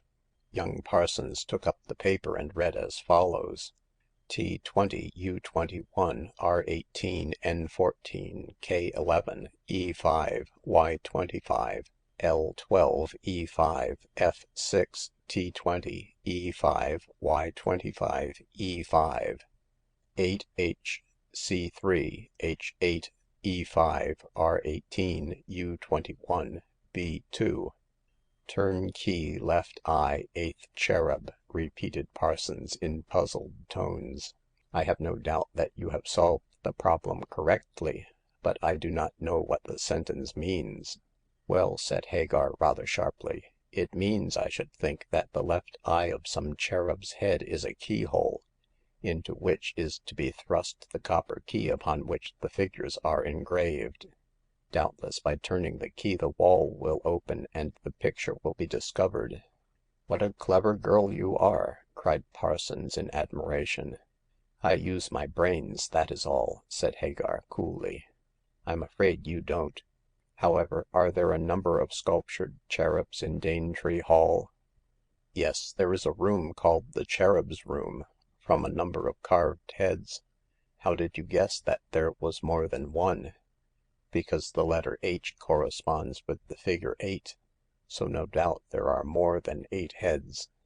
All you have to do is to take this copper key and put it into the left eye of the 8th cherub, and find the picture. Then you can marry Miss Danetree, and the pair of you can live on the £30,000. If she is as clever as you, you'll need it all." Quite impervious to Hagar's irony, Frank Parsons took his leave with many admiring words and protestations of gratitude. When he found the picture, he promised to let Hagar know, and to invite her to Danetree Hall to see it. Then he departed, and it was only when she was left alone that Hagar reflected she had not got back the £1 lent on the key. But she consoled herself with the reflection that she could demand it when the hidden picture was discovered. Principle and interest was what she required, for Hagar was nothing if not businesslike. That same evening Frank was seated in the prim little parlor with his dour father. He had been up to the Hall and had proved the truth of Hagar's reading by discovering the picture. Also he had seen Marion Danetree and told her of the good fortune which was coming. She would be able to buy back the lost acres of the family, to restore and refurnish the old house, to take up her position again in the county, and reign once more as the lady of Danetree Hall. All this Frank told his father, and the old man's brow grew black as night. "You have made her rich," he muttered. "That proud girl who looks upon you as dirt beneath her feet." Frank smiled. He had not told his father the termination of the interview with Marion, nor did he intend to do so at present. "We'll talk of Marion and her pride tomorrow," he said, rising. "I am going to bed just now. But you know how I discovered the picture, and how it has been restored to the Danetrees as grandfather wished." When his son left the room, Luke Parsons sat with folded hands and a dull pain in his heart. It was gall and wormwood to him that the woman who rejected Frank should acquire wealth and regain her position through the aid of the man she despised. Oh, if he could only hide the picture, or even destroy it, anything rather than that proud Marion Danetree should be placed on an eminence to look down on his bright boy. To rob her of this newly found wealth, to take away the picture, Parsons felt that he would commit even a crime. And why should he not? Frank had left the key on the table, the copper key which was to be placed in the left eye of the cherub. Parsons knew well enough, from the explanation of his son, how the key was to be used, how his father had designed the hiding place of the Castagno picture. The lock and key which had belonged to the first Charles had been given to the old man by his master.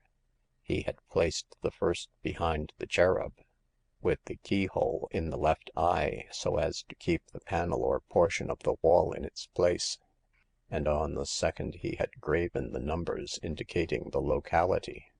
Parsons rose to his feet and stretched out his hand for the copper key. When he touched it all his scruples vanished.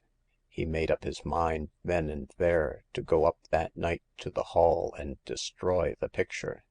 Then Marion Danetree would no longer be rich, or benefit by the secret which Frank had discovered.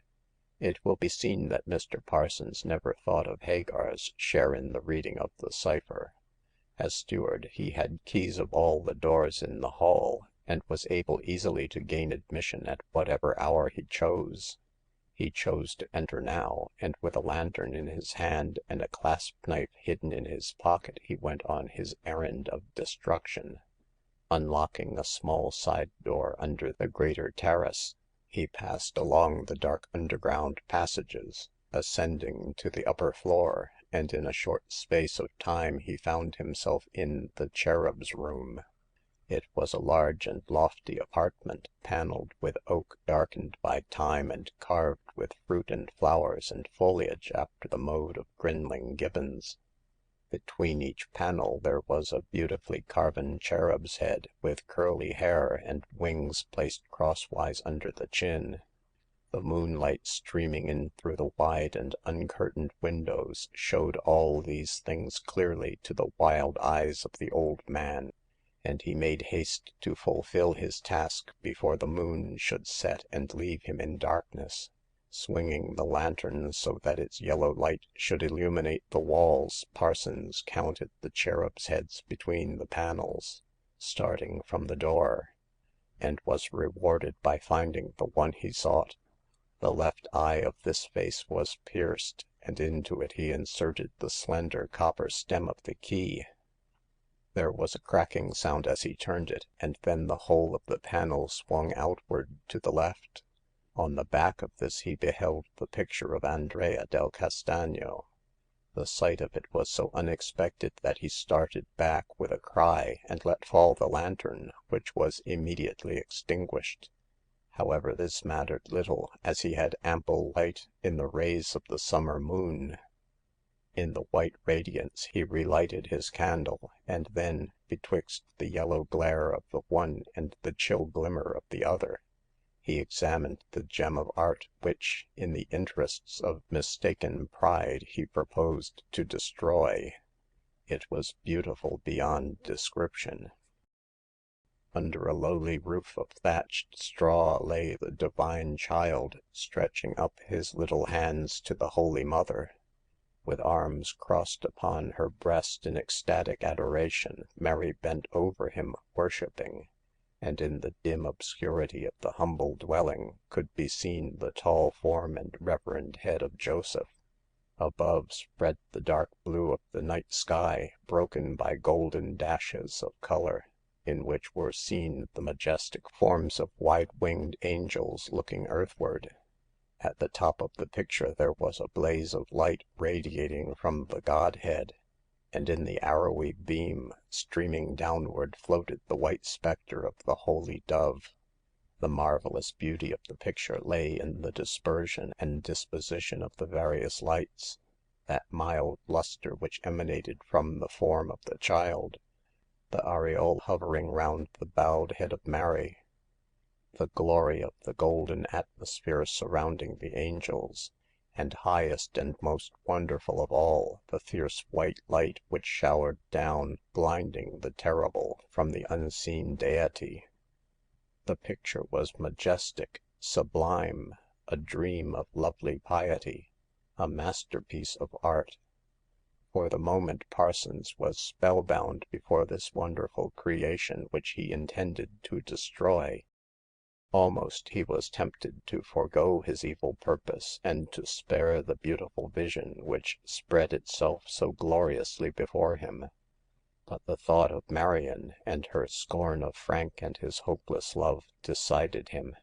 With a look of hatred he opened the knife and raised the blade to slash the picture. "Stop!" With a cry, Parsons dropped the knife and wheeled round at that imperious command. At the further end of the room, candle in hand, stood the tall form of a woman. She wore a dressing gown hastily thrown over her shoulders.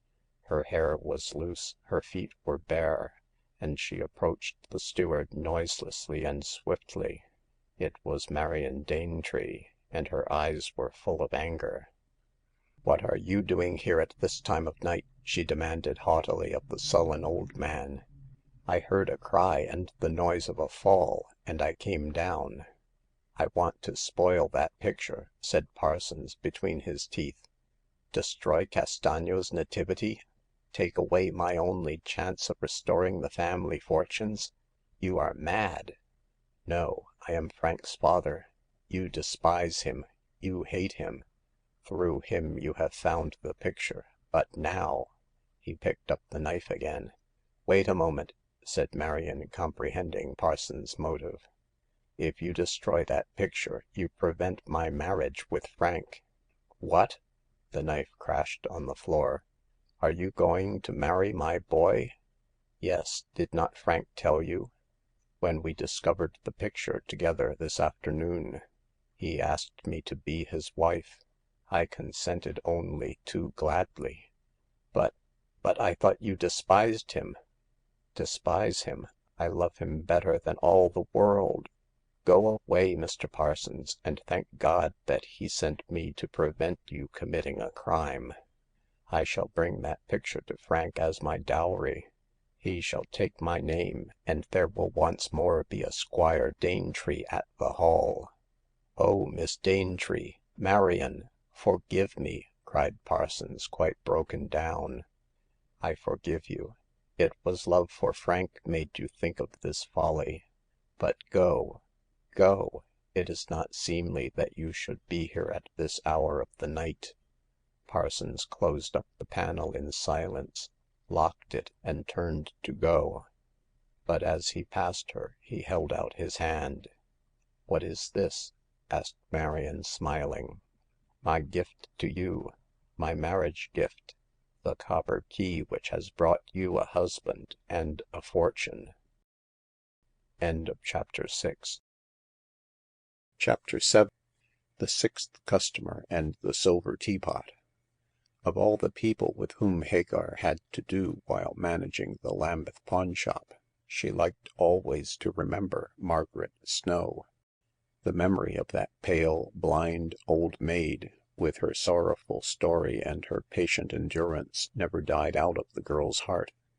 The pitiful little episode of the silver teapot, which she pawned so unwillingly and only out of sheer necessity, the sad tale recounted by the crushed creature, and the unexpected part which she took herself in the conclusion of such tale, all these things served to keep green the memory of the sad woman whom Hagar called her sixth customer.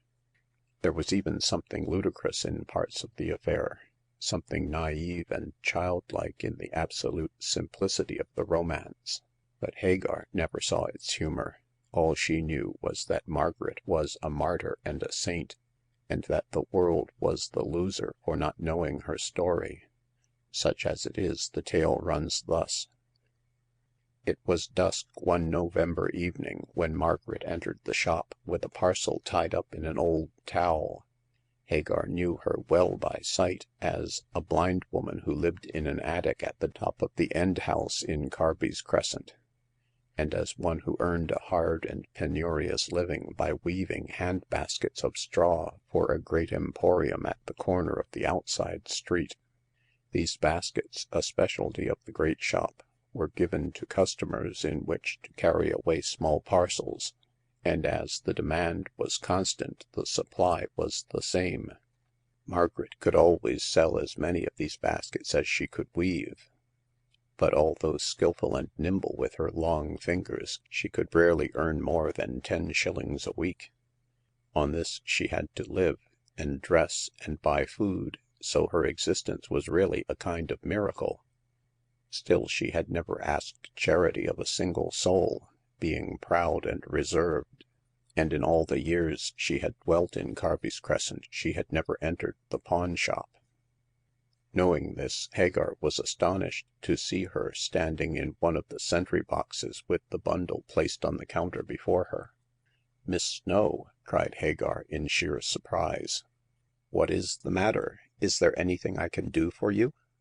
The thin, pale face of the woman flushed as she heard herself called by her name, and her voice was hesitating and low as she laid one slender finger on the bundle before making reply. I have been ill, Miss Stanley," she explained softly, "so I have not done much work lately. Very little money has come in. I am obliged to pay my rent and She broke down altogether and added desperately, "Please lend me something on this." Hagar became a business woman at once. "What is it?" she said, undoing the bundle deftly. It is a silver teapot," faltered Miss Snow, "the only valuable I possess. I wish to pawn it for 3 months, until I can redeem it. I hope to repay the money by then." £3 will be—" Her voice died away in her throat, and Hagar saw the poor thin hand steal up to her averted face to brush away a tear.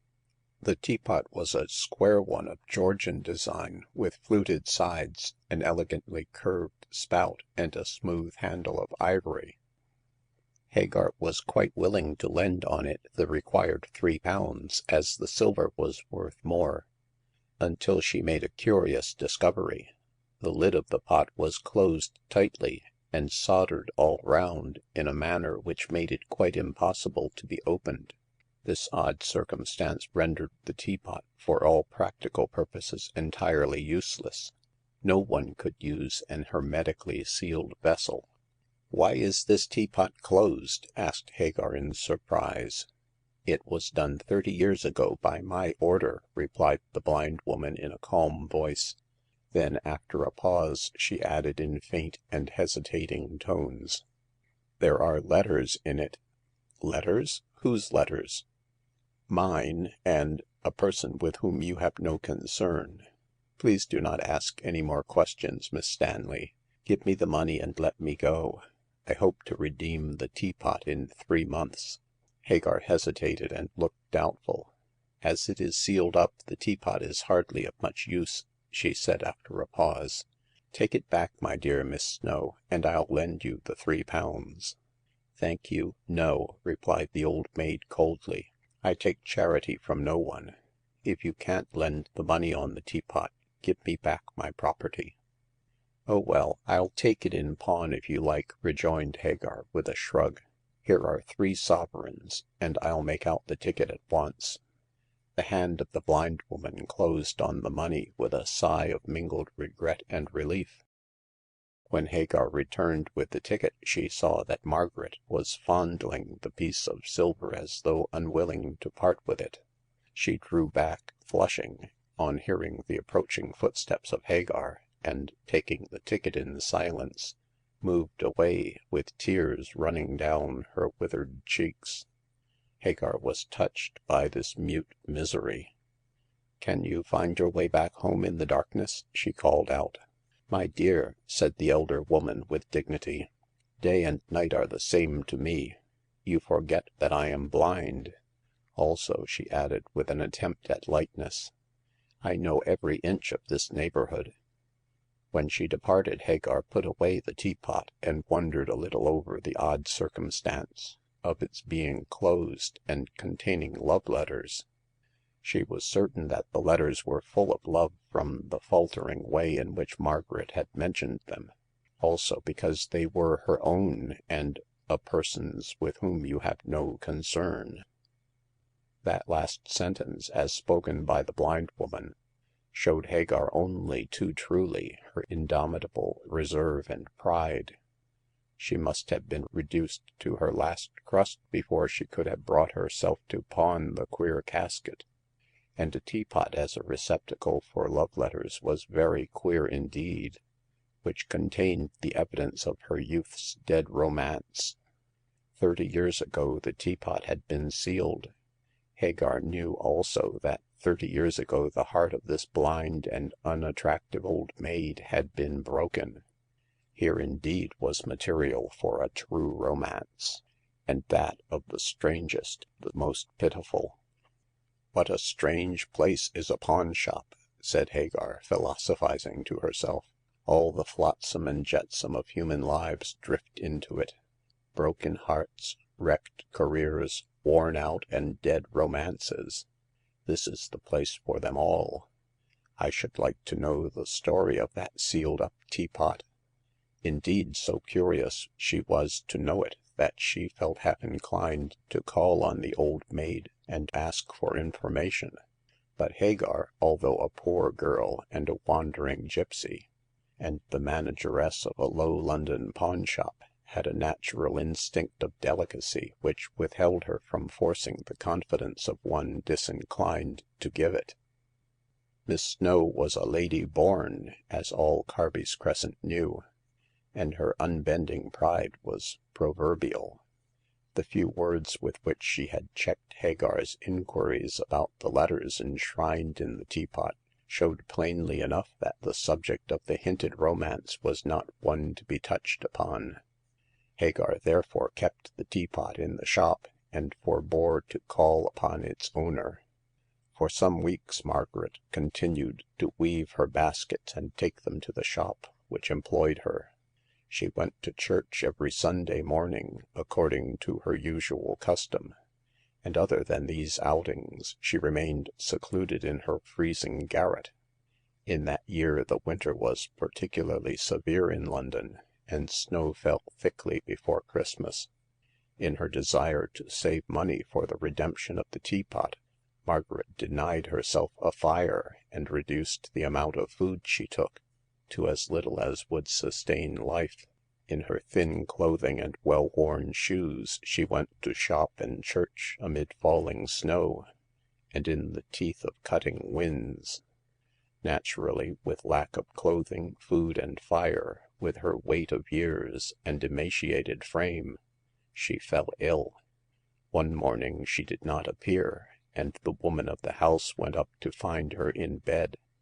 Still her bold spirit, her inborn pride, kept her resolute to refuse charity, and she wove her basket sitting up in her truckle bed between bouts of pain and anguish.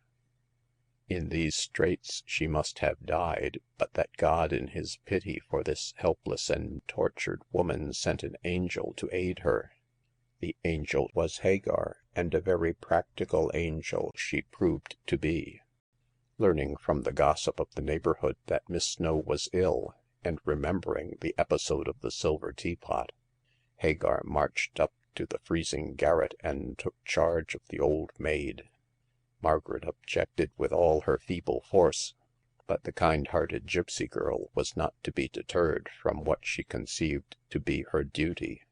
"You are ill and alone, so I must look after you," she said, throwing a rug which she had brought over the poor woman. "But I cannot pay you. All I have of value is the silver teapot." "Well," said Hagar, proceeding to kindle a good fire, "that is safe in my shop, so don't trouble about it. As to payment, we'll talk about that when you get better." "I shall never get better," groaned Margaret, and turned her face to the wall. And indeed, Hagar thought that was true enough. Worn by years of cold and privation, Margaret's body was too feeble to resist much longer the inroads of disease. When she left her garret again it would be feet foremost, and another London pauper would be added to the great army of the unknown dead. With Margaret, the sands of time were running out very rapidly. Hagar was like a sister to her. She kept her supplied with fire and food and blankets. She gave her wine to drink, and when she could get away from the shop, she came oftentimes to sit by that poor bedside. It was on such an occasion that she heard the one romance of Margaret's life, and learnt why the love letters — they truly were love letters — had been placed in the silver teapot. It was late in December, and the ground was white with snow. The shops, even in Carby's Crescent, were being decked with holly and mistletoe for the season of Yule. And after closing the premises, Hagar had come to pass an hour with Margaret. There was a good fire, one which would have made wrathful the miserly heart of the late Jacob Dix, and a fair amount of light from 2 candles placed on the mantelpiece. Margaret was cheerful, even gay, on this evening. and with her hand in Hagar's, she thanked the girl for her kindness. But indeed thanks are weak," said the blind woman. "You have fed the hungry and clothed the naked.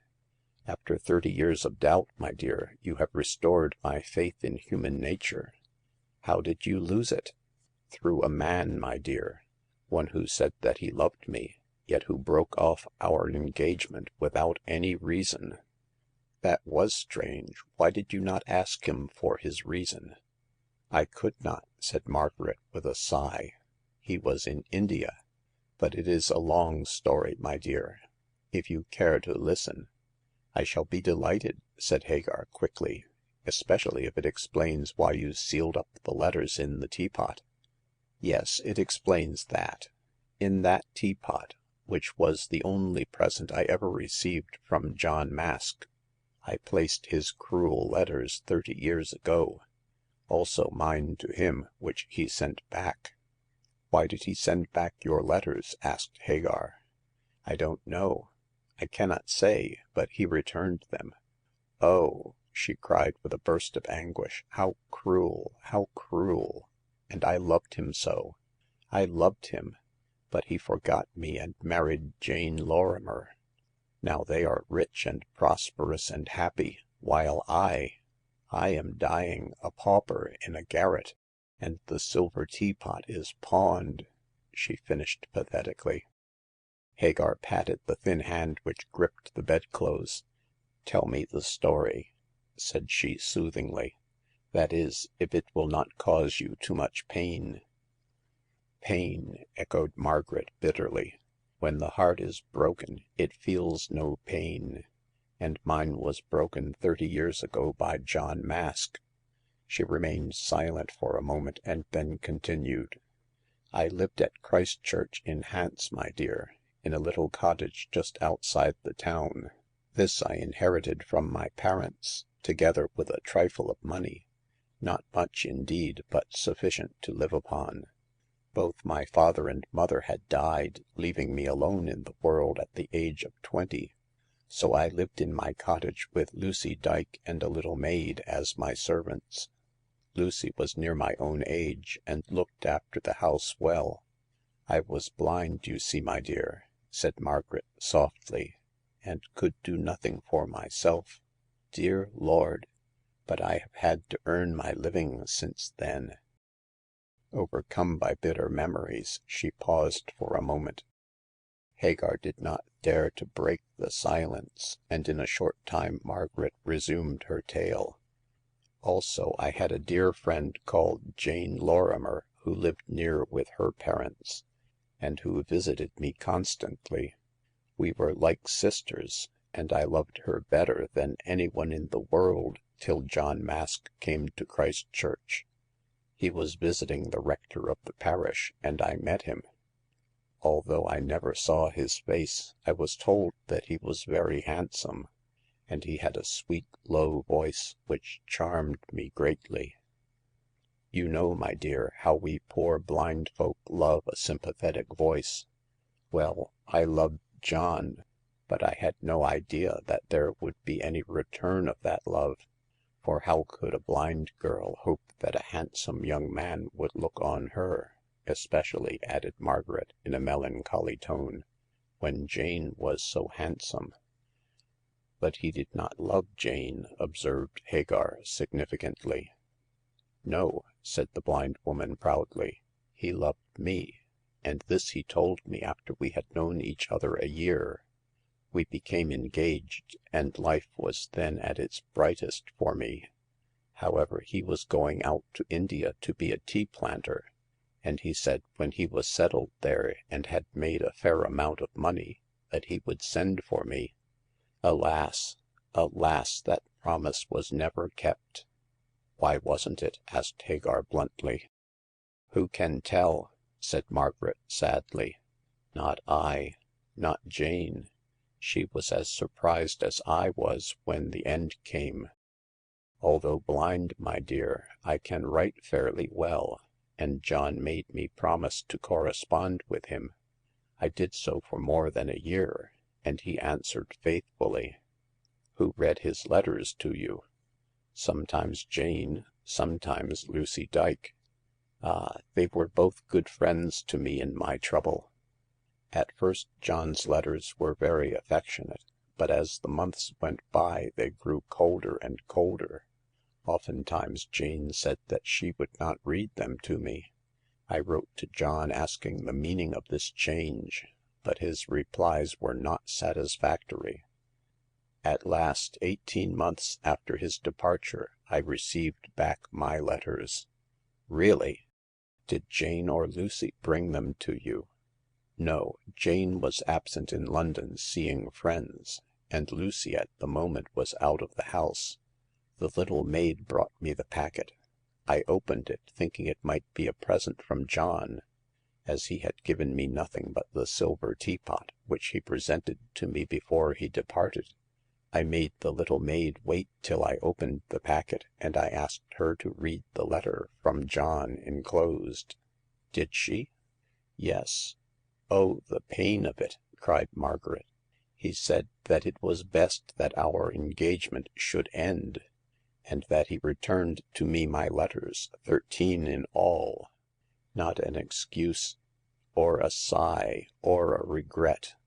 Only 2 curt, cruel lines breaking off our engagement, and the packet of my letters. I was distracted with grief, and I placed the letters in my bosom while I wept. What did Lucy say when she returned? She was very angry with the little maid for having read the letter to me and causing me such pain. She wanted me to destroy my own letters, but I refused. I kept them by me day and night. John had touched them, and they were all that remained to me of him. Then I saw that my romance was dead and done with. I took my own letters and those he had written me, and tying them up in a bundle, I placed them with my own hands in the silver teapot. Then I went to a jeweler and had the lid closed. It has not been opened since. Did you tell Lucy or Jane that you had done this? I told no one. I kept my own secret, and none guessed what the teapot contained of my 1 hour of happiness. Then shortly afterwards misfortunes fell on me. I lost my money through the wickedness of my trustee, and had to give up my house and dismiss Lucy and my little maid. Jane went out to India to an uncle, and she took with her Lucy as maid. In 6 months from her departure I heard that she had married John Mask. Did she write and tell you so? No, she never wrote to me, nor did he. As for myself, after receiving back my letters with those cruel 2 lines, after enshrining them in the teapot, I strove to forget him. I never wrote a line to him. I never mentioned him. He had treated me cruelly, and he was dead to me. That was the end of my romance, my dear. And how did you come to London? I lost my all, as I told you, said Margaret simply. And as I could not bear to live poor where I had been well off, I left Christchurch and came to London. Oh, my dear, why should I tell you of the miseries I endured? Blind and poor and friendless, I suffered greatly. But it was all nothing compared to the suffering of that hour when John broke my heart. Finally I drifted here to earn my bread by weaving baskets, and here I die. Alas, poor Margaret Snow. And John Mask and his wife? They live in the West End, in Berkeley Square, rich and prosperous, with sons and daughters by their side. Lucy is the housekeeper. Oh, I learnt it all from a friend of mine in Christchurch. Ah, how happy they are. Did you reveal yourself to them? No, why should I?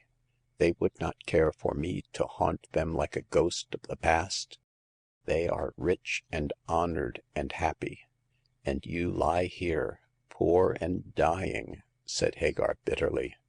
Yes, it is hard, hard, but I must not complain. God has sent you to me to make my last moments happy. You are good, good, my dear. You have done much for me. But one thing more you must do. Open the teapot." "What?" cried Hagar in surprise. "Open what has been closed for 30 years?" "Yes. I wish you to read me John's letters before I die. Let me go to my rest knowing that he loved me once. Tomorrow, my dear, you must do this for me. Promise." "I promise," said Hagar, folding the blankets over her. "Tomorrow I shall have the teapot opened and bring you the letters, your own and John Mask's." With this promise she took her leave for the night, after first seeing that Margaret was warm and comfortable. In her own bed, Hagar meditated on the sadness of the story which had been told to her, on the passionate love of the man for the blind woman, which had died away so strangely. That he should have ceased to love Margaret was not uncommon, as men, particularly when absent, are only too often prone to forget those they leave at home. But it was curious that he should have married Jane Lorimer. A doubt stole into Hagar's mind as to whether Margaret had been treated fairly, whether there might not have been other reasons for the sudden ending of her romance than she knew of. For such suspicion Hagar had no grounds to go upon, but all the same she could not rid her mind of the doubt. Perhaps the letters might set it at rest. Perhaps all had happened as Margaret had told. Nevertheless, Hagar was anxious that the morrow should come, that the teapot should be opened and the letters read. Then she would learn if treachery and woman's wiles had parted the lovers, or if the story was merely one, as Margaret believed, of a faithless man and a broken-hearted woman. The next day Hagar left the shop in charge of Bolker, and took the silver teapot to a jeweler in the adjacent thoroughfare.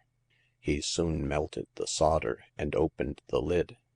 Within, beneath a pile of dried rose leaves, she found the packet of letters tied up with a blue ribbon. There was something sacrilegious to her imaginative mind in thus disturbing the relics of this dead and done-with romance, and it was with reverent care that Hagar carried the teapot and its contents to the house in Carby's Crescent. After 30 years of mouldering under the rose leaves, these letters, yellow and faded, were restored to the light of day, and the woman who had written them when young and fair was now lying withered and dying in the winter of her age. Hagar was profoundly moved as she sat by that humble bedside with the ancient love letters on her lap. "Read them all," said Margaret, with the tears running down her face. "Read the letters of John in which he told me of his love 30 years ago. 30 years! Ah, dear God, when I was young and fresh! Oh, oh, oh, youth and love!" she wept, beating the bedclothes with trembling hands. "Love and youth gone, gone, and I lie dying!" Steadying her voice with an effort in the presence of this sacred grief, Hagar read the letters written from India by the absent lover. There were 10 or 12 of them, charming letters, full of pure and undying love. From first to last there was no sentiment but what breathed devotion and trust. The writer spoke tenderly of his poor blind love. He promised to make her life happy, to strew her path with roses, and in every way to show himself worthy of honor and affection. Up to the 12th letter there was not a hint of parting or of a desire to break off the engagement. Only in the 13th letter, 2 curt lines, as Margaret had said, came the announcement with the swiftness and unexpectedness of a thunderbolt. "It is better that our engagement should end," wrote John coldly. "Therefore I return you the 13 letters you wrote me." And that was all. This unexpected communication, coming so suddenly after the fervor of the dozen letters, took away Hagar's breath. Excepting in the last, I do not see anything cruel or cold in these letters, Miss Snow," said Hagar, when she had ended her reading. Margaret put up one thin hand to her head. No, no," she stammered confusedly. And yet I am sure John wrote cruelly. It is so long ago that perhaps I forget, but his last letters were cold, and hinted at a desire that we should part. I remember Jane and Lucy reading them to me." I don't see any hint of that," replied Hagar doubtfully. In fact, in the last 2 or 3 he asks, as you have heard, why you wish the marriage postponed." I never wished that," murmured Margaret, perplexed. I wanted to marry John, and be with him always."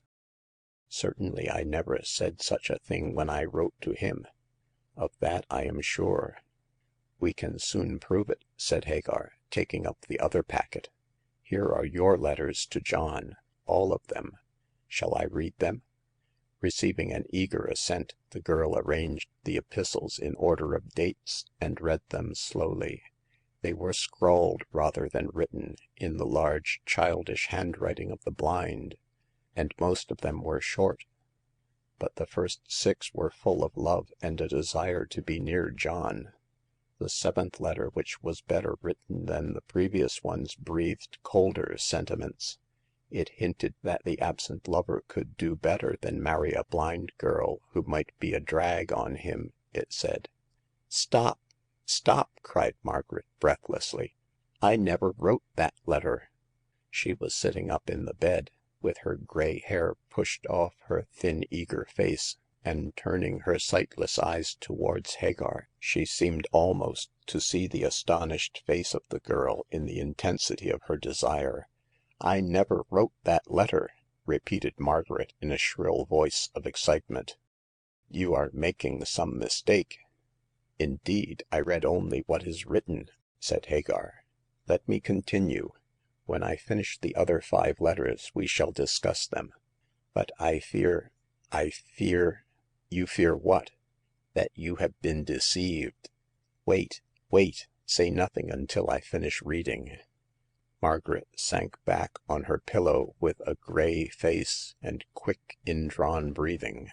She dreaded what was coming, as Hagar well knew. So the girl continued hurriedly to read the letters, lest she should be interrupted. They were all, that is, the last 5 or 6, written in better style of handwriting than the former ones, and each letter was colder than the last. The writer did not want to leave her quiet English home for distant India. She was afraid that the engagement was a mistake. When she consented to the marriage she did not know her own mind. Moreover, Jane Lorrimer loved him. She was — Jane!" interrupted Margaret with a cry. What had Jane to do with my love for John? I never wrote those last letters. They are forgeries." Indeed they look like it," said Hagar, examining the letters. The handwriting is that of a person who can see, much better than the writing of the early letters." I always wrote badly," declared Margaret feverishly. I was blind. It was hard for me to pen a letter. John did not expect — oh, dear Lord, what does it all mean?" It means that Jane deceived you." Deceived me!" wailed Margaret feebly. Deceived her poor blind friend? No, no!" I am certain of it," said Hagar firmly. When you told me your story I was doubtful of Jane. Now that I have read those forged letters — for forged they are, I am certain of it — Jane deceived you, with the aid of Lucy. But why? Dear Lord, why?" Because she loved John and wished to marry him. You stood in the way, and she removed you. Well, she gained her wish. She parted you from John and became Mrs. Mask." I can't believe it. Jane was my friend." Naturally. and for that reason deceived you," said Hagar bitterly. "Oh, I know well what friendship is. But we must find out the truth. Tell me the exact address of Mrs. Mask." "For what reason?" "Because I shall call and see her. I shall learn the truth, and right you in the eyes of John." "What use?" wept Margaret bitterly. "My life is over, and I am dying. What use?" Feeble and hopeless, she would have made no effort herself, but Hagar was determined that the secret, buried in the silver teapot for 30 years, should be known, if not to the world, at least to John Mask. These many days he had deemed Margaret faithless, and had married a woman who, he believed, gave him that love which the blind girl had refused. Now he should learn that the wife was the traitress, that the rejected woman had been true and faithful even unto death. Hagar made up her mind to this course, and forcing the address from the unwilling lips of Margaret, she went the very next day to the stately mansion in Berkeley Square. So came Nemesis to the faithless friend after the lapse of 30 years. The justice of the gods is slow, but it is certain. Margaret lay weeping in her bed. As yet her feeble brain could not grasp the truth. John, whom she had believed faithless, had been true, and in his eyes all these years it was she who had been cruel. To her all was confusion and doubt. Not until the afternoon of the next day did she learn the truth for certain. It was Hagar who told it to her. "I went to the house in Berkeley Square," said Hagar, "and I asked for Mrs. Mask. She was out, and I saw the housekeeper, none other than your former servant, Lucy Dyke. Mrs. Jael now," added the girl contemptuously, "well off, trusted, and comfortable. That is the reward of her treachery." "No, no, Lucy! Surely she did not deceive me." "I made her confess it," said Hagar sternly. "I told her of the letters in the teapot, of your hard life, and of your dying bed. At first she denied everything, but when I threatened to tell Mr. Mask, the wretch confessed the truth. Yes, my poor Miss Snow, you were deceived, bitterly deceived, by your friend and your servant. They made a sport of your blindness and love." "Cruel, cruel!" moaned Margaret, trembling violently. "Yes, it was cruel, but it is the way of the world," said Hagar with bitterness. "It seems that Jane was in love with your John, but as he was true to you, she could not hope to marry him. Determined, however, to do so, she bribed Lucy with money, and the pair resolved to part you from John by means of lying letters. Those you wrote to India never reached him. Instead of your epistles, Jane wrote those which I read to you, urging a breaking off of the engagement and hinting at her own love.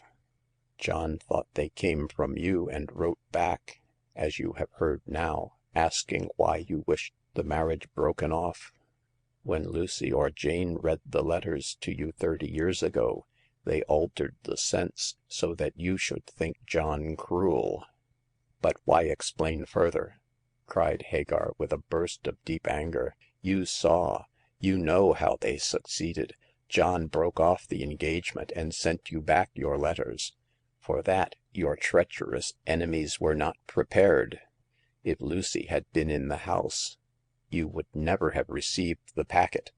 No wonder she wanted you to burn the letters, seeing that the forged ones were amongst them. Had you not hidden them away in the silver teapot, Lucy would have found means to destroy them. However, you know how they have been preserved these 30 years, to prove the truth at last. Revenge yourself, Miss Snow. Jane is the honored wife of John.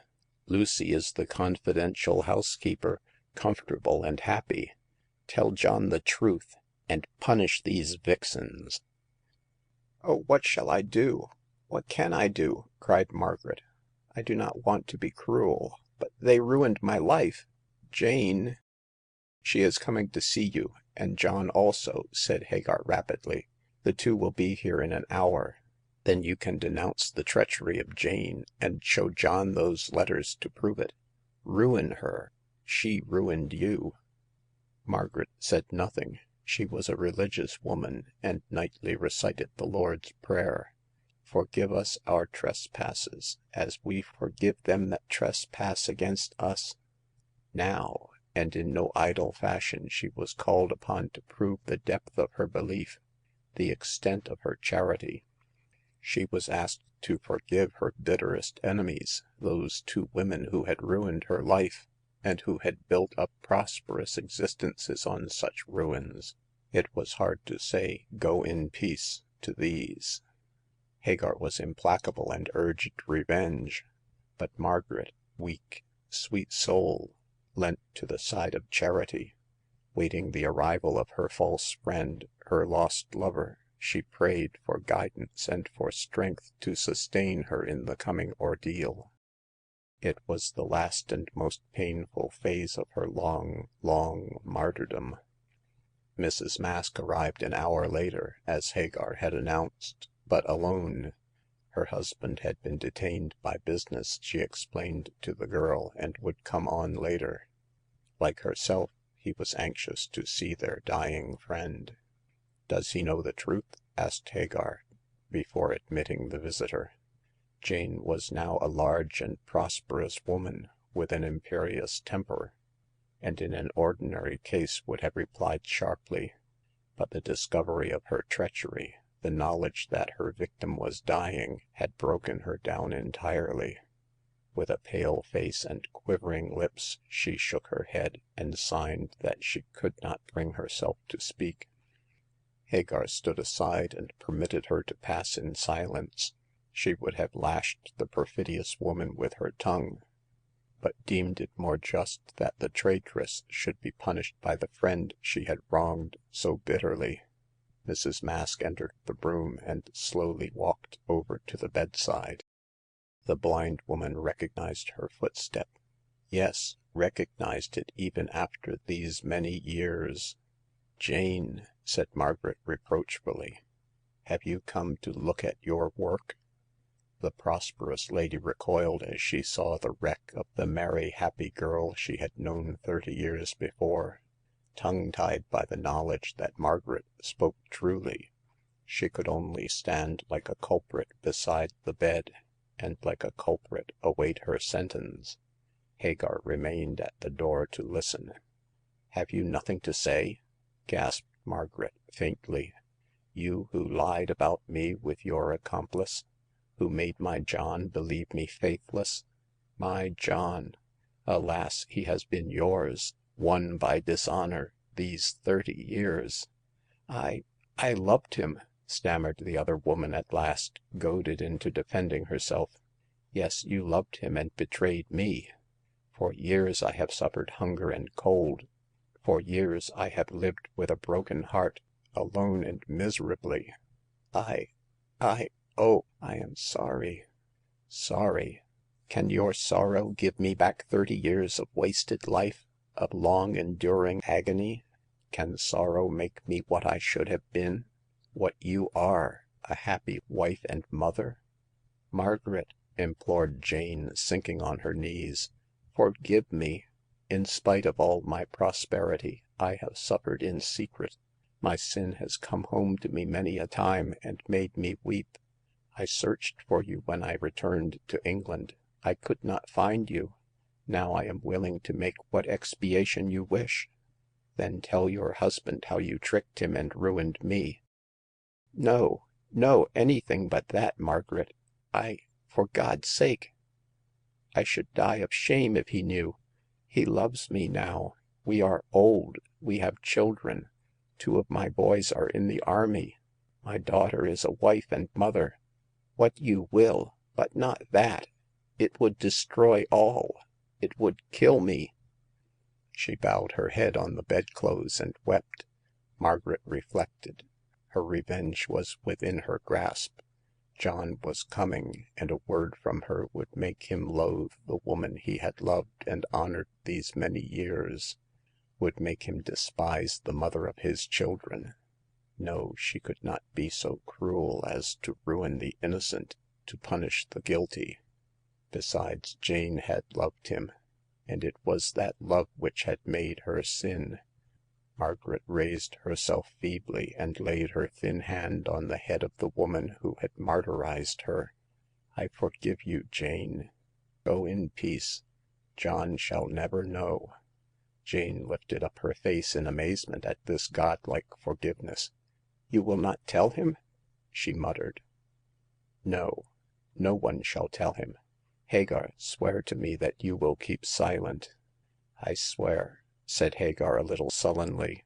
But you are wrong. No, I am right. To gain forgiveness, we must forgive others. My poor Jane, you were tempted and you fell. Of Lucy I shall say nothing. God will bring home her sin to her in— Ah, dear Lord! Hagar, I die. Hagar ran to the bedside and placed her arms round the lean frame of poor Margaret. Her face was gray, her eyes glazed, and her body fell back in the arms of Hagar like a dead thing. She was dying. The end of her martyrdom was at hand. Give, she whispered, striving to raise one feeble hand. The teapot, said Hagar. Quick, give it to her. Jane seized the teapot, ignorant that it contained the letters which proved her guilt, and placed it in the hands of the poor soul. She clasped it feebly to her breast, and a smile of delight crept slowly over her gray face. John's gift, she faltered, and died. A moment later the door was pushed open, and a portly man with gray hair entered the room. He saw Jane sobbing by the bedside, Hagar kneeling with tears in her eyes, and on the bed the dead body of the woman he had loved. I am too late, said he, approaching. Poor Margaret. She has just died, whispered Hagar. Take your wife away. Come, my dear, said John, raising the repentant woman. We can do no good. Poor Margaret. To think that she would not marry me. Well, it is best so. God has given me a good and true wife in her place. A good and true wife, muttered Hagar with irony. With Jane on his arm, the former lover of Margaret moved towards the door. I shall of course see to the funeral, he said in a pompous tone. She shall be buried like a princess. Indeed, Mr. Mask, and she lived like a beggar. A faint flush of color crept into the man's cheeks, withered with age. That was not my fault, he said haughtily. Had I known of her wants, I would have helped her. Though indeed, he added bitterly, she deserves little at the hands of one whom she wronged so deeply. I loved her, and she was faithless. Ah! cried Hagar, and for the moment she felt inclined to tell the truth. But the memory of her promise restrained her. Also a glance at the white face of Jane, who thought that her secret was about to be revealed. What do you say? asked John, looking back. Nothing, but the silver teapot. My gift, let it be buried with her. He passed through the door without another word, leaving Hagar alone with the dead. Had he known of the contents of the teapot which the dead woman held clasped in her arms, he might not have departed with his wife by his side. But he went out ignorant and happy. Hagar looked at the retiring forms of the married pair, at the white face of the dead woman, at the bare, bleak room and the silver teapot. Then she laughed. End of chapter 7. Chapter 8. The Seventh Customer and the Mandarin. There was something very queer about that lacquer Mandarin, and something still queerer about the man who pawned it. The toy itself was simply two balls placed together. The top ball, a small one, was the head, masked with a quaintly painted face of porcelain, and surmounted by a pagoda-shaped hat jingling with tiny golden bells. The large ball below was the body, gaily tinted to imitate the official dress of a great Chinese lord, and therefrom two little arms terminating in porcelain hands, exquisitely finished even to the long nails, protruded in a most comical fashion. Weighted dexterously within, the Mandarin would keel over this side and that to a perilous angle, but he never went over altogether.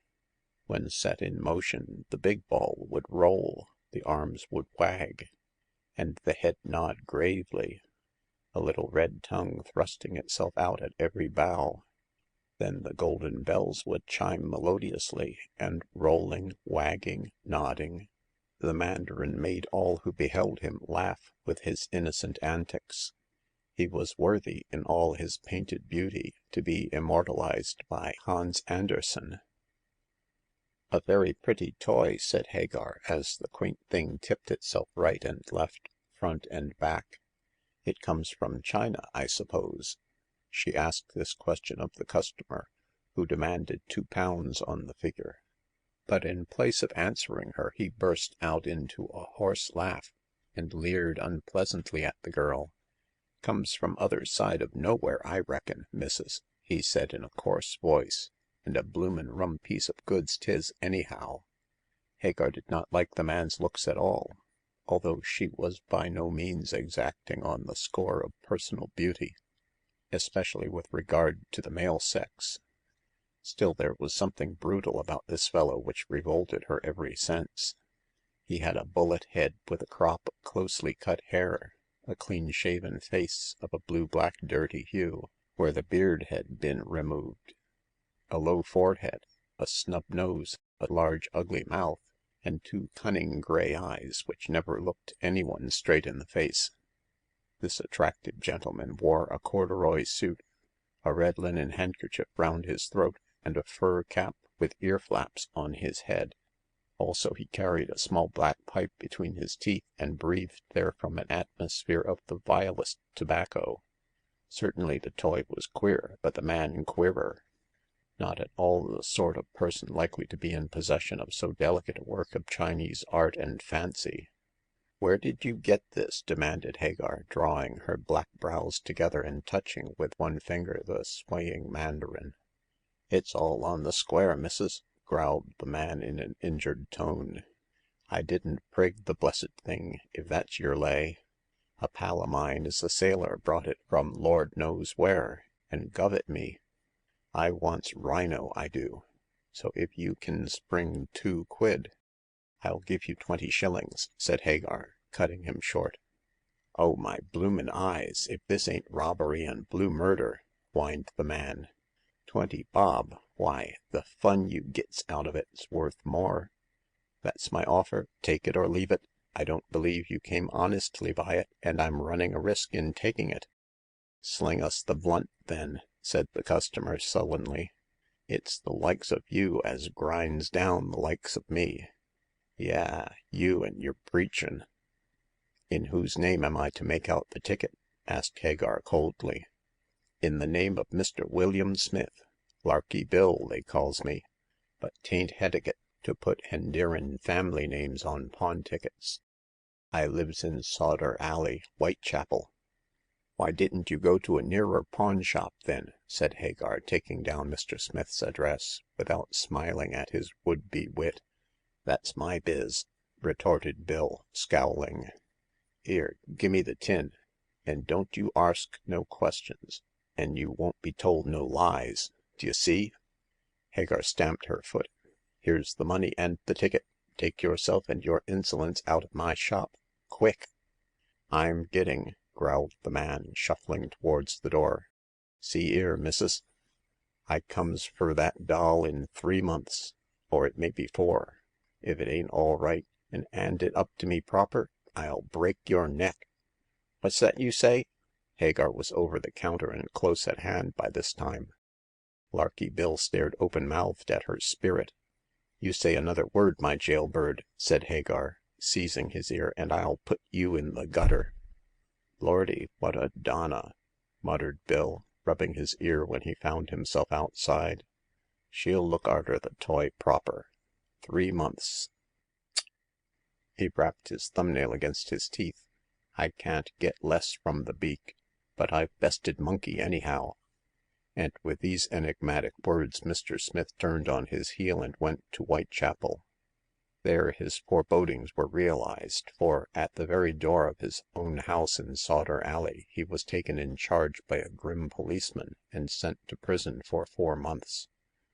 He had stolen some fruit off a coster's barrow on the day previous to his arrest, and quite expected to be, as he phrased it, nabbed for the theft.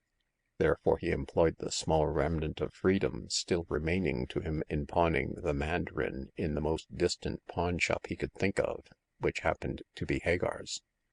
As Mr. Smith left the court to do his 4 months, a wizen-faced man slouched close to him. "Bill," he growled, edging against the policeman, "where's that doll?" "That's all right, Monkey. I put it where you won't get it," grunted Smith. When Black Maria rolled away, with Bill inside, the man he had called Monkey stood on the edge of the pavement and cursed freely till a policeman moved him on. He had a particular desire to gain possession of that doll, as he called it, and it was on this account that Larky Bill had taken the trouble to hide it. Monkey never thought of a pawn shop. It was a case of diamond cut diamond, and one rogue had outwitted the other. In the meantime, Hagar, quite unaware of the value attached to the Chinese toy, placed it away among other pawned articles upon a high shelf. But it did not always remain there, for Bolker, a child in many ways, notwithstanding his precocious intelligence, found it out and frequently took it down to play with.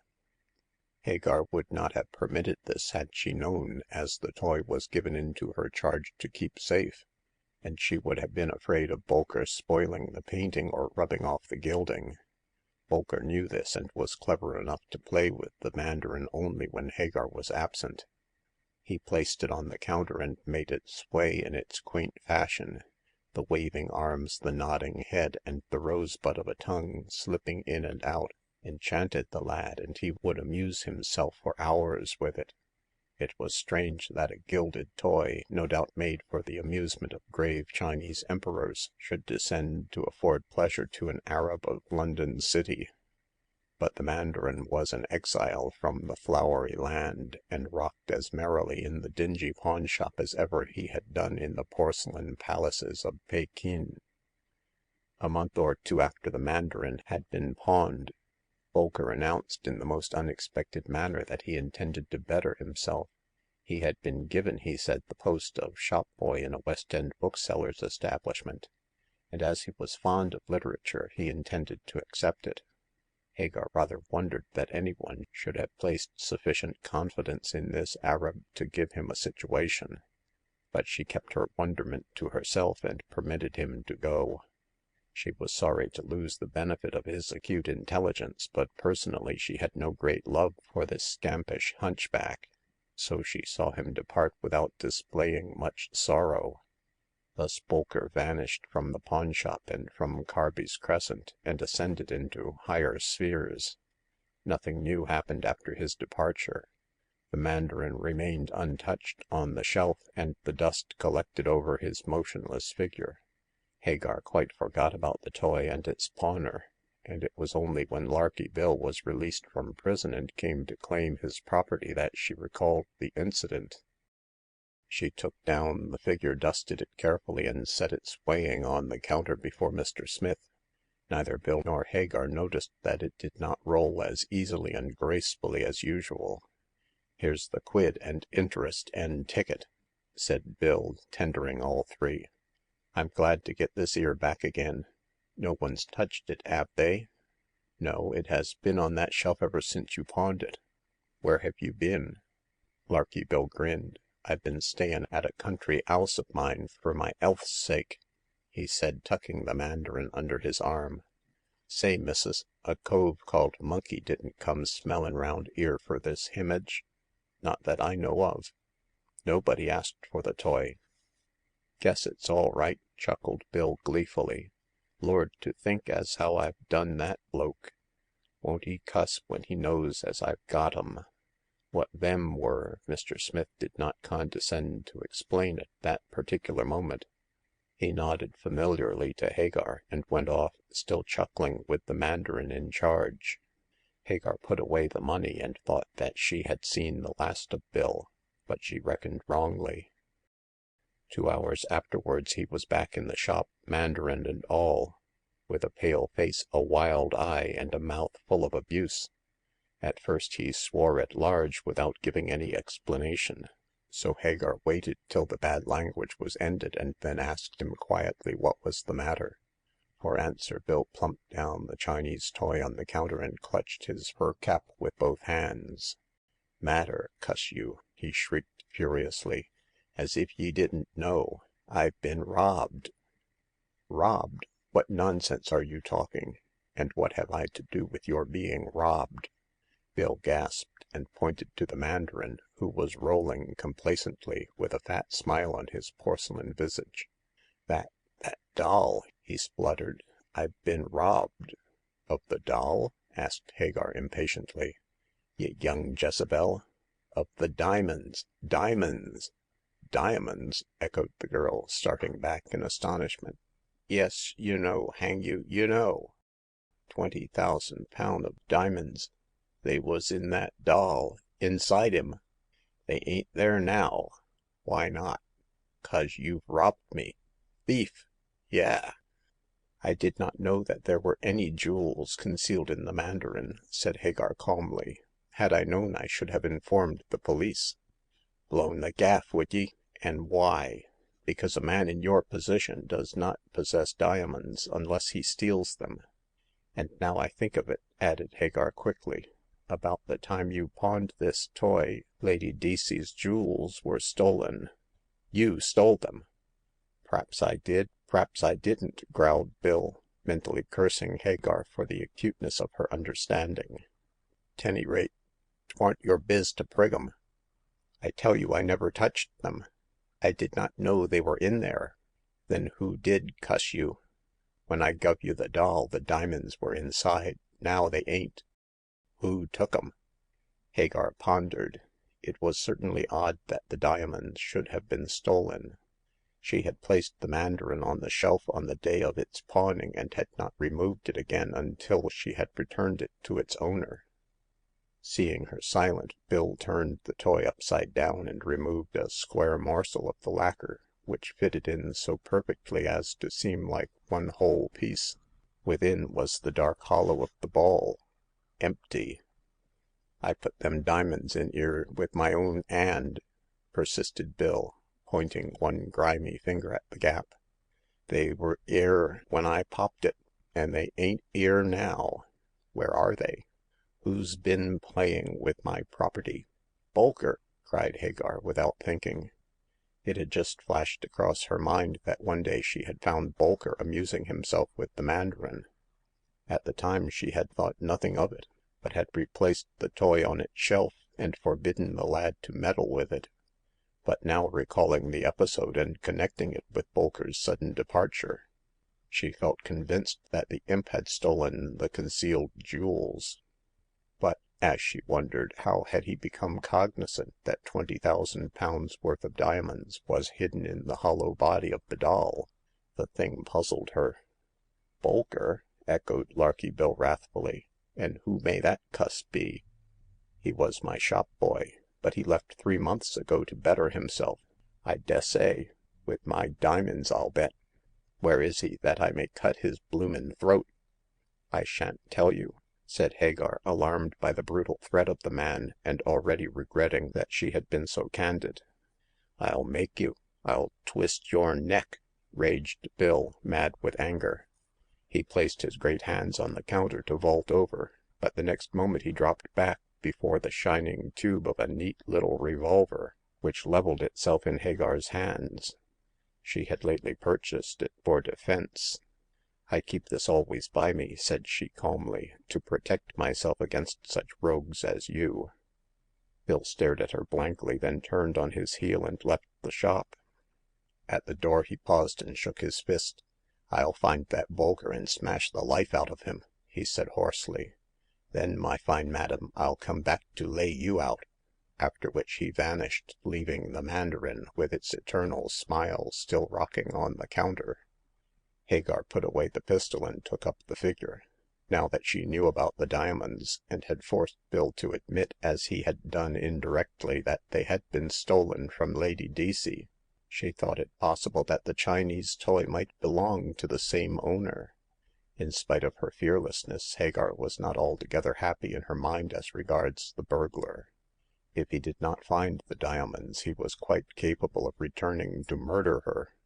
On the whole, Hagar concluded that it would be just as well for society at large, and herself in particular, if Mr. Smith were restored to the prison whence he had lately emerged.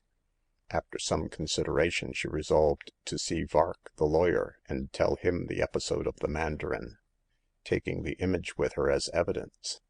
Vark, if anyone, would be able to deal with the intricacies of the affair. In the meantime, Bill Smith had repaired to the public house which guarded the narrow entrance to Carby's Crescent, and there was drowning his regrets in strong drink.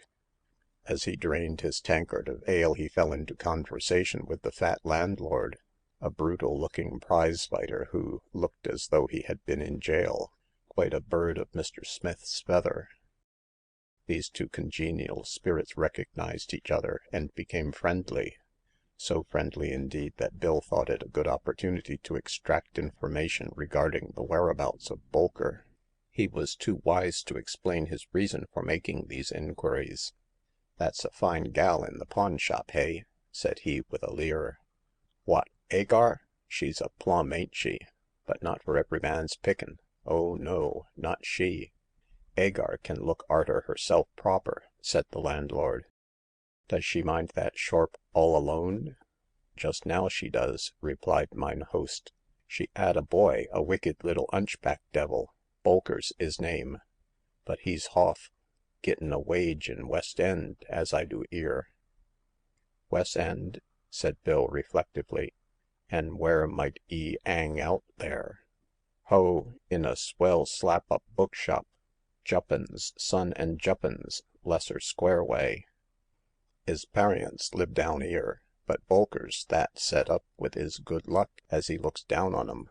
"Do he now?" said Bill amiably. "I'd twist 'is neck if he was my kid. No more booze, thank'ee. I'm orf to see a pal of mine." The result of this conversation was that Mr. Smith repaired to Leicester Square and loafed up and down the pavement before the bookshop. He saw Bolker several times during the day, for having been told by the landlord that the lad was a hunchback, he had no difficulty recognizing him. Up till the evening he kept a close watch, and when Bolker had put up the shutters and was walking home towards Lambeth, Bill followed him stealthily. All unknowing that he was followed by a black shadow of crime and danger, Bolker paused on Westminster Bridge to admire the red glories of the sunset, then plunged into the network of alleys which make up Lambeth. In a quiet lane by the river he was gripped from behind. A large hand was clapped over his mouth to prevent his crying out, and he was dragged down to a ruined wharf which ran out through green slime into the turbid waters of the stream. "Now then, I've got ye," said his captor in a savage tone. "An' I've got a knife too, ye bloomin' thief. Jest y' answer me strite, or I'll cut your 'ead orf." Bolker gasped with alarm, but not recognizing the threatening face of the man before him, he recovered a little of his native impudence, and began to bluster. "Here now, what do you mean by this? What have I done?" "Done, ye whelp? Opened that doll and prigged them diamonds." "Larky Bill!" cried Bolker, at once recognizing his peril. "Here, let me go." "Not till you give me my property, my diamonds." "What property? What diamonds?" "Oh, you know what I'm drivin' at, cuss you. You're the 'unchback as was in the shorp kep' by that foine gal 'Agar. I popped that doll, with diamonds in his innards, and you stole 'em." "I did nothing of the sort. I—" "'Ere, drop yer lies, y' imp. Y' know moy naime, y' did. So y' knows more. Jest look at that knoif. S'elp me, but I'll slip it into ye, ef ye don't tell." He threw the terrified boy across his knee and placed the cold steel at his throat. The rose-red sky spun overhead in the eyes of Bolker, and he thought that his last hour had come. To save himself there was nothing for it but confession. Wait, I'll tell you," he gasped. I did take the diamonds." "Y' young cuss," growled Bill, setting the lad on his feet again with a jerk. "An' 'ow did y' know they was inside that himage?" "Monkey told me." Bill started to his feet with an oath, but still kept his grip on Bolker's shoulder to prevent him getting away. "Monkey!" he said fiercely. "What did he tell you?" "Why, that Lady Deacey's diamonds were inside the Mandarin." "How did Monkey come to find that doll?" "He got the office from a girl called Eliza, who saw you pawning the toy." "Liz sold me," muttered Bill. "I thought as I saw her on that doy. She mus' have twigged that doll under m' arm, and guessed as I popped it. Gord, I'll deal with 'er laiter, I will. Garn, y' dorg, and tell me the rest," he added, shaking the boy. "There is no more to tell," whimpered Bolker, his teeth chattering. "Monkey couldn't get the Mandarin 'cause he had not the ticket. He made friends with me and asked me to steal it. I wouldn't until he told me why he wanted it. Then he said that you had stolen £20,000 worth of diamonds from Lady Deacey's house in Curzon Street and had hidden them in the Mandarin. He said we'd go whacks if I'd steal them for him. I couldn't get the Mandarin as Hagar's so sharp she would have missed it and put me in jail for stealing it. So I opened the doll and took out the diamonds, which were in a leather bag." "Moy bag, moy diamonds," said Bill savagely. "What did you do with 'em?" "I gave them to Monkey and he cleared out with them. He never gave me a single one, and I don't know where to find him." "I does," growled Mr. Smith, releasing Bolker, "an' I'll find him and slit his bloomin' throat. 'Ere, I say, you come back." For taking advantage of his release, Bolker was racing up the wharf. Bill gave chase as he wanted to obtain further information from the lad, but Bolker knew the neighborhood better than the burglar and soon eluded him in the winding alleys.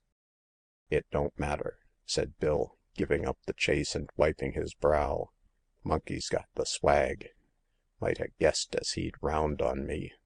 I'll jest see him and Liz, and if I don't make 'em poy for this, my eye!" Then he clinched his resolve with an oath, which it is unnecessary to repeat here. After relieving his feelings thus, he went in search of his perfidious friend with murderous thoughts in his heart. At first he thought that it would be difficult to find Monkey. No doubt the man on obtaining the diamonds had gone off to America, north or south, so as to escape the vengeance of his pal. Bill had always been Monkey's pal, and to live comfortably on the fruits of his villainy. Later on the burglar learnt, rather to his surprise, that Monkey was still in London, and still was haunting the thieves' quarter in Whitechapel.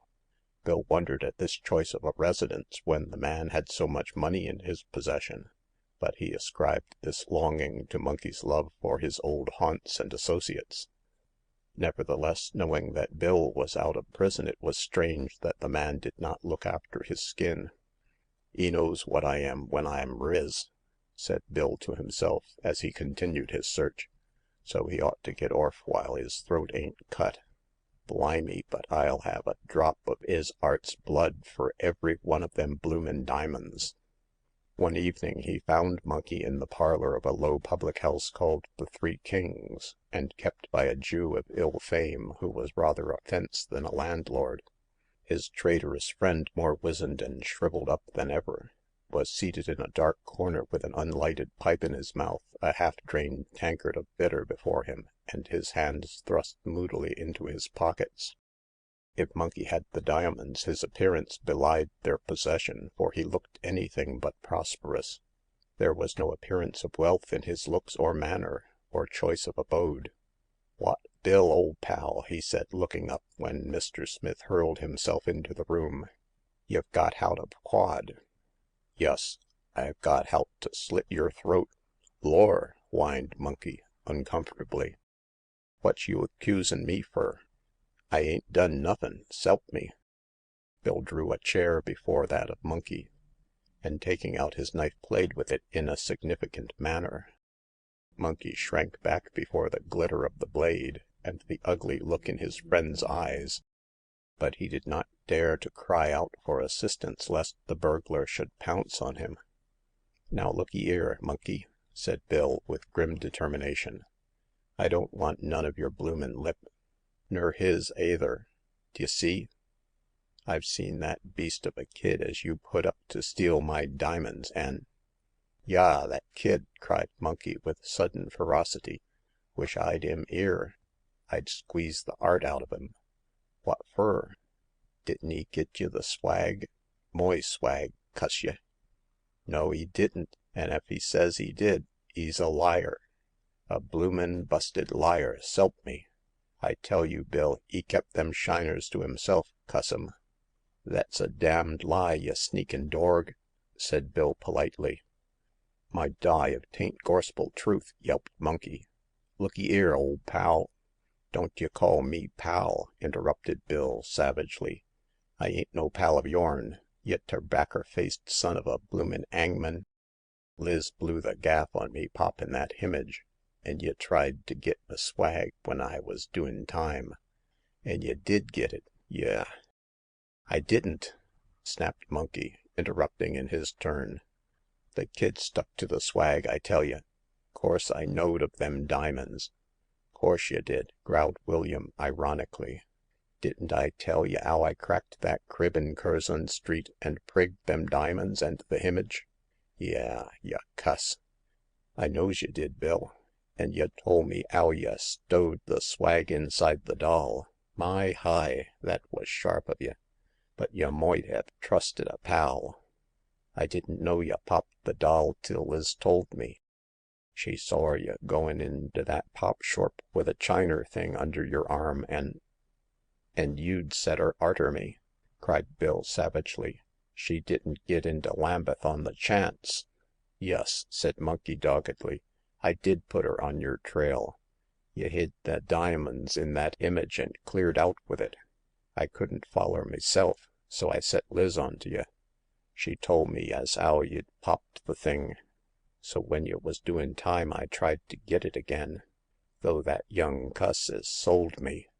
Blimey, but I've a moind to slit yer throat," said Bill furiously. "What d'ye mean tryin' to collar my swag?" "Why, fur yer own sake, Bill, s'elp me. I thort the gal might fin' out. But y' needn't git up, Bill. I didn't get them diamonds. The boy hes them." "That's a lie, I tell y'. 'Tain't.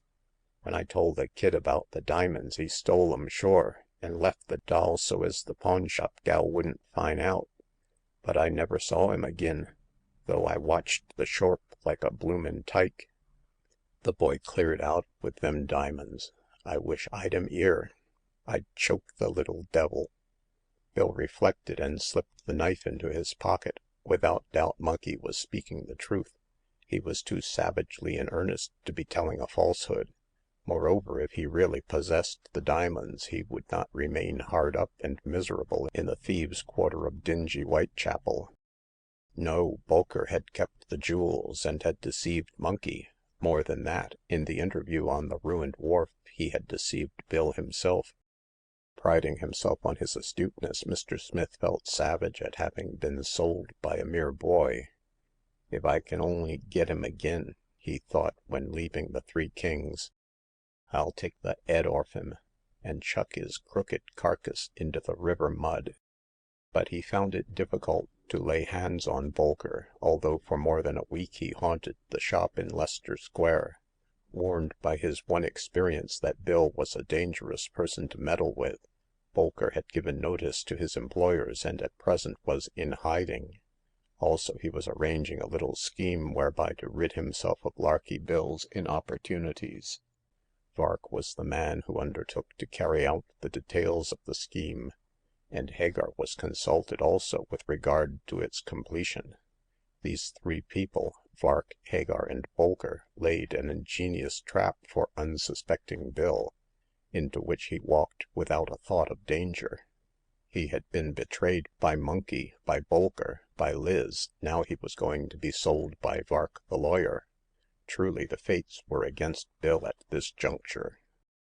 Vark was a thieves' lawyer, and had something in him of a latter-day Fagin, for he not only made use of criminals when he could do so with safety, but also he sold them to justice when they became dangerous.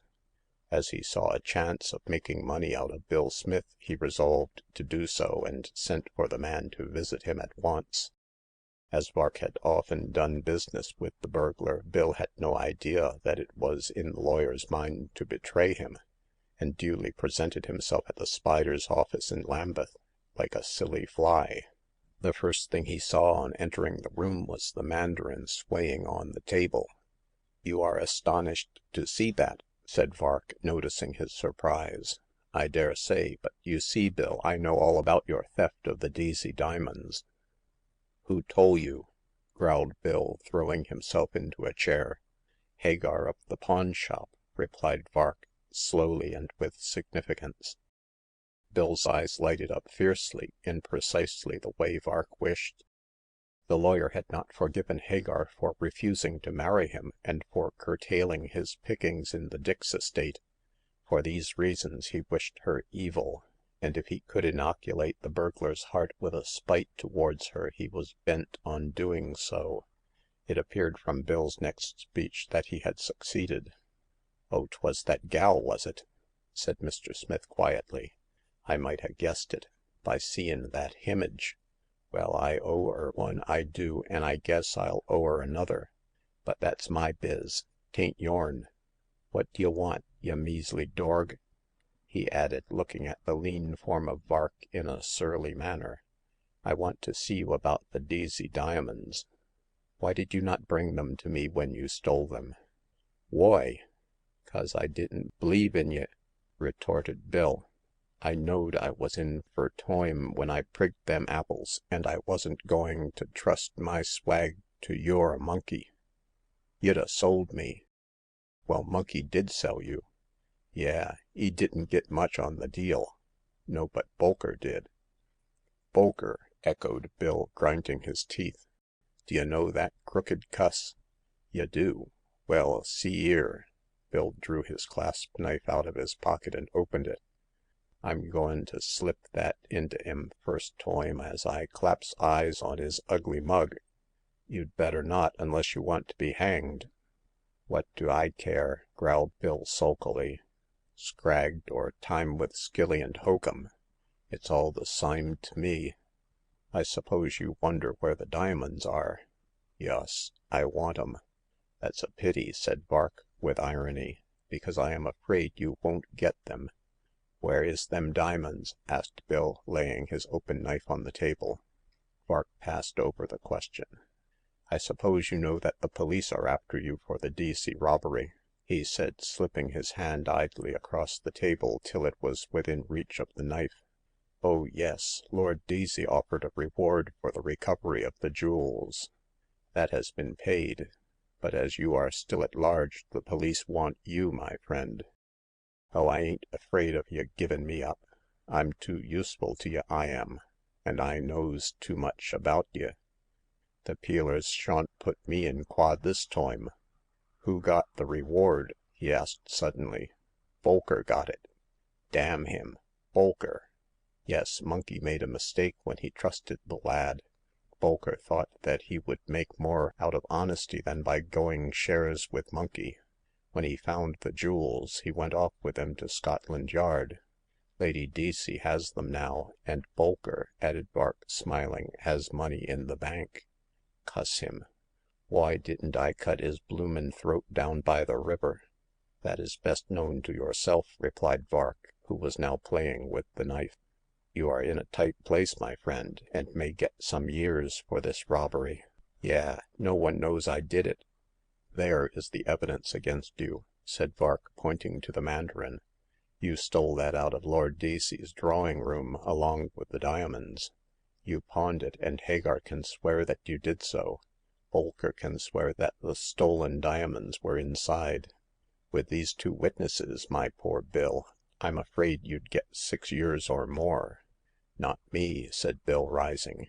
"You won't give me up, and I ain't feared of any one else." Why not? There is a reward offered for your apprehension." What do I care? Who'll get it?" I will," replied Vark, coolly rising. You?" Bill recoiled for a moment and sprang forward. Cuss you ! Y'd sell me, y' shark ! Gimme my knife !"Not such a fool, Mr. Smith." Vark threw the knife into a distant corner of the room and leveled a revolver at the bullet head of the advancing burglar.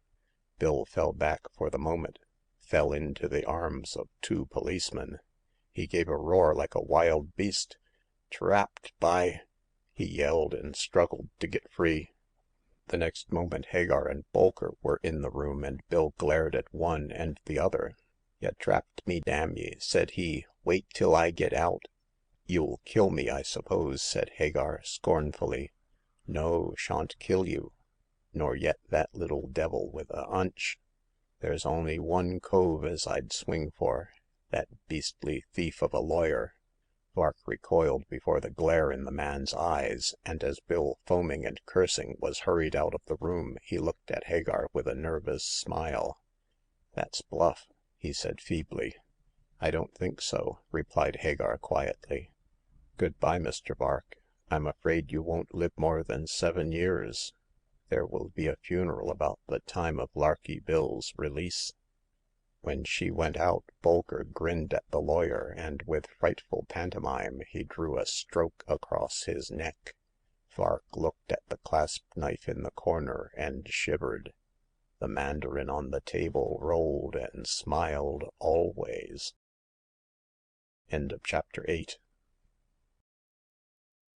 Chapter 9. The 8th Customer and the Pair of Boots. He was a very little lad, reaching scarcely to the top of the counter, but he had a sharp, keen face, intelligent beyond his years, with the precocity taught by poverty. Hagar, looking at his shock of red hair and the shrewd blue eyes which peered up at her face, guessed that he was Irish, and when he spoke his brogue proved her guess to be a correct one. She stared at the ragged, barefooted urchin with some amusement, for this was the smallest customer she had yet had. But Mickey, so he gave his name, was quite as sharp as customers of more mature years. In fact, sharper. He bargained astutely with Hagar, and evidently had made up his small mind not to leave the shop until he obtained his own price for the article he was pawning. This was a pair of strong laborer's boots, hobnailed and stout in the soles. The red-haired boy heaved them on to the counter with a mighty clatter, and demanded 7 shillings thereon. I'll give you 5, said Hagar, after examination. Ah, now, would ye? Piped the brat, with shrill impudence. Is it taking the bread out av me mouth ye would be afther? Sure me mother sid 7 bob, and 'tis 7 I want. Where is your mother, boy? Why did she not come herself? Mother's comforting herself wid the drink round the carner, and sure I'm aqual to gittin' the dirthy money meself. 7 bob, alannah, and may the hivens be yer bed. Where did you get these boots? Said Hagar, asking another question and ignoring the persuasive tone of the lad. I see there are letters marked in nails on the 2 soles. Ah, there moight be, assented Mickey, complacently. There's a G on one foot and a K on the other. But me father's name is Patrick Dooley, and he's in Ameriky, worse luck. Mother got thim boots 5 days gone in the counthry. They was a prisint, me darlin', and as they was too big fur me and me mother, we popped them, dear, for 7 bob. Take 6, said Hagar persuasively. They aren't worth more. Howly saints, listen to the lies of her, shrieked Mickey. 6, is it? And how can I go to me mother wid a shillin' wrong? Sure it's breakin' me hid she'd be afther, wid a quart pot. And what's money to the loikes av you, me dear? Here, here, take the 7 shillings," said Hagar, anxious to rid herself of this shrieking imp. "I'll make out the ticket in the name of Mrs. Dooley." "Mrs. Bridget Dooley, of Park Lane," said Micky, grandly. "Sure that will do as well as any other place. It's on the tramp we are, bad luck to it. If 'twasn't for thim boots we got in Marlow, it's without a copper we'd be. Here, take the ticket and money. I dare say you stole the boots." "Is it takin' away me characther ye'd be afther? Stalin'? Wasn't thim boots a prisint to me for pure charity an' love av the saints? Ah, well, I'm goin'. Sivin bob, it's little enough onyhow. But what's the use of lookin' for justice to Oireland in the counthry of the Saxon tyrant?" And Micky went out singing The Wearing of the Green in a very shrill and unpleasant voice. Hagar put the boots away, never expecting that a story could be attached to so ordinary a pawned article.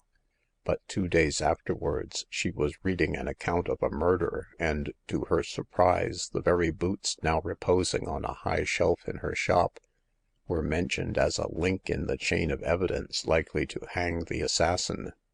Coincidences occur in real life oftener than the world cares to admit, and this was a case in point. A pair of boots with initials on the soles had been pawned in her shop, and now, scarcely 48 hours afterwards, she was reading about them in a newspaper. It was strange, almost incredible, but to quote a trite and well-worn saying, truth is stranger than fiction. Briefly, the history of the crime was as follows.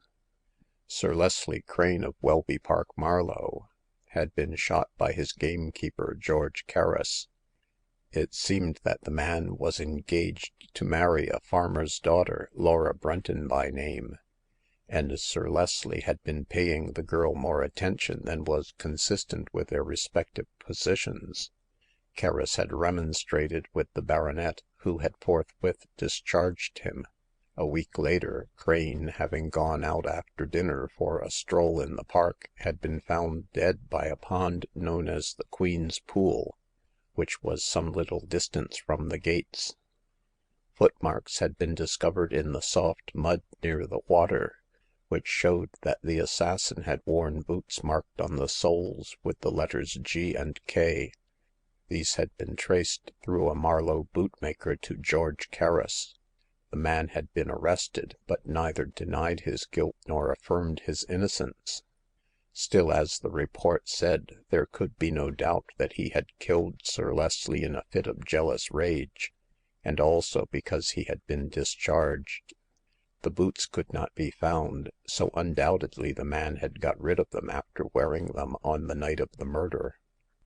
The report in the paper concluded by stating that the dead baronet was succeeded by his cousin, now Sir Lewis Crane. Strange that the boots should have been pawned in London, thought Hagar, when she finished reading this article, and stranger still that they should have been pawned by that Irish lad. On the day he came here, he said the boots had been given to him 5 days previously. It was 2 days since then, so that in all makes 7 days. Today is the 21st of August, so I suppose Carus must have given the boots to Micky on the 14th. Let me see the date of the crime.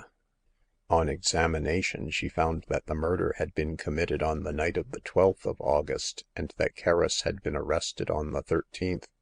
Here Hagar came to a full stop, and reflected. If Carus had been in jail on the 14th, as from the report in the paper he undoubtedly was, he could not have given the boots to Micky on that day. Yet the Irish lad had confessed to receiving the boots at Marlow, and had given a time which, as reckoned out by Hagar, corresponded with the 14th of the month. But on that day, the man who owned the boots was under lock and key. There's something wrong here, said Hagar to herself on making this discovery. Perhaps Carus is innocent in spite of the evidence of the boots. What am I to do?" It was difficult to say. Certainly the accused man did not assert his innocence, a fact which was rather astonishing on the face of it. No one would let themselves be hanged for a murder which they did not commit. Yet if Kerris were guilty, he must have had an accomplice. Else how could the boots have been given to the Irish tramp when their owner was in prison? The man, thought Hagar, might be innocent after all, in spite of his strange silence. Still, not knowing all the circumstances of the case, save the garbled and bare report of the newspaper, the girl did not and could not make up her mind in the matter. At the present moment her sole course was to write and state that the boots had been pawned. This Hagar did at once, and the next day received a visit from the detective who had charge of the case. He was called Julf, a lean, tall, dark, and solemn creature who went very cautiously to work, especially in cases of murder. He had a conscience, he said, and would never forgive himself did he hang the wrong criminal. Julf knew how often circumstantial evidence helped to condemn the innocent, how likely even the most acute detective was to be deceived by outward appearances, and how intricate and dark were the paths which led to the discoveries of mysterious crimes. Hence he was slow and circumspect in his dealings. On arriving at the Lambeth pawnshop, he examined the boots, asked Hagar a few questions, and then sat down with her to thresh out the matter. Julf saw that the girl was shrewd and clever from the remarks she had made anent the pawning of the boots, so he was quite willing to discuss the affair freely with her. In contrast to many self-sufficient detectives, Julf always believed that two heads were better than one, especially when the second head was that of a woman. He had a great respect for the instinct of the weaker sex. "I'm afraid the man's guilty right enough," he said in his solemn way. He had quarreled with Sir Leslie over this girl, and had been dismissed for insolence. Besides, he was seen coming out of the park at 10 o'clock, just after the murder. Had he his gun with him? No, but that's no matter. Sir Leslie was shot through the heart with a pistol. Now Kerris had a pistol, but that can't be found either. You didn't have a pistol pawned here, did you?" "Nothing was pawned but the boots," said Hagar, "and Kerris could not have given them to Micky. It seems that he was in prison on the day the lad got them." "That is true enough. We must find this boy and learn who gave him the boots on that day. But if Kerris is innocent, why doesn't he say so?" "It is a mystery," sighed Hagar. "You say that Kerris's pistol cannot be found?" "No, not in his house. So I dare say he flung it away after killing Sir Leslie." "Oh-ho!" said Hagar shrewdly. "Then the weapon with which the murder was committed can't be found either." "But the pistol is the same. Kerris used it and then got rid of it. Why don't you search for it?" "We have searched everywhere, but it cannot be found." "Have you drained the pond near which the crime was committed?" "Why, no," said Julf meditatively. "We haven't done that. It's a good idea." Hagar sighed impatiently. "I wish I had this case in my own hands," she said sharply. "I believe I'd find the assassin." "We have found him," replied the detective stolidly. "Kerris killed Sir Leslie." "I don't believe it." "Then why doesn't he deny it?" "I can't say. Is Kerris much in love with this Laura Brenton?" asked Hagar, turning her large bright eyes on Julf. "I should think so. He's madly in love with her." "And she with him?" "Oh, I don't say that," replied Julf. "That is quite another thing. I fancy from what I have heard that she gave far too much encouragement to that young baronet. Kerris evidently had cause for jealousy, so I do not wonder he killed Sir Leslie." "You have yet to prove that he did." "Bah!" said Julf, rising to take his leave. "He quarreled with the baronet. He was discharged, his own pistol is missing, and the dead man was shot with a pistol.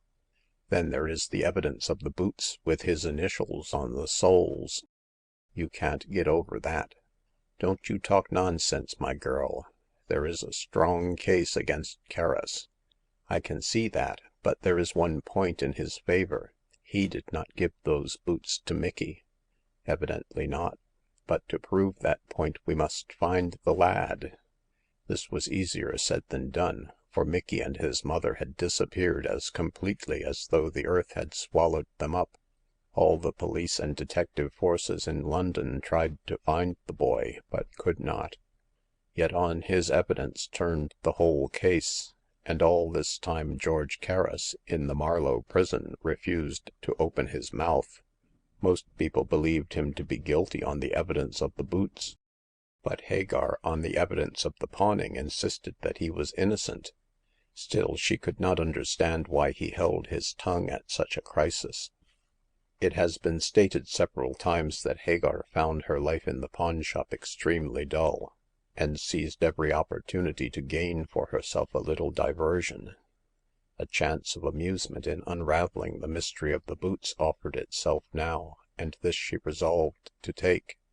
Also, the conduct of the case would necessitate a visit into the country, and weary of the narrow streets of Lambeth, Hagar eagerly desired a breath of fresh air. She left the shop in charge of an elderly man who had been her assistant since Bolker's departure, and took the train to Marlow. When she arrived there, Julf, more solemn than ever, met her at the railway station. "Good day," said he quietly. "You see I have agreed to let you assist me in finding out the truth of this case, though to my mind the truth is already plain enough." "I don't believe it, Mr. Julf. Take my word for it, George Kerris is innocent of the crime." "Is he?" said Julf in skeptical tones. "Then who is guilty?" "That is what I have come to find out," retorted Hagar. "I am obliged to you for letting me help you, though, to be sure, I do so only to gratify my own curiosity. But you won't repent of your concession. I am to have a free hand? You can do exactly as you like." "Can I? Then I shall first call and see the new baronet." Refusing the offer of Julf to accompany her, on the plea that she could execute her business better alone, Hagar walked to Welby Park, which was on the other side of Marlow, and asked to see Sir Lewis Crane. At first, owing to her gypsy-like appearance, she was refused admittance, but on mentioning that her business had to do with the murder of the late baronet, Sir Lewis consented to see her. When face to face with him, Hagar, for reasons of her own, examined him closely. He was an ugly, elderly little creature, many years older than his dead cousin, and had a mean yellow face, stamped with an expression of avarice. Hagar had seen just such another pinched, cunning look on the face of Jacob Dix, and she knew without much trouble that the man before her was a miser. However, she wasted no time in analyzing his character, knowing that it would reveal itself in the forthcoming conversation, but at once mentioned her business. "I am come on the part of Mr. Julf to see about this murder," she said curtly. Sir Lewis raised his eyes. "I did not know that the government employed lady detectives," was his remark. "I am not a detective, but the owner of the shop in which the boots of George Kerris were pawned." "The boots which prove his guilt," said Crane, with an air of relief which did not escape Hagar. "I rather think that they prove his innocence," was her cold reply. "Oh, you are talking about them having been given to that tramp when Kerris was in prison. I know all about that, as the detective told it to me. But all the same, Kerris is guilty, else he would deny his guilt." "Have you any idea why he does not do so?" Crane shrugged his shoulders. "No, unless it is that he knows himself to be guilty. I believe him to be innocent." "Pshaw! My cousin admired Laura Brenton, who was engaged to Kerris, and was foolishly attentive to her. On that score the man was insolent. so Leslie discharged him. In committing the murder he took a double revenge. Where were you, Sir Lewis, when your cousin was killed?" In the park," replied the baronet frankly. After dinner my cousin and I went out for a stroll. In a short time he made some excuse to leave me, as I believe he wished to meet Laura by the Queen's Pool. I walked in the opposite direction, and shortly afterwards I came back to the house. Leslie had not returned, so I went to look for him, and found his dead body by the pool." Did you hear the pistol shot?"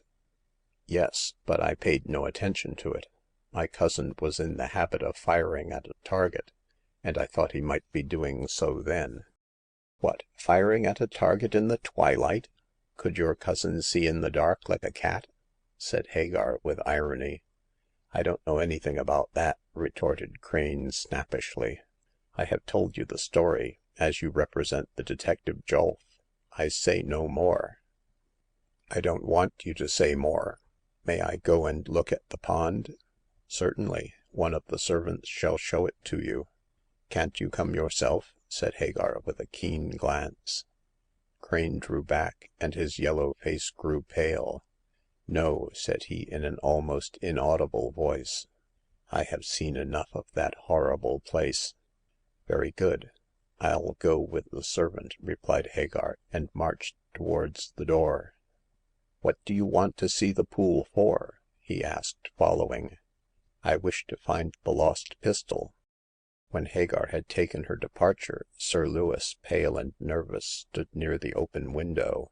Confound this woman, he thought, clenching his fist. She is far too clever, but I don't think she'll be quite clever enough to find that pistol, he added in a satisfied tone. The Queen's Pool was a circular sheet of water filled with lilies at the lower end of the park. On the way thereto, Hagar asked the servant who was guiding her a few questions. Was Sir Lewis poor before he got the estate? She demanded. Very poor, miss. Hadn't a sixpence but what he got from Sir Leslie. Was he on good terms with his cousin? No, miss. They was quarreling fearful. On the night of the murder they had a row royal. What about? Asked Hagar, turning a keen look on the man. About money and that gal Laura.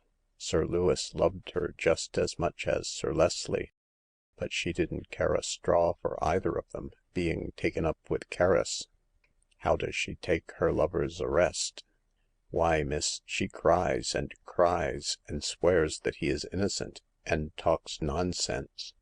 What kind of nonsense? There may be some sense in it. I dursn't tell you, miss, said the servant, casting a hurried look round. It'd be as much as my place is worth. Oh, I understand, said Hagar serenely. This Laura says that Sir Lewis killed his cousin. Yes, she do, replied the man, aghast at her penetration. But how could you guess, miss, is more— Never mind, said Hagar, cutting him short as they arrived at the pool. Is this the place where the murder was committed?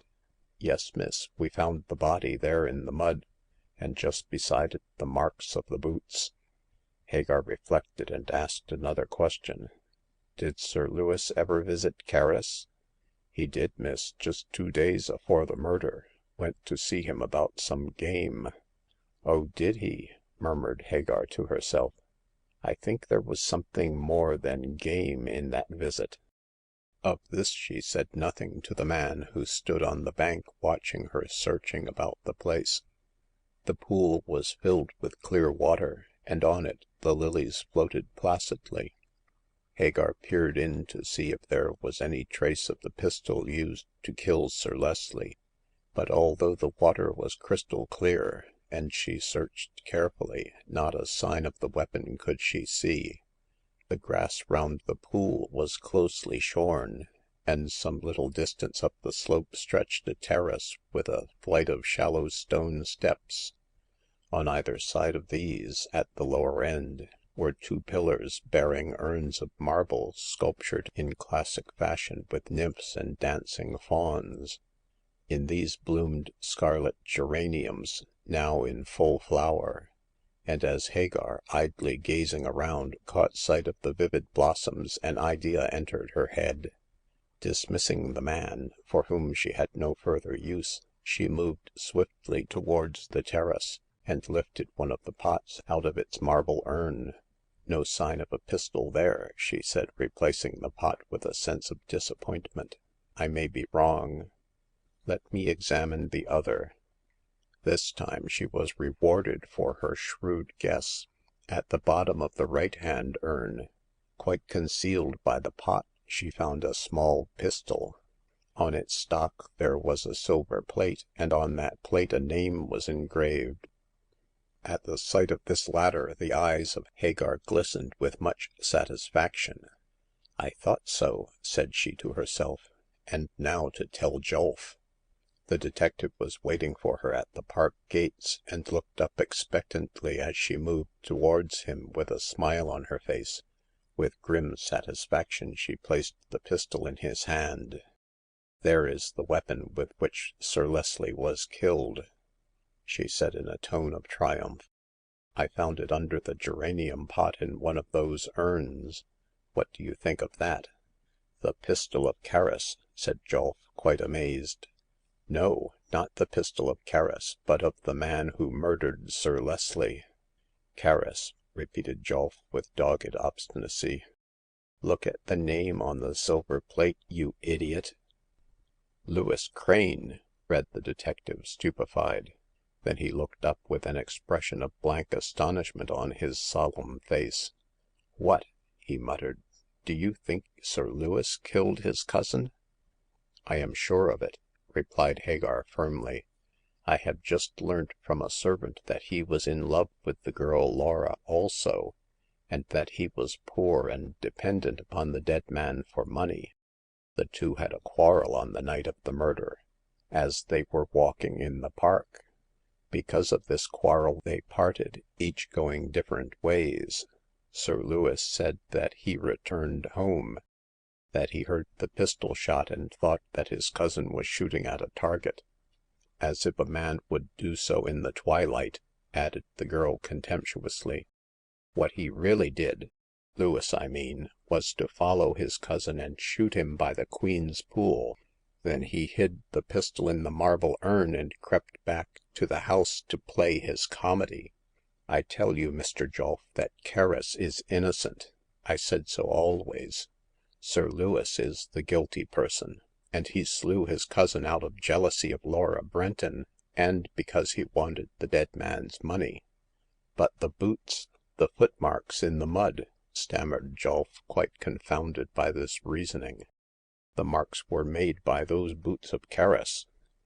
I quite believe that, admitted Hagar, another portion of Sir Lewis's very clever scheme to ward off suspicion from himself.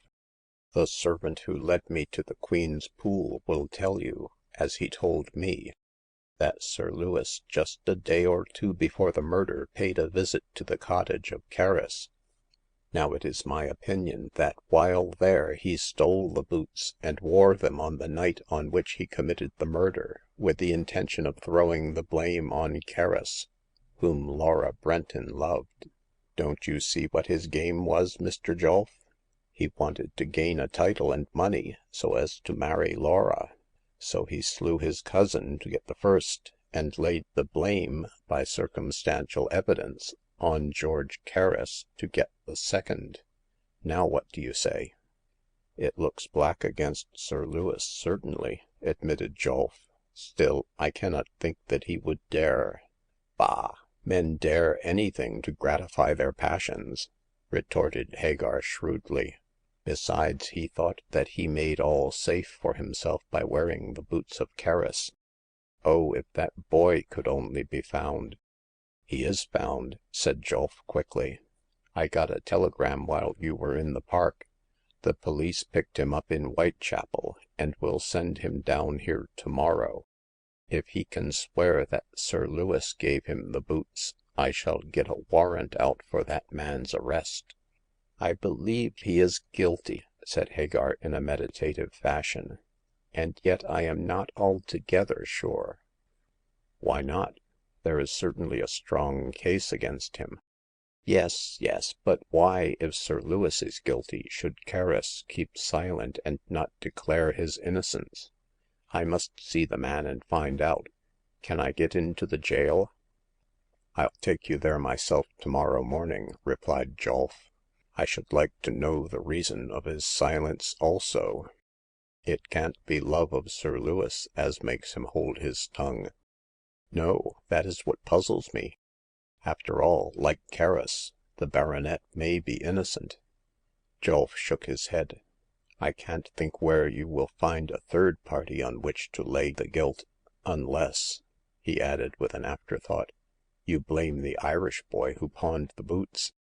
"It may be even him," said Hagar seriously. "But we'll know tomorrow, I fancy. Kerris, Sir Lewis, Mickey. I wonder which of the three killed that poor young man." Hagar thought over this problem for an hour or so, then, not being able to solve it, she put it out of her head for the night. As for Julf, he was so much impressed by Hagar's cleverness in finding the pistol and constructing a case against Sir Lewis, who he now began to believe was guilty, that the next morning, before taking her to see George Kerris in prison, he conducted her to an outlying farm. "Laura Brenton lives here," he said. "Ask her about Sir Lewis, and see if we can strengthen the case against him." Laura was a fine, tall, handsome girl, somewhat masculine in her looks, but at the present moment she seemed ill, and appeared haggard, which was no wonder, seeing that one of her lovers was dead and the other in prison. However, she was quite willing to answer Hagar's questions, and declared most emphatically that Kerris was innocent. "He wouldn't kill a fly," she said, weeping, "although he was angry with me for meeting Sir Leslie. But I never saw any harm in doing so." "Opinions differ," said Hagar coldly, not approving of this morality. "You met Sir Leslie on the night of the murder?" I didn't," stammered the girl fiercely. "Who says so?" "Sir Lewis. He told me that his cousin left him in the park after their quarrel to see you by the Queen's Pool." This Laura denied flatly. "I went into Marlow on that evening to buy some ribbon," she explained, "but I never went near Welby Park. Sir Lewis is a liar and a murderer." "A murderer? Why should he murder his cousin?" asked Hagar sharply. "Because he loved me, and I would have nothing to say to him." "You loved Sir Leslie?" "I did not," blazed out the girl wrathfully. "I loved neither of them, but only George Kerris. He is innocent, and Sir Lewis is guilty. I believe he killed his cousin with the pistol Sir Leslie gave him." "What do you know about that pistol?" "Why," explained Laura quietly, "I went to Welby Park with father to pay the rent, and in the library, on the table, there was a pistol with a silver plate on it. Sir Lewis — he was not the baronet then — told me that Sir Leslie had given it to him and showed him his own name on the plate. As Sir Leslie was shot with a pistol, I believe Sir Lewis did it." "But had not George Kerris a pistol also?" "Yes, an old thing that wouldn't fire straight. I tried it myself at a target which George set up on the farm." "The pistol isn't in George's house." "I don't know where it is, then," said the girl indifferently. "But I am sure of one thing, that George is innocent. Oh, try and get him out of jail." "And Sir Lewis hanged?" said Hagar dryly. "Yes," cried Laura fiercely. "He's a murdering beast. I should like to see him dead." Rather wondering at the fierceness of the girl, Hagar left her, and went on to the jail in which Kerris was incarcerated. The gamekeeper was a huge blond man with a fresh, handsome face. Usually his expression was frank and kindly, but now, owing to recent events, he looked sullen. In spite of all Hagar's questioning, he persisted in declining an explanation. "I'll say neither one thing nor another," he declared. "If I did kill Sir Leslie, or I didn't, is my business. Anyhow, he deserved to be killed." Who are you screening?" asked Hagar, changing her tactics. No one," replied Kerris, a color rising in his face. Yes, you are, else you would not jeopardize your neck. But you shall be saved in spite of yourself. I know who killed Sir Leslie." You do?" asked the man, looking up anxiously. Yes, his cousin, Sir Lewis. We have found his pistol concealed where the murder took place. He stole your boots to wear them and throw the blame on you. You came out of Welby Park at 10 o'clock, after the murder was committed. Did you not see Sir Lewis?" No, I didn't," replied Kerris hastily. I saw no one. I heard a shot, and thought poachers might be about. But as Sir Leslie had discharged me, I didn't think it was my business to see after them." Sir Lewis paid you a visit shortly before the murder?" Yes, he did, to see me about some game." Did you miss the boots after he left?" I never missed them till the night of the murder, when I wanted to put 'em on," said Kerris. I hadn't worn them for some days, as they were new boots and rather hurt my feet." Then no doubt Sir Lewis stole them for his own purposes," said Hagar triumphantly. He is guilty, and you "I am innocent," cried Kerris proudly. I don't mind saying it now. I never killed Sir Leslie.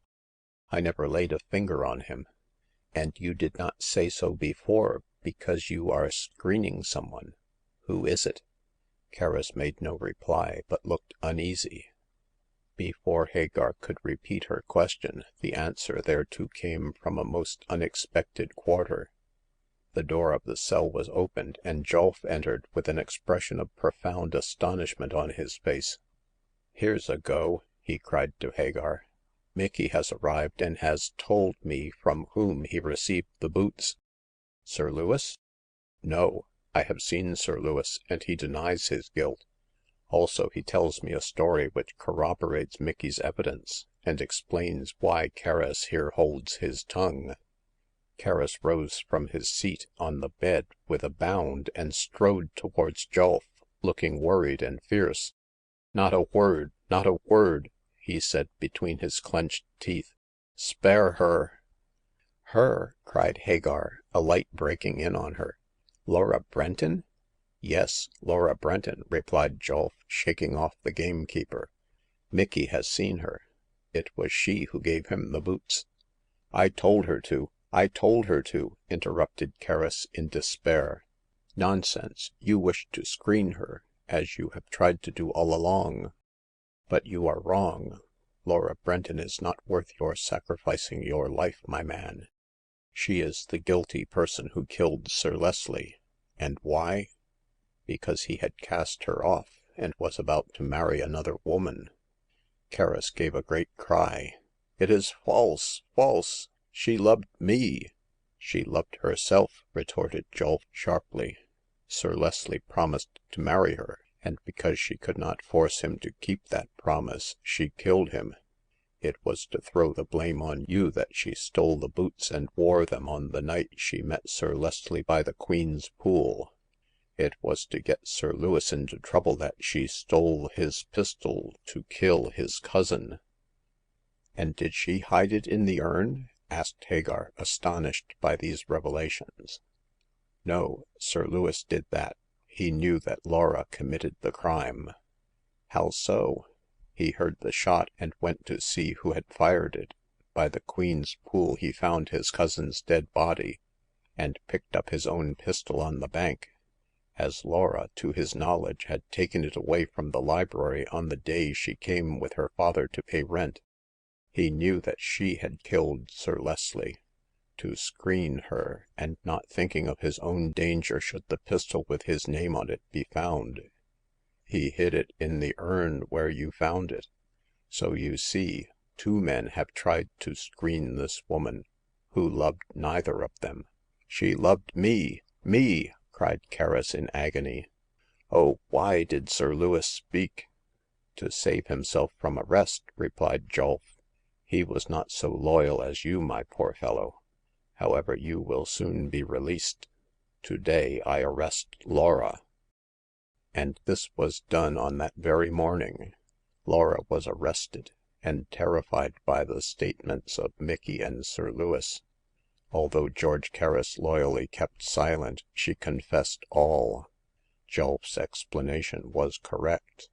She had met Sir Leslie on the night of the murder by the Queen's Pool, with the intention of killing him should he persist in his intention of casting her off. He did so, and she killed him. She had stolen the pistol and the boots to throw the blame, should occasion arise, on Sir Lewis and Kerris. Also, she had taken away the pistol of Kerris from his cottage to inculpate him. But for Hagar and the episode of the pawned boots, which Laura had given to Mickey to get rid of, she might have succeeded in her vile plans and have escaped free to ruin other men. As it was, she confessed her crime and was condemned to penal servitude for life. She deserved the scaffold, but she escaped that through the leniency of the jury on the score of her youth and beauty. Released from the prison into which he had cast himself so madly to save an ungrateful woman, George Kerris came up to Lambeth and redeemed those fatal boots which had been pawned by Mickey. "I am going to Australia," he said to Hagar. "I failed to save her, so I cannot bear to remain at Marlow. I knew she was guilty all along, for she had been in my cottage the day previous to the murder, and had carried off these boots on the plea that her father wished for a similar pair and wanted to see them. When the footmarks with my initials were traced in the mud of the pond, I guessed that she had worn the boots and had killed Sir Leslie. I loved her so dearly that I would have suffered in her place. But you, with your clear head, found her out, and now she is paying for her wickedness. Life is over for me here. I go to Australia, and I shall take these boots which ruined her with me." "Why did you do all this for Laura, that worthless woman?" "Worthless she is, I know," rejoined Kerris. "But I loved her." And with a nod he departed, carrying the boots and himself into exile. End of chapter 9. Chapter 10. The Ninth Customer and the Casket. Hagar had almost a genius for reading people's characters in their faces. The curve of the mouth, the glance of the eyes, she could interpret these truly, for to her feminine instinct she added a logical judgment masculine in its discretion. She was rarely wrong when she exercised this faculty, and in the many customers who entered the Lambeth pawn shop she had ample opportunities to use her talent. To the sleek white-faced creature who brought for pawning the Renaissance casket of silver she took an instant and violent dislike. Subsequent events proved that she was right in doing so. The ninth customer, as she called him, was an oily scoundrel. In appearance he was a respectable servant, a valet or a butler, and wore an immaculate suit of black broadcloth. His face was as white as that of a corpse, and almost as expressionless. 2 tufts of whisker adorned his lean cheeks, but his thin mouth and receding chin were uncovered with hair. On his badly shaped head and off his low narrow forehead, the scanty hair of iron gray was brushed smoothly. He dropped his shifty gray eyes when he addressed Hagar, and talked softly in a most deferential manner. Hagar guessed him to be a West End servant, and by his physiognomy she knew him to be a scoundrel. This gentleman's gentleman, as Hagar guessed him rightly to be, gave the name of Julian Peters and the address 42 Mount Street, Mayfair. As certainly as though she had been in the creature's confidence, Hagar knew that name and address were false. Also, she was not quite sure whether he had come honestly by the casket which he wished to pawn, although the story he told was a very fair and apparently candid one. "My late master, miss, left me this box as a legacy," he said deferentially, "and I have kept it by me for some time. Unfortunately, I am now out of a situation, and to keep myself going until I obtain a new one, I need money. You will understand, miss, that it is only necessity which makes me pawn this box. I want £15 on it." "You can have 13, said Hagar, pricing the box at a glance. "Oh, indeed, miss, I am sure it is worth 15, said Mr. Peters, so called, "if you look at the workmanship." "I have looked at everything," replied Hagar promptly, "at the silver, the workmanship, the date, and all the rest of it." "The date, miss?" asked the man in a puzzled tone. "Yes, the casket is Cinquecento, Florentine work. I dare say if you took it to a West End jeweler you could get more on it than I am prepared to lend. £13 is my limit." "I'll take it," said Peters promptly. "I don't care about pawning it in the West End, where I am known." As a scoundrel, no doubt, thought Hagar, cynically. However, it was not her place to spoil a good bargain, and getting the Renaissance casket for £13 was a very good one. So she made out the ticket in the false name of Julian Peters, and handed it to him, together with a £10 note and 3 sovereigns. The man counted the money, with a greedy look in his eyes, and turned to depart with a cringing bow.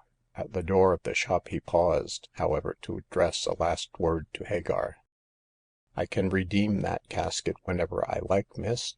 he asked anxiously. "Tomorrow, if it pleases you," replied Hagar coldly, "so long as you pay me a month's interest for the loan of the money." "Thank you, miss. I shall take back the box in a month's time.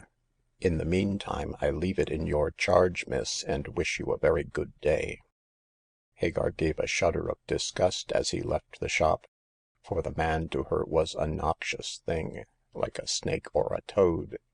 If instinct were worth anything, she felt that this valet was a thief and a scoundrel who was abusing the trust his employer placed in him.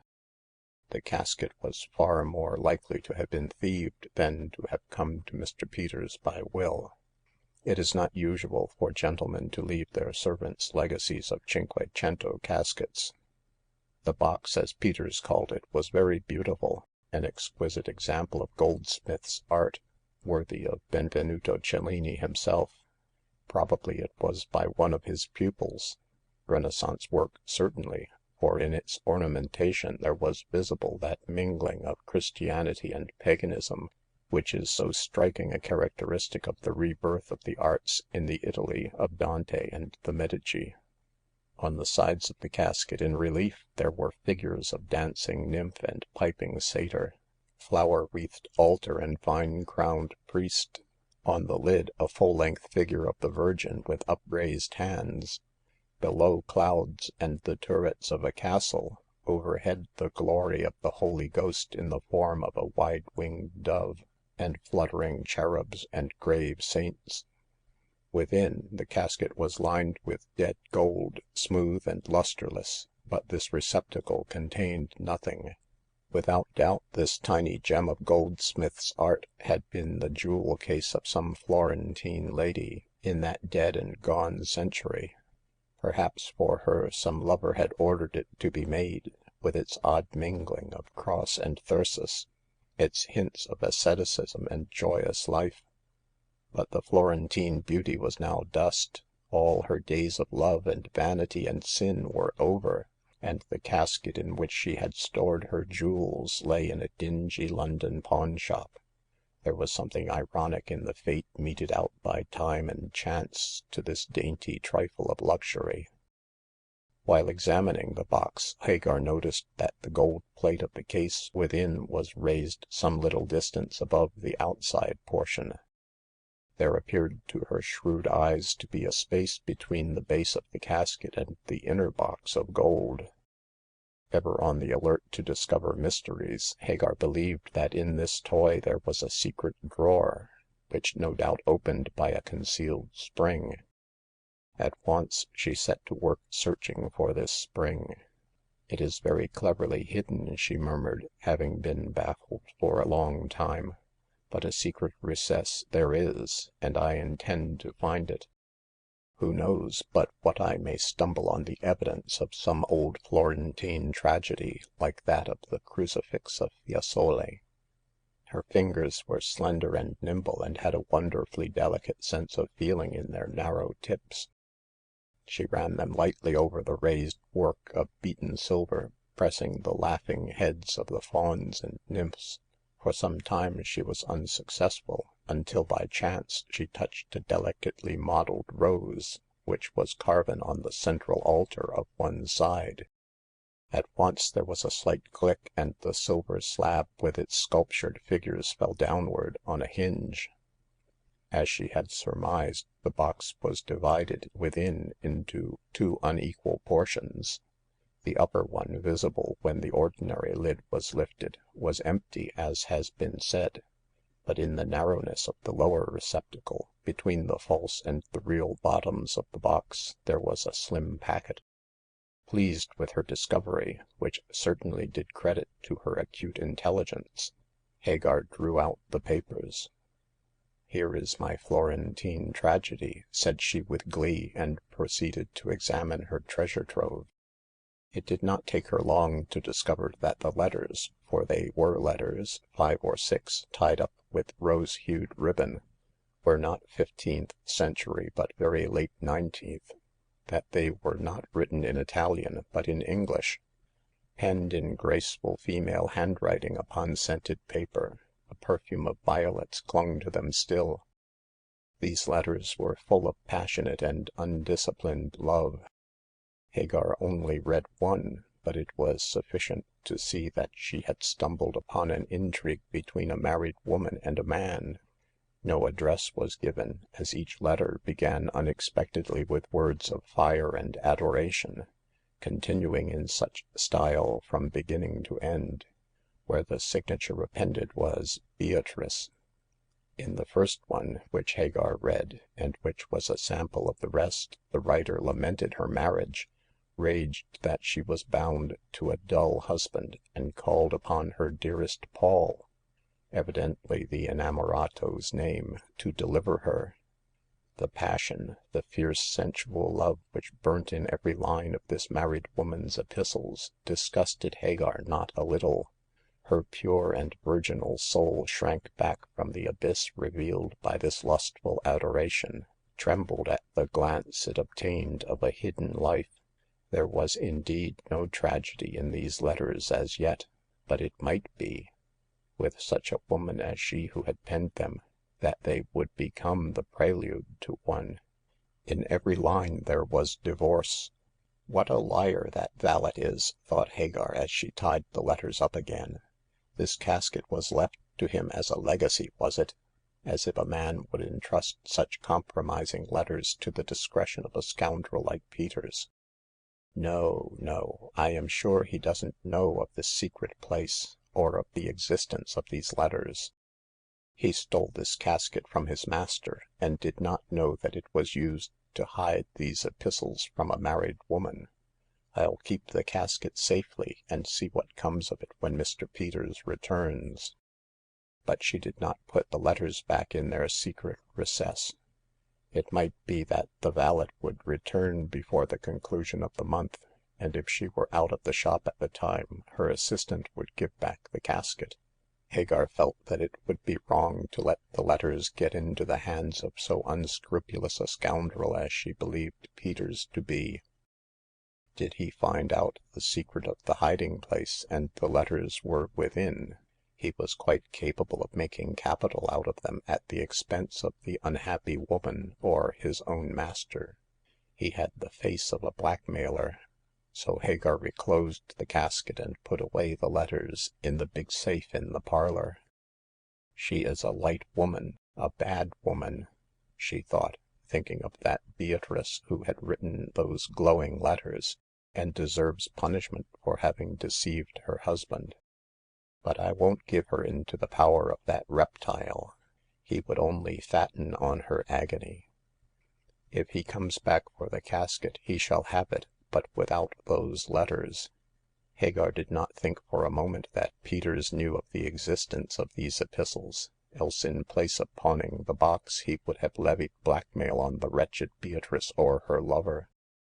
But when in 2 weeks, long before the conclusion of the month, the valet again appeared, he showed Hagar very plainly that he had learnt the secret in the meantime.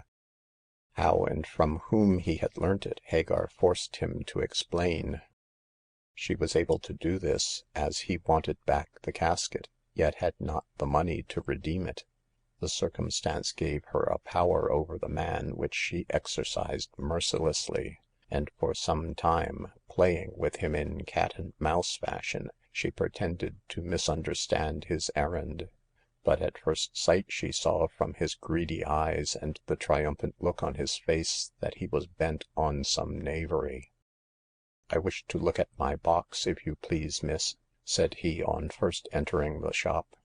I cannot redeem it as yet, but if you would permit me to examine it, Certainly," said Hagar, cutting him short.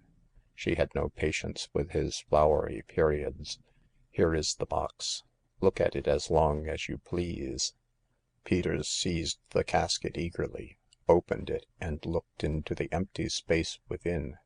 Then he shook it and turned it upside down as though he expected the inner box to fall out. In a moment Hagar guessed that he had become aware, since pawning the casket, that it contained a secret receptacle, and was looking for the same. With an ironic smile she watched him fingering the delicate carvings with his clumsy hands, and saw that with such coarse handling the casket would never yield up its secret. She therefore revealed it to him, not for his satisfaction, but because she wanted to know the history of the love letters. For these, without doubt, the creature was looking, and Hagar congratulated herself that she had obeyed her instinct and had placed the letters beyond his reach. You can't find it, I see," she observed, as Peter put down the casket in disgust. Find what?" he asked, with a certain challenge in his regard. The secret drawer for which you are looking." How do you know that I look for a secret drawer, miss?" I can guess as much from the persistent way in which you press the sides of that box. Your late master, who left you the casket as a legacy, evidently did not explain its secrets. But if you wish to know, look here." Hagar picked up the box deftly, touched the altar rose with a light finger, and revealed to Mr. Peters the secret recess.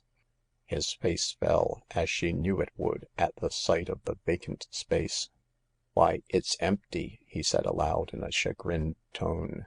I thought That you would find some letters within," interrupted Hagar smartly. No doubt, but you see, Mr. Peters, if that is your name, I happen to have anticipated you." What? You have found the letters?" Yes, a neat little bundle of them, which lies in my safe." Please give them to me," said the man, with tremulous eagerness. Give them to you?" repeated Hagar, contemptuously. Not I. It is not my business to encourage blackmailing." But they are my letters," cried Peters, getting red, but not denying the imputation of blackmailing. You cannot keep my letters." Yes, I can," retorted Hagar, putting the box on the shelf behind her, in the same way that I can keep this casket if I so choose." How dare you?" said the man, losing all his suavity. The box is mine." It is your master's, you mean, and the letters also. You stole the casket to get money, and now you would steal the letters if you could, to extort money from a woman. Do you know what you are, Mr. Peters? You are a scoundrel." Peters could hardly speak for rage, but when he did find his voice, it was to threaten Hagar with the police. At this she laughed contemptuously.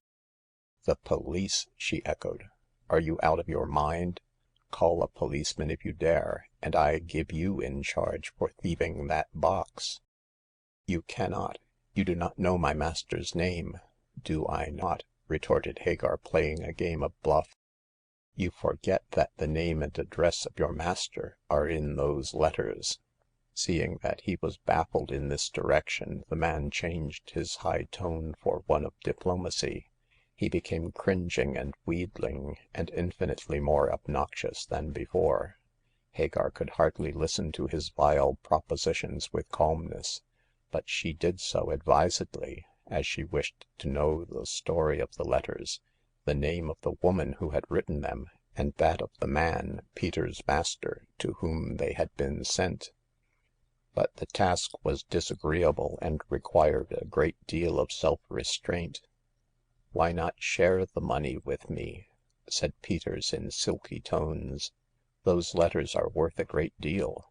If you let me have them, I can sell them at a high price either to my master or to the lady who wrote them." No doubt," replied Hagar with apparent acquiescence, but before I agree to your proposal, I must know the story." Certainly, miss. I shall tell it to you. I " One moment," interrupted Hagar. Is Peters your real name?" Yes, miss, but the address I gave was false, also the Christian name I gave you. I am John Peters of Duke Street, St. James, in the employment of Lord Averley." Are you his valet?" Yes, I have been with him for a long time, but I lost some money at cards a week or two ago, so I So you stole this casket," finished Hagar sharply.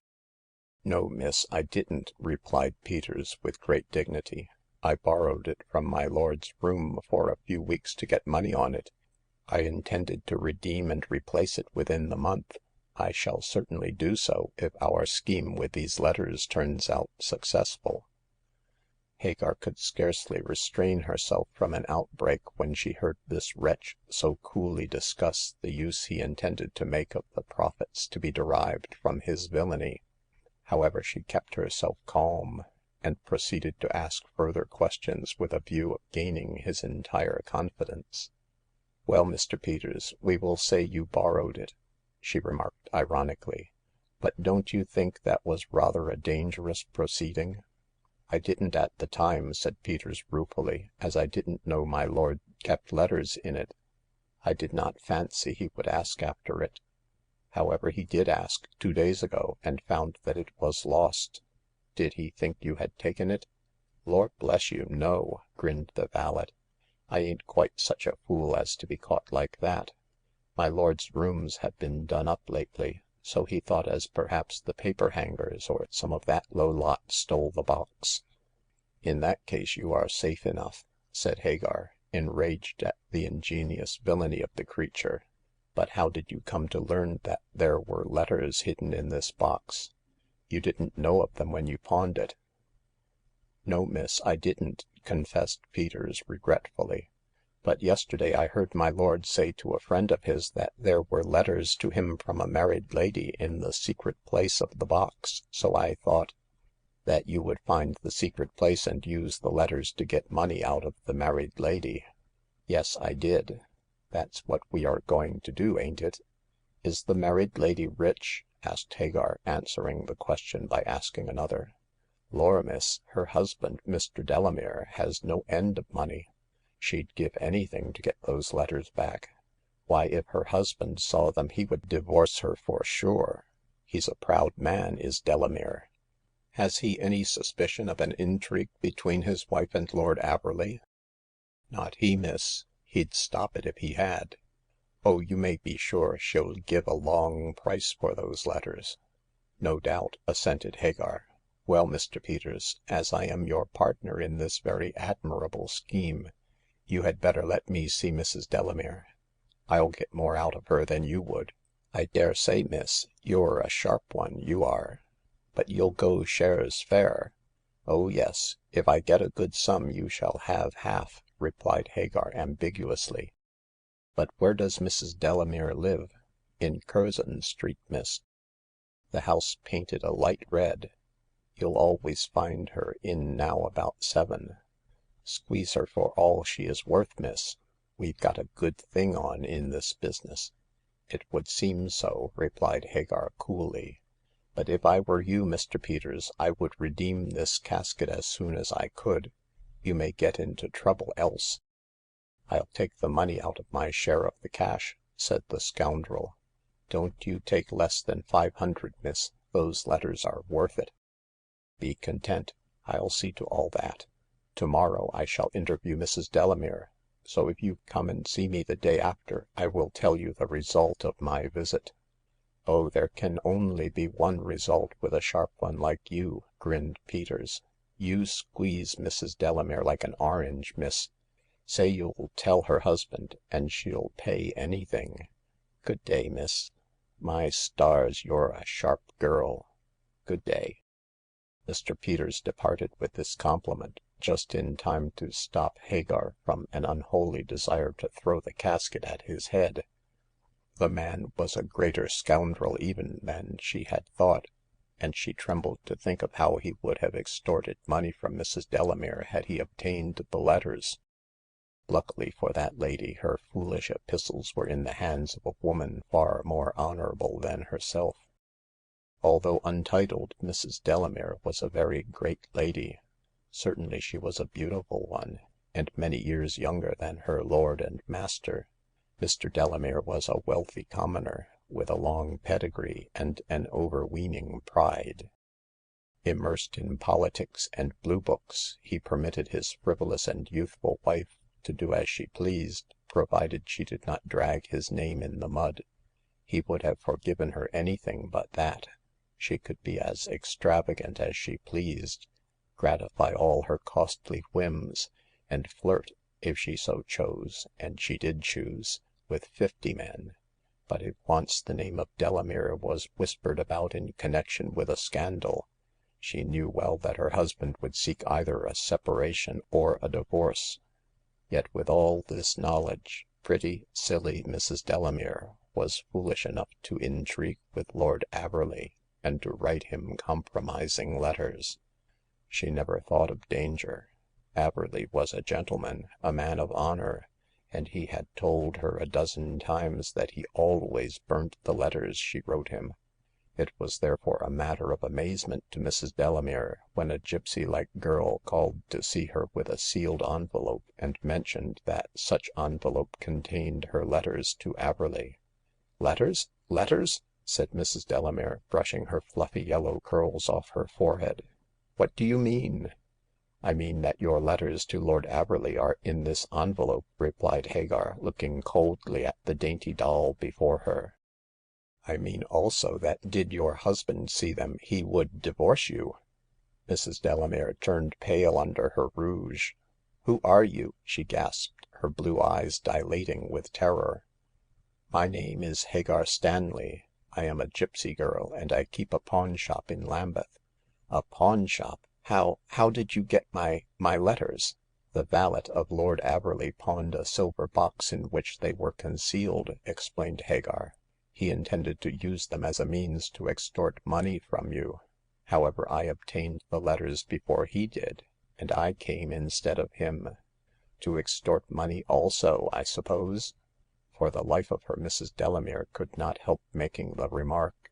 She knew that she was speaking falsely, that this girl with the grave, dark, poetic face was not the kind of woman to blackmail an erring sister. Still the guilty little creature saw that Hagar, this girl from a pawn shop of the slums, was sitting in judgment upon her, and already in her own mind condemned her frivolous conduct. Proud and haughty Mrs. Delamere writhed at the look on the face of her visitor, and terrified as she was at the abyss which she saw opening at her feet, she could not help making a slighting remark to gall the woman who came to save her. She said it on the impulse of the moment, and impulse had cost her dearly many a time. But that Hagar was a noble woman it would have cost the frivolous beauty dearly now. "No, Mrs. Delamere," replied Hagar, keeping her temper, for really this weak little creature was not worth anger. "I do not wish for money. I came to return you these letters, and I should advise you to destroy them." "I shall certainly do that," said the fashionable lady, seizing the envelope held out to her. "But you must let me reward you." "As you would reward any one who returned you a lost jewel," retorted the gypsy with curling lip. "No, thank you.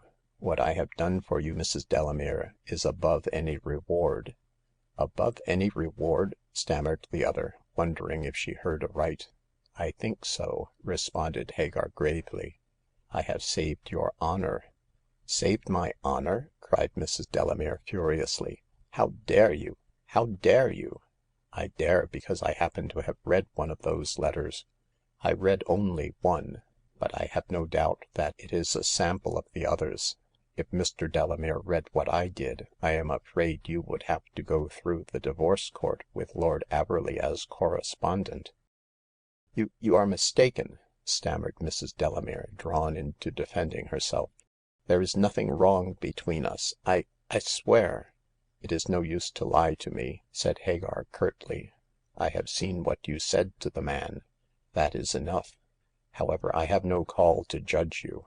I came to give you the letters. You hold them in your hand, so I go." Wait, wait ! You have been very good. Surely a little money "I am no blackmailer," cried Hagar, wrathfully, but I have saved you from one.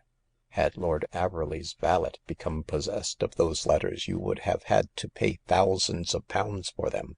I know, whimpered the foolish little woman. You have been good and kind. You have saved me. Take this ring as "No, I want no gifts from you," said Hagar, going to the door. Why not? Why not?" Hagar looked back with a glance of immeasurable contempt. I take nothing from a woman who betrays her husband," she said tranquilly. Good night, Mrs. Delamere, and be careful how you write letters to your next lover. He may have a valet also." And Hagar left the magnificent room with Mrs. Delamere standing in it, white with rage and terror and humiliation. In those few contemptuous words of the poor gypsy girl, her sin had come home to her. Hagar had come to the West End to see the woman who had written the letters.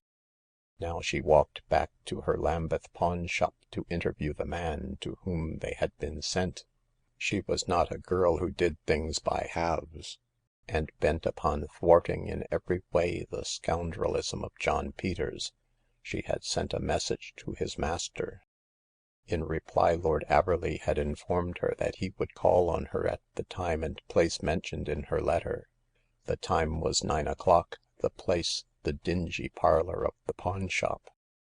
And here Hagar intended to inform Lord Averley of the way in which she had saved Mrs. Delamere from the greed of the valet. Also she intended to make him take back the casket, and repay the money lent on it. In all her dabblings in romance, Hagar never forgot that she was a woman of business, and was bound to get as much money as possible for the heir of the old miser who had fed and sheltered her when she had come a fugitive to London. Hagar's ethics would have been quite incomprehensible to the majority of mankind. True to the hour, Lord Averley made his appearance in Carby's Crescent, and was admitted by Hagar to the back parlor. He was a tall, slender, fair man, no longer in his first youth, with a colorless face which was marked by a somewhat tired expression. He looked a trifle surprised at the sight of Hagar's rich beauty, having expected to find an old hag in charge of a pawn shop. However, he made no comment, but bowed gravely to the girl, and took the seat she offered to him. In the light of the lamp, Hagar looked long and earnestly at this handsome face.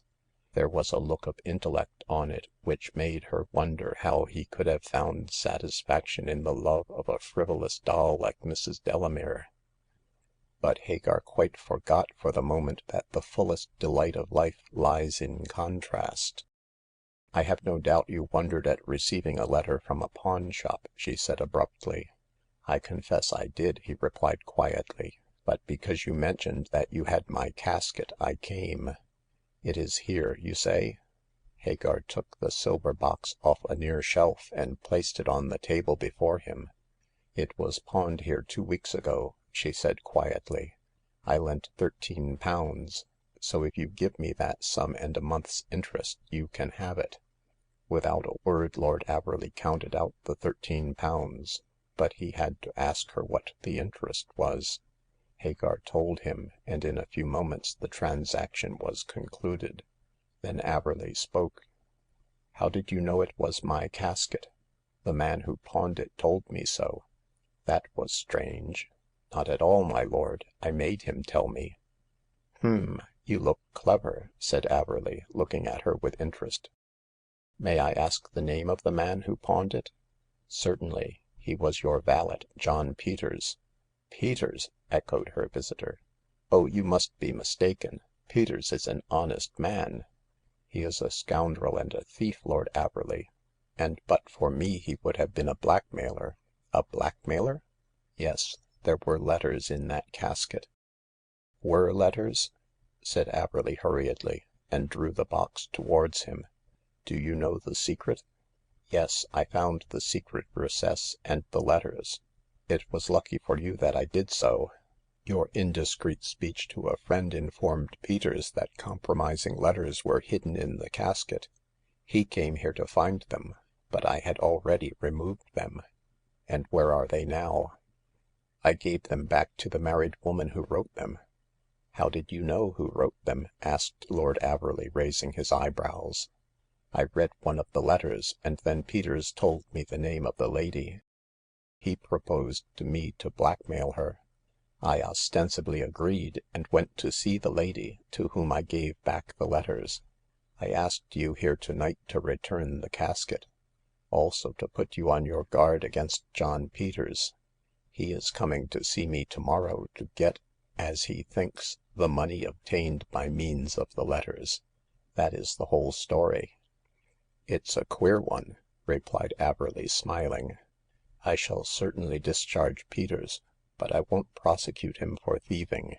He knows about the letters, and they are far too dangerous to be brought into court." They are not dangerous now, my lord. I have given them back to the woman who wrote them." That was very good of you," said Averley satirically. May I ask the name of the lady?" Surely you know. Mrs. Delamere." Averley looked aghast for a moment, and then began to laugh quietly.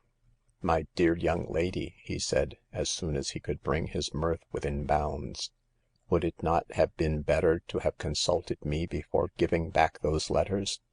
No," said Hagar boldly, for you might not have handed them over." Certainly I should not have handed them to Mrs. Delamere," said Averley, with a fresh burst of laughter. Why not?" Because she never wrote them. My dear lady, I burnt all the letters I got from Mrs. Delamere, and I told her I had done so. The letters in this casket, signed Beatrice, were from a different lady altogether. I shall have to see Mrs. Delamere. She'll never forgive me. Oh, what a comedy!" And he began laughing again. Hagar was annoyed. She had acted for the best, no doubt, but she had given the letters to the wrong woman. Shortly the humor of the mistake struck her also, and she laughed in concert with Lord Averley. I'm sorry I made a mistake," she said at length. You couldn't help it," replied Averley, rising. It was that scoundrel Peters who put you wrong. But I'll discharge him tomorrow, and get those letters of Beatrice back from Mrs. Delamere." And you'll leave that poor little woman alone?" said Hagar as she escorted him to the door. My dear lady, now that Mrs. Delamere has read those letters, she'll leave me alone — severely. She'll never forgive me. Good night. Oh me, what a comedy!" Lord Averley went off, casket and all. Peters never came back to get his share of the blackmail, so Hagar supposed he had learnt from his master what she had done. As to Mrs. Delamere, Hagar often wondered what she said when she read those letters signed Beatrice, but only Lord Averley could have told her that. And Hagar never saw him again, nor did she ever see Peters the blackmailer. Finally, she never set eyes again on the Cinquecento Florentine casket, which had contained the love letters of the wrong woman. End of chapter 10. Chapter 11. The 10th Customer and the Persian Ring. One of the last customers of any note who came to the Lambeth pawnshop was a slender, wiry man with an oriental face not unlike that of Hagar herself. His countenance was oval, his nose aquiline in shape, and he possessed 2 dark, sparkling eyes, also a long black beard, well trimmed and well kept.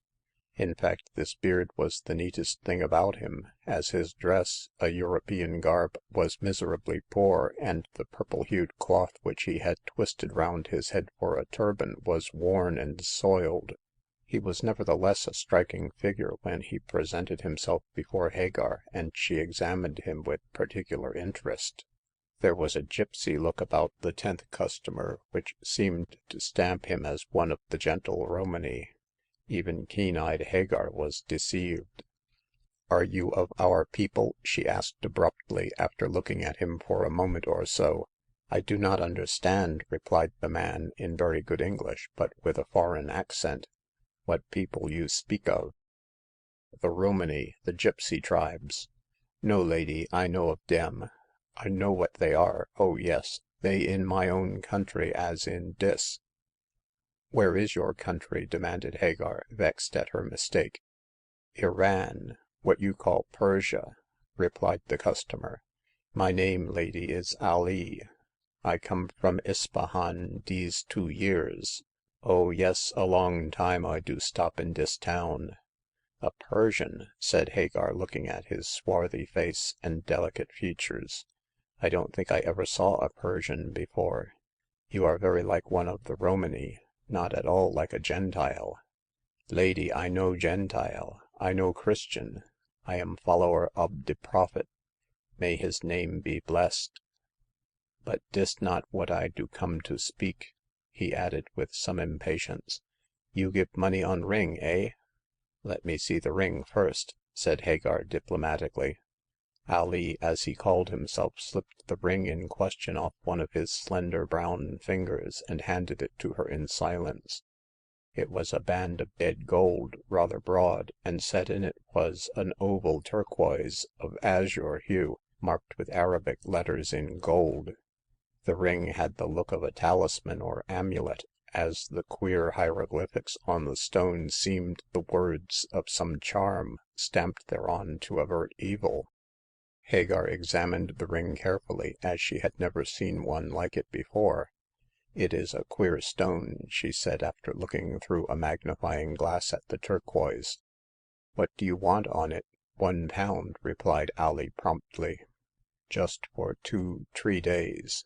Eh, what? You give me dat?" Oh, yes, I think the ring is worth 5 times as much. Here is the money. I'll make out the ticket in your name of Ali. How do you spell it?" The Persian took the ticket from Hagar, and in very fair English letters wrote down his name and address. Then with a bow he turned to leave the shop. But before he reached the door she called him back. I say, Ali, what do these gold marks on this stone mean?"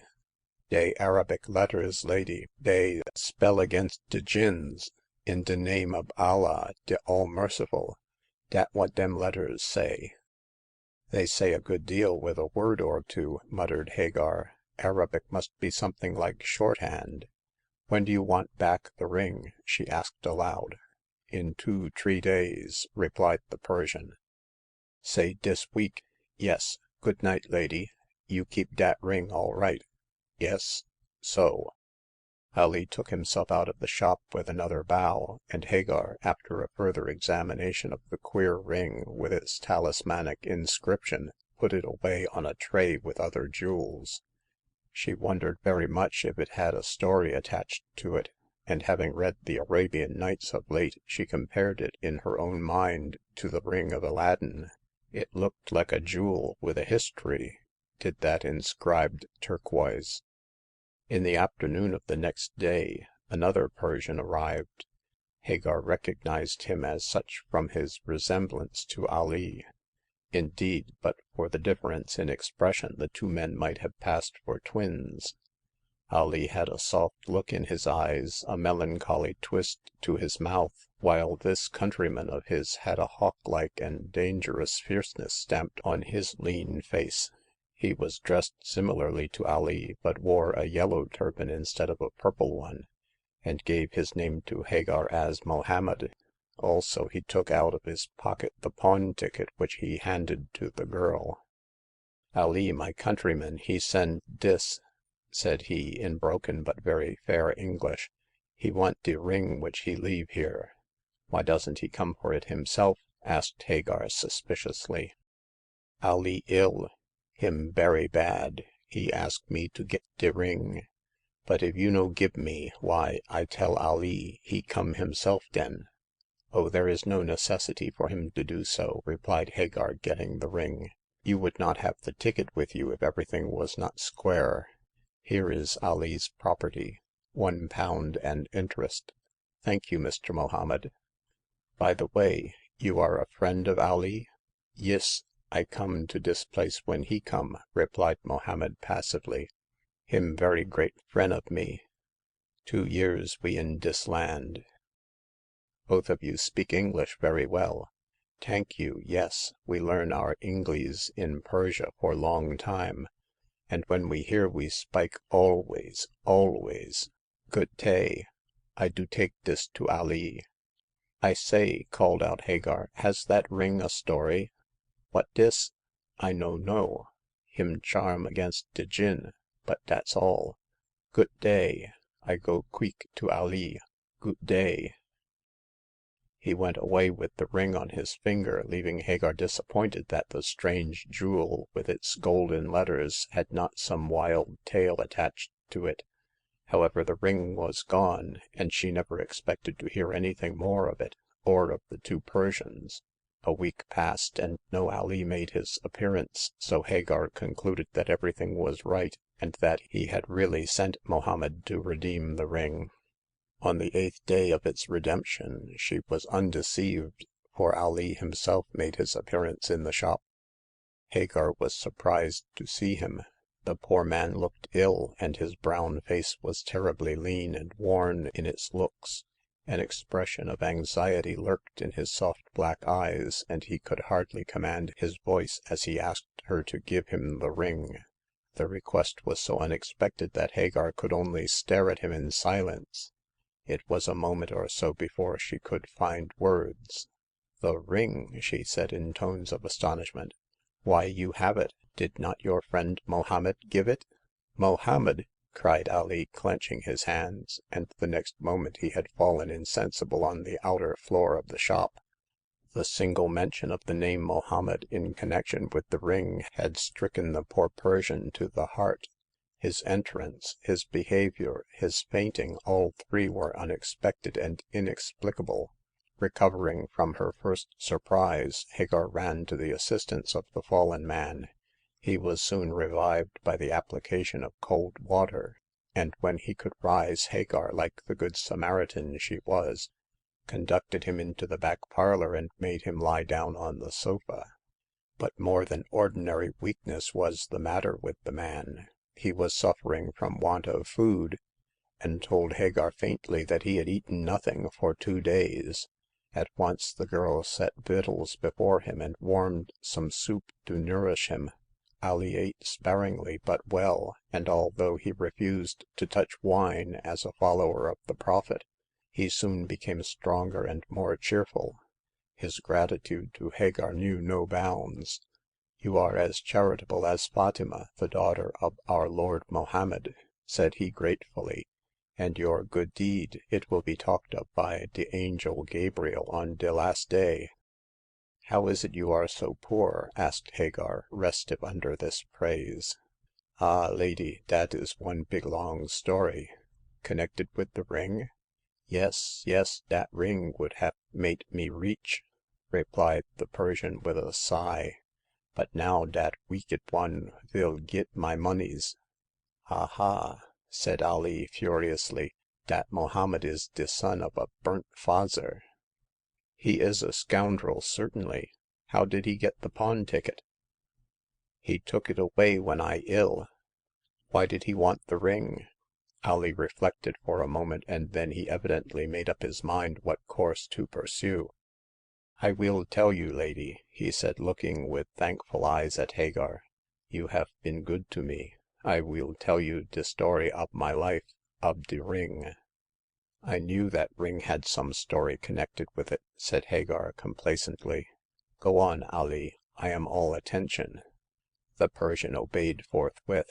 but as his English was imperfect at times, it will be as well to set forth the story in the vernacular. Being still weak, it took Ali some time to tell the whole tale, but Hagar heard him patiently to the end. His narrative was not without interest. I was born in Isfahan," said the Persian, in his grave voice, and I am a Mirza, what you call here a prince in my own country. My father was an officer of the Shah's household, and very wealthy. When he died, I, as his only son, inherited his wealth. I was young, rich, and not at all bad looking, so I expected to lead a pleasant life. The Shah, who had protected my father, continued the sun of his favor to me, and I accompanied him to the court at Teheran, where I speedily became high in his favor. But alas," added Ali in the flowery language of his country, "soon did I cover the face of pleasure with the veil of mourning, and ride the horse of folly into the country of sorrow." He paused and then added with a sigh, "Her name was Aisha."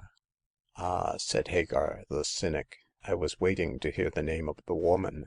She ruined you, I suppose." "She and another," sighed Ali, stroking his beard. "I melted like wax in the flame of her beauty, and my heart turned to water at the glance of her eyes.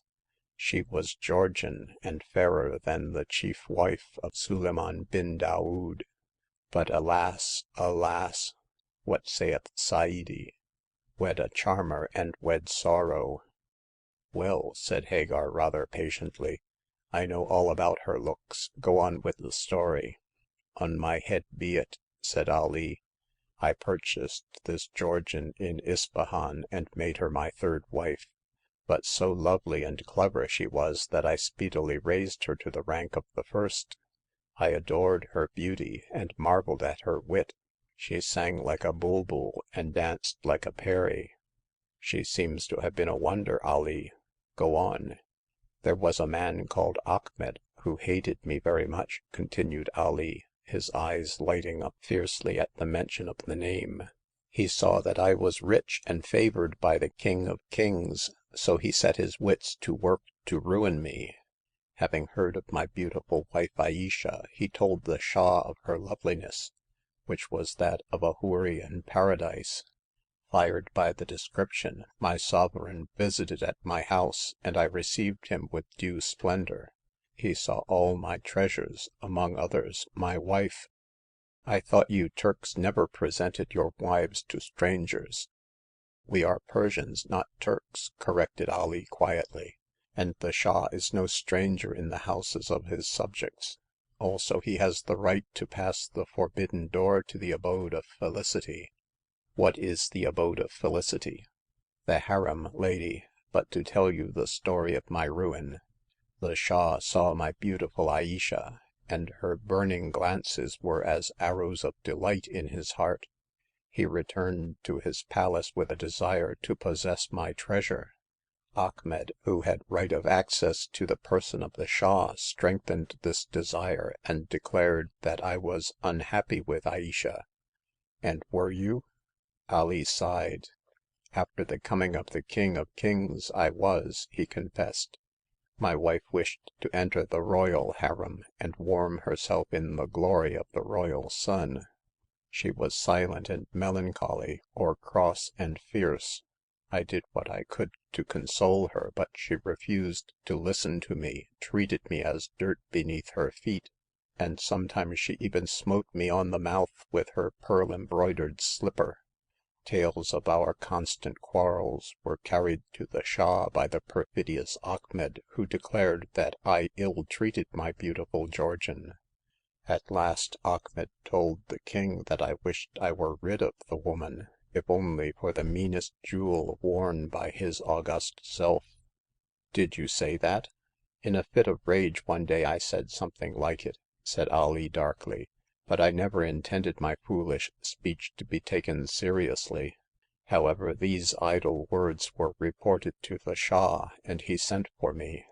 'Ali,' said he, 'it has been said that thou deemest the meanest thing worn by us of more value than your wife Aisha. If that be so, take this ring, which we give thee freely, and surrender thy lightly valued wife to dwell in the shadow of our throne. Thou hast my leave to go." Lady, I bowed myself to the ground. I took the ring you know of, and I went. Did you not say that you wished to keep Ayesha? No, the word of the Shah is law. Had I expressed such a wish, I should have lost my head. As it was, I lost my wife. Returning home, I made known the Shah's desire, and urged her to fly with me beyond his power. Desirous of entering the royal Sarai, however, she refused, and so I carried her off by force. I drugged her one night, placed her on a camel, and set out for the nearest seaport disguised as a merchant." Was your flight successful?" Alas, no," replied Ali in melancholy tones. Achmet was on the watch, and had me followed. My wife was taken from me by force, but only too willingly on her own part. For daring to disobey the royal command, I suffered the bastinado on the soles of my feet until I fainted away. Poor Ali!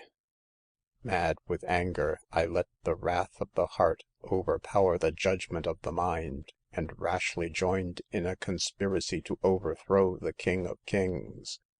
Again my evil genius Achmet thwarted and discovered me.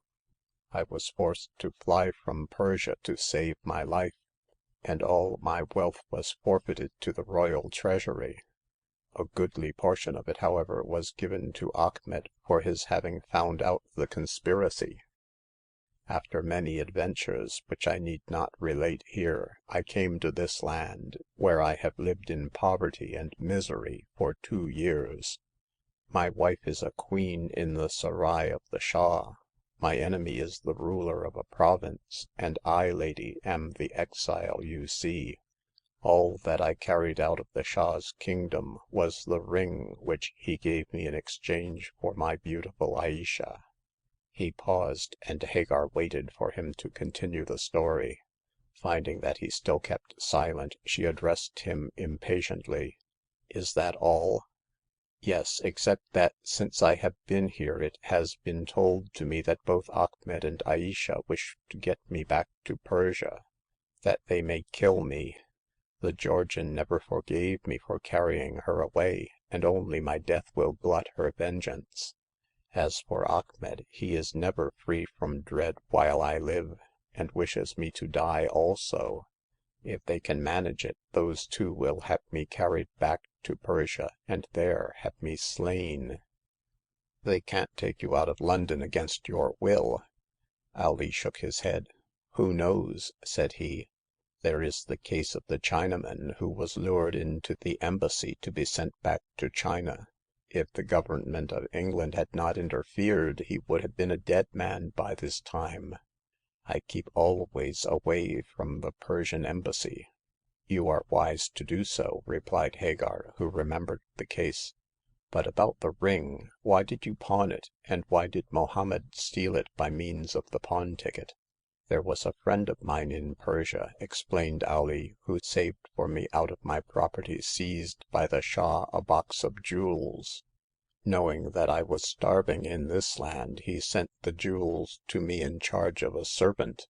I received a letter from him in which he stated that the servant had been instructed to give up the jewels to me when I produced the ring. I foolishly told Mohammed about this, and one night he tried to thieve the ring from me, thinking that he would show it to my friend's servant, and get my jewels.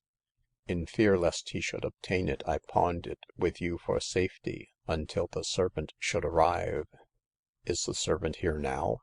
"He arrived last week," replied Ali, mournfully, "and he is now waiting for me at Southampton.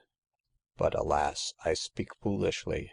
When I fell ill after pawning the ring, Mohammed stole the ticket, and as you know, he obtained the ring.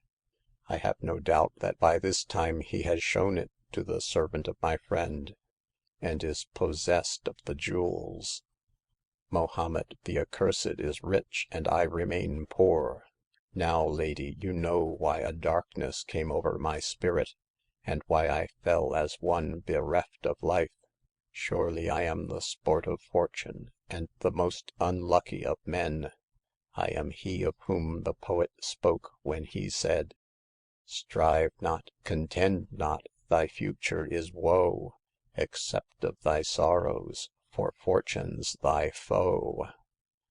The poor man recited this couplet in faltering tones, and burst into tears, rocking himself to and fro in an agony of grief. Hagar was sorry for this unfortunate person who had been so unlucky as to lose wife and wealth and country. She gave him the only comfort that was in her power. Here are 20 shillings, said she, placing some silver in his hand. Perhaps Mohammed has not yet gone to Southampton, or it may be that the servant with your jewels has not yet arrived. Go down to Hampshire and see if you can recover your ring. Ali thanked her with great emotion, and shortly afterwards left the shop, promising to tell her of the issue of this adventure. Hagar saw him go away with the fullest belief in his honesty of purpose, and perfect trust in the truth of his story. But later on, when alone, she began to wonder if she had not been gulled by 2 sharpers. The whole story told by Ali was so like an adventure of the Arabian Nights that Hagar became more than a trifle doubtful of its truth. As the days went by and Ali did not return as he had promised, she fancied that her belief was a true one. Those 2 Persians have played a comedy of which I have been the dupe, she said to herself. It has all been done to get money, and yet I am not sure. The pair would not take all that trouble for a miserable 20 shillings. After all, Ali's story may be true, and he may be at Southampton trying to recover his ring and jewels. In this conjecture she was perfectly right, for all the days of his absence Ali had been at Southampton vainly looking for Mohammed the thief. His 20 shillings had soon been expended, but luckily he had met with an Englishman whom he had known in Persia. This gentleman, an Oriental scholar and a liberal-minded man, had recognized Ali, dirty and miserable, as he haunted the Southampton quays looking for the servant of his friend and the recreant Mohammed. Carthew, for that was the Englishman's name, was profoundly shocked to find one whom he had known wealthy in such misery. He took Ali to his hotel, supplied him with food and clothes, and requested to know how the Persian had fallen so low. Ali told this Samaritan the same story as he had told Hagar, but versed in the craft and topsy-turvydom of the East, Carthew was not so surprised or skeptical as the gypsy girl had been. He was sorry for poor Ali, who had been for so long the butt of fortune, and determined to befriend him. I suppose there is no chance of your regaining the Shah's favor? He asked the unfortunate man in his own tongue. Alas, no. What is, is. I conspired against the King of Kings. I was betrayed by Achmed, so there is no way in which I can approach again the asylum of the universe. Humph, looks like it, growled Carthew, stroking his white beard. And Achmed, that son of a burnt father, is high in favor?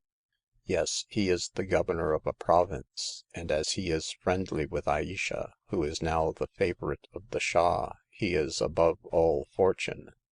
It is strange, added Ali reflectively, that those so rich and high-placed should wish to get me back to my death. They know they have wronged you, my friend, and so they hate you. But you are safe in England. Even the Shah cannot seize you here. Ali reminded Carthew, as he had done Hagar, of the Chinese kidnapping case which had created so great a stir in England. Carthew laughed. Why, don't you see that the case is your very safeguard? Said he. If the Persian embassy seized you, they would have to release you. Remember, now that I have met you, you are not friendless. You stay by me, Ali, and you will be safe from the vengeance of your wife and Achmed. But I do not wish to live on your charity." You needn't," said the Oriental scholar bluntly. As you know, I am translating the Epic of Kings which Ferdusi wrote. You must assist me, and I'll engage you as my secretary. In a few months you'll be on your feet again, and no doubt I shall be able to find you some regular employment. As for that scoundrel Mohammed who stole the ring, I'll set the police after him. By the way, I suppose he dare not go back to Persia again." No, he was a conspirator also," replied Ali. We fled together from the wrath of the Shah. He was nearly captured and beheaded in mistake for me, as we are so like one another. But he managed to escape and joined me in England. Still he is safer here than I, as he has no powerful enemies who desire his return to Persia." It's a case of dilly duck, come and be killed," said Carthew with a grim laugh. Well, we must hunt up the scoundrel, and find your jewels if possible. Who was the friend who sent them to you?" "Feshnavat of Shiraz. He was a friend of my father's, and is, as you know, a great merchant." "Yes, I know him," said Carthew, nodding. "A fine old man. I have no doubt he recovered your jewels and sent them here all right. The pity is that he made their delivery depend upon the showing of the Shah's ring, though to be sure he never anticipated that a villain would rob you of it. Truly, Ali, you are the most unlucky of men." "Not since I met with you, O comforter of the poor," replied Ali gratefully. "You have been charitable and good, even as the woman who helped me in the great city. But to both reward shall come. What says the poet? Give freely to the poor your gold, what's spent will come back 40-fold. "Ah, Ali," said Carthew with a half sigh, "your couplet and gratitude are but bringing the poesy of the East into the prose of the West. You are in London, my friend, in ordinary, commonplace London, and not with Sadi in the gardens of Shiraz." Carthew was as good as his word, and employed Ali to aid him in translating the Epic of Kings. With the first money which he earned, the Persian visited Hagar, to repay her, and to tell her all that had befallen him since he had left her shop. Hagar was pleased to see him, and gratified at the refunding of the money, for such action quite restored her faith in Ali, which she had been beginning to lose. She asked after Mohammed, but concerning that rascal the Persian was unable to give any news. "He have took my ring and jewels," sighed Ali mournfully, "and in some land far away he live on my moneys. But the justice of Allah, who sees the black beetle in the black rock, will smite him. He will fall in his splendor and evil doing, as the people of Ad went down to the dust. It is written." In the meantime, Carthew, who had a genuine liking for Ali, made all inquiries about the absent Mohammed and the missing ring. For many weeks he learnt nothing, but finally chance set him on the track of the thief, and in the end he learnt all. He discovered what had become of Mohammed and of the ring, and the discovery astonished him not a little. It was an attaché of the Persian embassy who revealed the truth, and Carthew judged it best that the lips of this same man should relate the story to Ali. "My friend," said he one day to the Persian, "do you know a countryman of yours called Mirza Baba?" "I have heard of him," replied Ali slowly, "but he has not seen my face, nor have I beheld him. Why do you ask?" "Because he knows what has become of your ring." "And of Mohammed?" "Oh, my friend, tell me of these things," cried the Persian. "Nay, Ali, it is better that the truth should come from the lips of Mirza Baba himself. I will ask him here to tell you." "But he may learn who I am," muttered Ali in dismay. I think not, as he has never seen your face," replied Carthew, smiling. Besides He broke off with a nod. Well, you'll hear the story as he tells it. But call all your self-command and oriental impassiveness to your aid. You'll need courage." Let it be as you say," rejoined Ali, folding his hands. Today and tomorrow are in the hands of the All-Wise." True to his promise, Carthew next day received Mirza Baba in his house, and introduced him to Ali, who gave his countryman a feigned name. The Persian of the embassy, who was a very great man indeed, paid little attention to Ali, whom he regarded simply as the secretary of Carthew, and as one quite beneath his notice. This neglect suited Ali, who sat meekly on one side and listened to his own story, and to the story of Mohammed and the missing ring. Mirza Baba, in response to the request of Carthew, told it over pipes and coffee, and greatly astonished Ali in the telling. You know," said the Mirza, addressing himself particularly to Carthew, and quite ignoring his own countrymen, "that this dog of an Ali, on whose head be curses, had the folly to conspire against the peace of the Shah, on whom be blessings. He escaped from the land of the sun, and came to this island of thine. Hither he was traced, and to assert the majesty of the asylum of the universe, it was resolved that this son of a burnt father should be brought back to Persia for punishment. The Banu Aisha, who is the Pearl of the East, was bent upon seeing the head of this traitor, to whom aforetime she had been wife, ere the King of Kings had deigned to cast his eyes upon her. Also Achmed, the most zealous of governors, who had discovered the conspiracy of the evil-minded Ali, wished to punish him. Orders were sent to our embassy that Ali should be taken, even in the streets of London, and sent back in chains to the court of Teheran. But this it was difficult to do." I think so," replied Carthew dryly. "The Chinese embassy tried on that game with Sun Yat, and had to give him up. The English government do not recognize the embassies as so many neutral territories in London." "It is true, I know it," answered Baba coolly.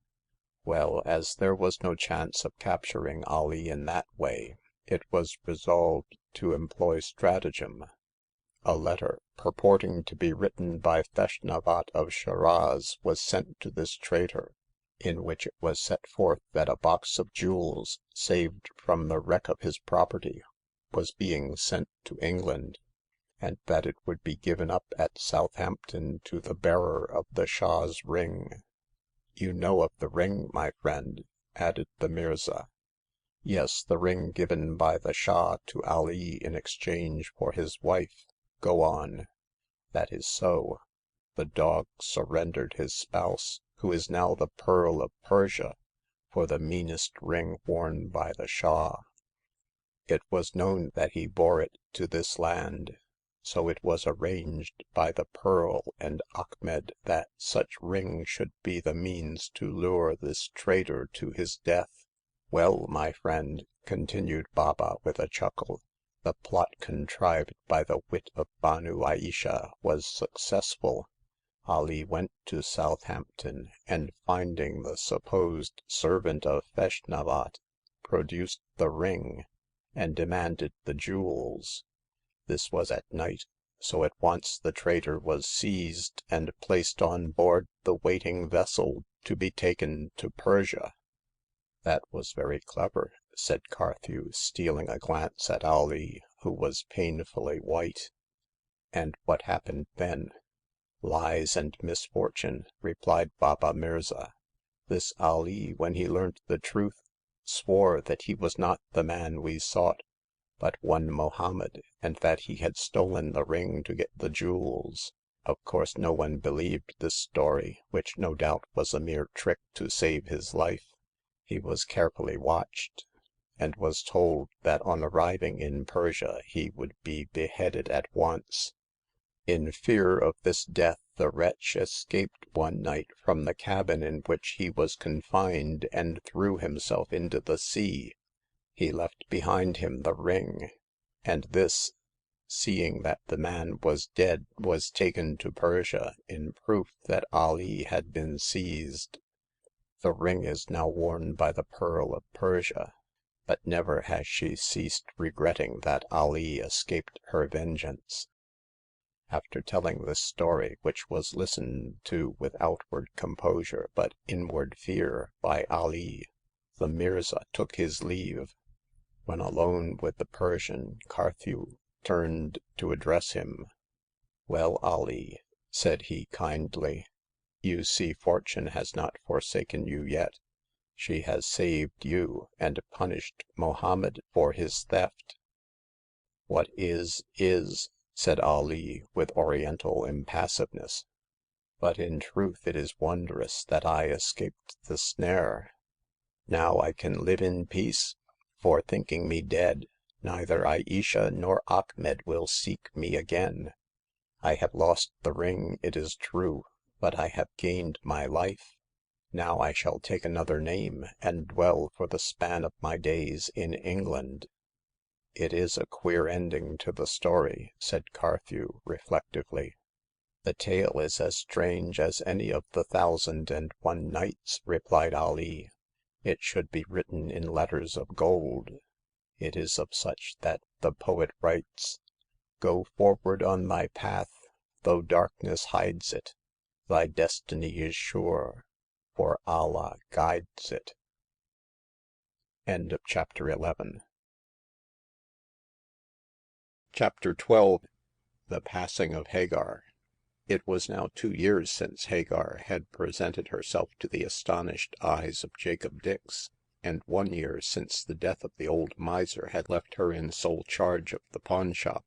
During all these months she had striven hard to do her duty, for the sake of the man who had taken pity on her poverty.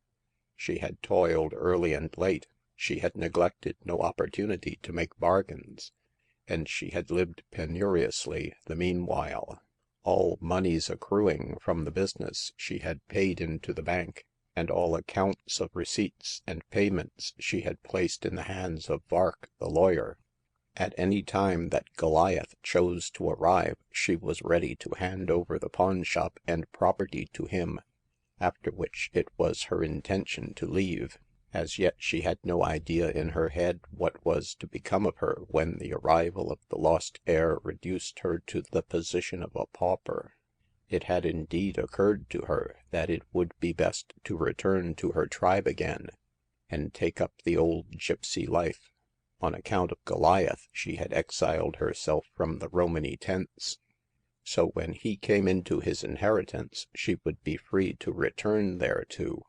As a wealthy man, Jimmy Dix, alias Goliath, would not care to spend his life in roaming the country with vagrants, and thus she would be relieved of his presence. Hagar was getting very tired of the shop and the weary life of Carby's Crescent, and often the nostalgia of the roads came upon her.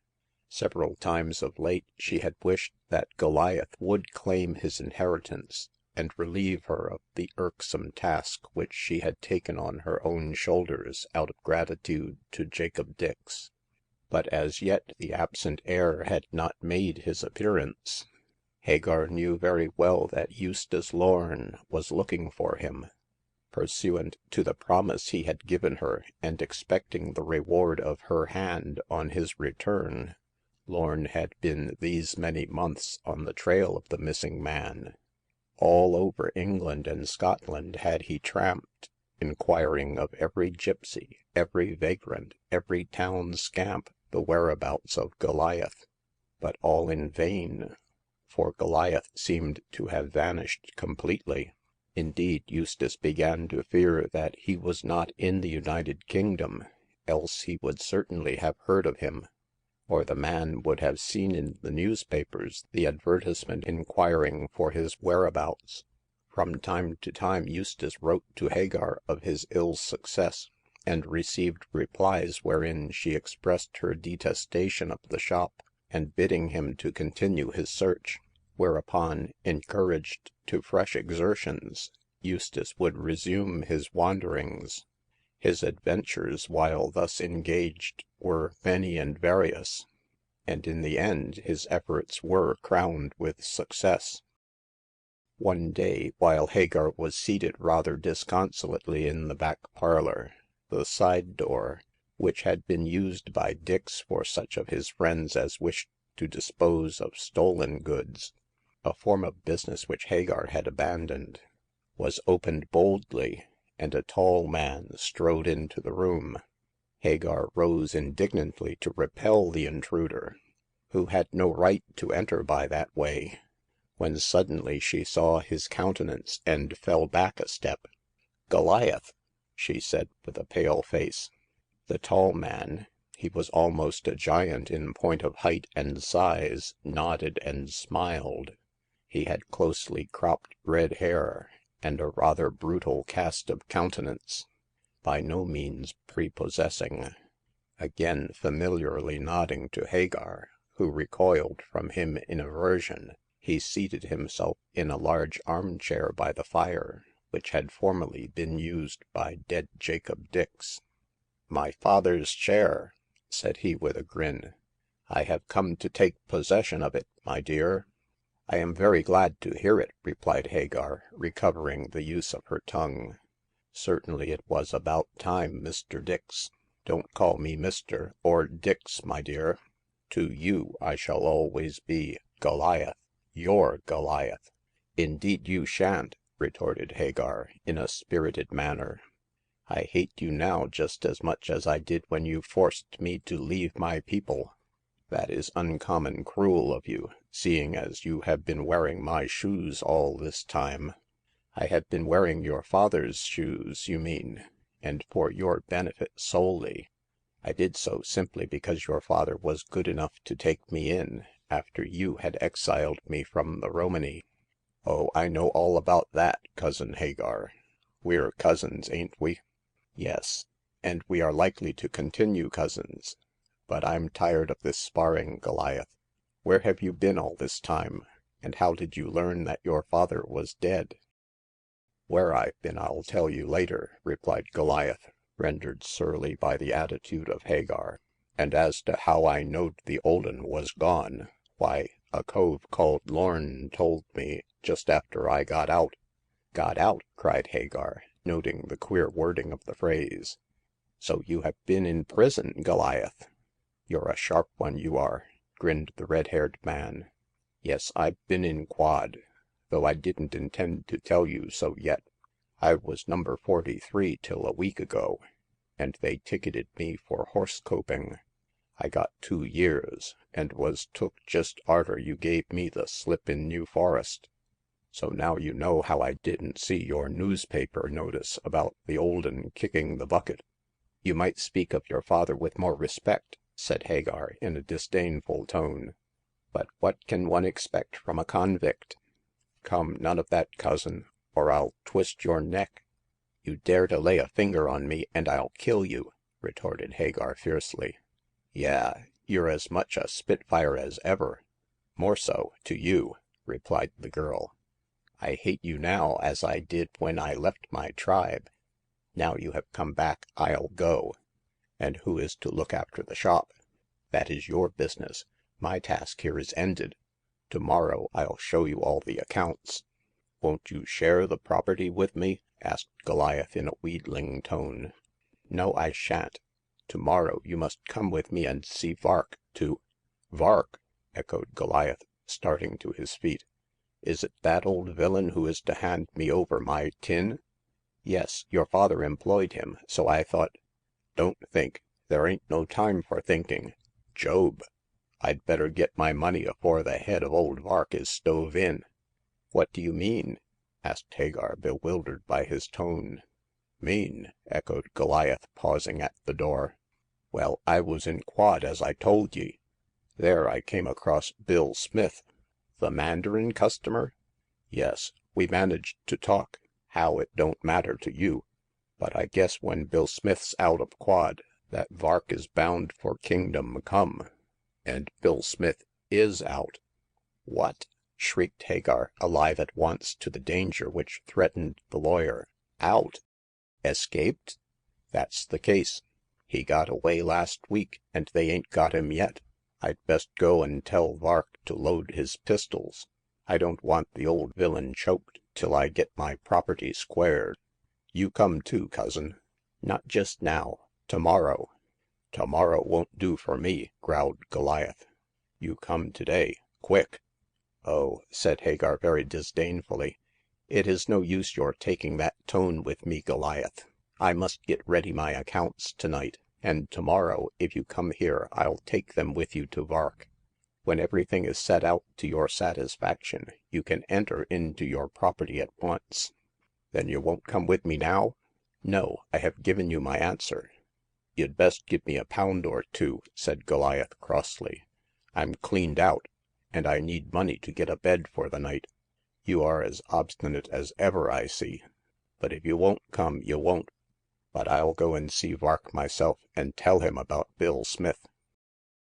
After which speech Goliath, with money in his pocket, went off to see the lawyer, cursing Hagar freely for her obstinacy. The man entirely forgot how she had devoted herself these many months to looking after his property. All he thought of was, that he loved her now as much as he had done in the old days, and that she was still set on having nothing to do with him. Had she been an ordinary girl, he might have broken her spirit, but it was useless to attempt bullying with Hagar. She would give as good as she got, and this great hulking Goliath could only admire and desire the spirited gypsy girl who disdained him and his money. "Well," said Hagar to herself as she saw the last of him, "I have had one unexpected visitor, so by all the laws of coincidence I should have another to-day. I never knew one strange event happen without another following on its heels." Hagar did not think precisely in so bookish a fashion, but the gist of her ideas was as above, and this proved correct before nightfall, at which time the unexpected second event duly occurred. This was none other than the arrival of Eustace Lorn, who entered the shop with a smile on his lips and a love light in his eyes. The girl knew his step, by some intuition of love, no doubt, and rushed to meet him with outstretched hands. These Eustace clasped ardently in his own, but as yet, so dignified was the attitude of Hagar, he did not venture to kiss her. His speech was warmer than his actions. "Hagar, my dear Hagar," he cried in rapture, "at last I have come back. Are you not glad to see me?" "I am delighted," replied Hagar, beaming with pleasure. "More delighted than I was to see Goliath." "Ah, he has returned then. I found him at last, you see, and I recognized him from your description." "He did not tell me of your meeting, Eustace." "Oh, it was in this way," replied Lorn, as they entered the parlor together. "I had searched for him everywhere, as you know, but could not find him. Where he has been all these months I cannot say, as at our interview he refused to tell me." "Perhaps he had a good reason for his silence," said Hagar, noting the fact that Goliath had kept quiet concerning his prison experiences. "I dare say," laughed Lorn. "He looks a scamp. Well, I was down near Weybridge, resting by the roadside, when I saw a tall, red-haired man passing. Remembering your description of Jimmy Dix, I felt sure that it was him, and I called out the name Goliath. To my surprise, instead of stopping, he took to his heels." "Ah, he had a good reason for that also." "Not an honest one, I am afraid. Well, I ran after him, and in spite of his long legs I managed to catch him up. Then he showed fight. But when I explained who I was, and who you were, and how his father had died and left a fortune, Goliath grew quiet and friendly. He fraternized with me, accepted the loan of a few shillings, which was all I could spare, and took himself off to London." "You have seen him?" Yes, and tomorrow I make up my accounts and give him over his property. Then I shall be free. Free! Oh," cried Hagar, stretching her arms, how delicious it will be to be free once more, to leave this weary London and see the sky and stars, sunrise and sunset, to hear the birds, and breathe the fresh air of the moors. I am going back to my tribe, you know." I don't know," said Eustace, taking her hand, but I do know that I love you, and I have an idea that you love me. In this case I think that instead of going back to your tribe, you should come to your husband." My husband? You?" cried Hagar, with a charming blush. If you love me," said Eustace, and then was quiet. You leave the burden of proposing on me," cried Hagar again. Well, my dear, I will not hide from you that I do love you. Hush! Let me go on. I have seen but little of you, yet what I have seen I have loved, every inch of it. I can read faces and estimate character better than most, and I know that you are a true, good, honorable man, who will make me, a poor gypsy, a better husband than I dared to expect. Yes, Eustace, I love you. If you care, I will marry you." Care? Marry me? " said Lorn in rapture. Why, my angel " One moment," interrupted Hagar, more seriously. You know that I have no money, Eustace. Jacob Dix did not leave me a penny. I refuse to take anything from Goliath, who wants to marry me, and tomorrow I leave this shop as poor as when I came into it 2 years ago. Now you are poor also, so 2 paupers are foolish to marry." But I am not poor," cried Eustace, smiling. That is, I am not rich, but I have sufficient for you and me to lead the life we love." But the life I love is the gypsy life," objected Hagar. I also am Romany by instinct," said Eustace joyously. Have I not led the life of a vagabond these many months while looking for Goliath? See here, my dearest girl. When I left you, I sold the Florentine Dante to a collector of books for a goodly sum. With the money I bought a caravan, and stocked it with books suitable for the country folk. All this time, my dear, I have been traveling with my caravan from town to town, earning my living by selling books, and I find it, really and truly, a very profitable concern. I ask you to be my wife, to share my caravan and gypsy life. So if you "Eustace!" cried Hagar joyfully, and threw her arms round his neck. That was all. The situation adjusted itself between them without further words. When the pair stepped out into Carby's Crescent to see the caravan, it was round the corner. They were already betrothed. For once in this world the course of true love was running smoothly. To marry Eustace, to live in a caravan, to wander about the country in true Bohemian fashion, Hagar could conceive of no sweeter existence. At last she was rewarded for her toils in the pawnshop. This is our future home, Hagar," said Eustace, and pointed to the caravan. It was a very spick and span vehicle, painted a light canary color, picked out with pale blue, and on either side was inscribed, also in azure, the legend, E. Lorn, bookseller. A sleek gray horse in brown harness was between the shafts, and the windows of the caravan were barred with brass rods and curtained with the whitest of curtains.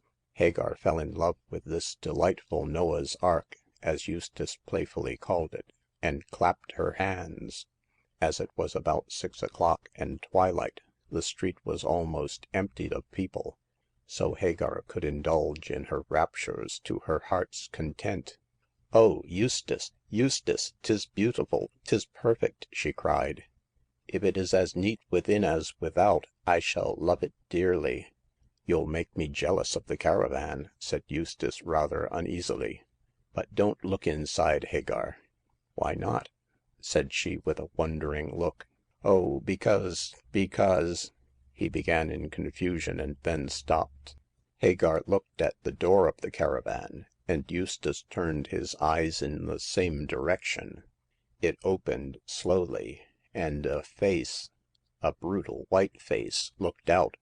The man to whom this visage — it was covered with a hairy growth of some days — belonged, peered out at Eustace. Then his gaze wandered to Hagar. As the light fell on his sullen looks, she gave a cry. The man on his side uttered an oath, and the next moment, dashing open the door, he had leaped out, and brushing past the pair, was racing down the street which led from Carby's Crescent into the larger thoroughfare. Eustace looked surprised at this sudden flight, and turned an inquiring look on Hagar, who was pale as sculptured stone. "Why are you so pale?" he said, taking her hand. "And why did my friend run away at the sight of you?" "Your friend?" said Hagar faintly. "Yes, for the time being, at all events. He is only a poor tramp I found near Esher the other day. He was lying in a ditch half dead for want of food, so I took him into my caravan and looked after him till he got better. He asked me to take him up to London, and I was about to tell you about him when he ran away. Why did you not wish me to look into the caravan?" "Well," said Eustace, "this tramp seemed rather nervous. I'm afraid a hard life has told on the poor soul. A strange face always made him afraid, and I thought that if you looked in suddenly he might be alarmed. As it is "As it is, he was alarmed when he did see me," burst out Hagar. "He might well be, as I know him." "You know him? That tramp?" "Tramp? He is a convict, Bill Smith, the one I wrote to you about." "What? That blackguard who was engaged in the Mandarin swindle?" cried Eustace, taken aback. "Who stole those diamonds? I thought he was in prison." "So he was, but he escaped last week. The police are looking for him." "Who told you this, Hagar?" "Goliath. He was in prison also, for horse stealing. But he has just been let out, a few days ago. Bill Smith, Larky Bill as they call him, broke out, and he wants to kill Vark, the lawyer." "Then I have unconsciously helped him to escape justice," said Lorn in vexed tones. "I really thought he was a tramp. Had I known who he was, I would not have helped him. He is a brute." "He'll be a murderer soon," cried Hagar feverishly. "For heaven's sake, Eustace, repair your error by going to Scotland Yard and telling them that the man is in London. You may be able to prevent a crime." "I'll go," said Eustace, getting on to the driving seat of the caravan. "I'll see about this tonight, and return to talk to you tomorrow. One moment." He leaped down again. "A kiss, my dear." "Eustace, there are people about."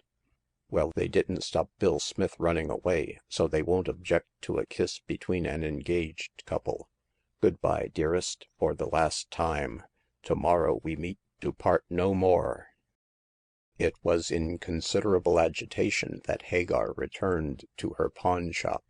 The coming of Goliath, the arrival of Eustace, the unexpected escape of Bill Smith, all these events crowded so rapidly into her life in the space of an hour, as one might say, that she felt unnerved and alarmed. She did not know what the next day might bring forth, and was particularly careful in locking up the house on this night, lest the escaped convict should take it into his head to enter therein as a burglar. The next 12 hours were anything but pleasant to Hagar. With the daylight came more assurance, also Vark and Goliath. The lean lawyer was much agitated at the news of the escape, and feared, as he well might, that his miserable life was not safe from so bitter an enemy as Larky Bill. However, his fear did not prevent him from attending to business, and the whole of that morning Hagar was busy explaining accounts and payments and receipts to Vark and Goliath.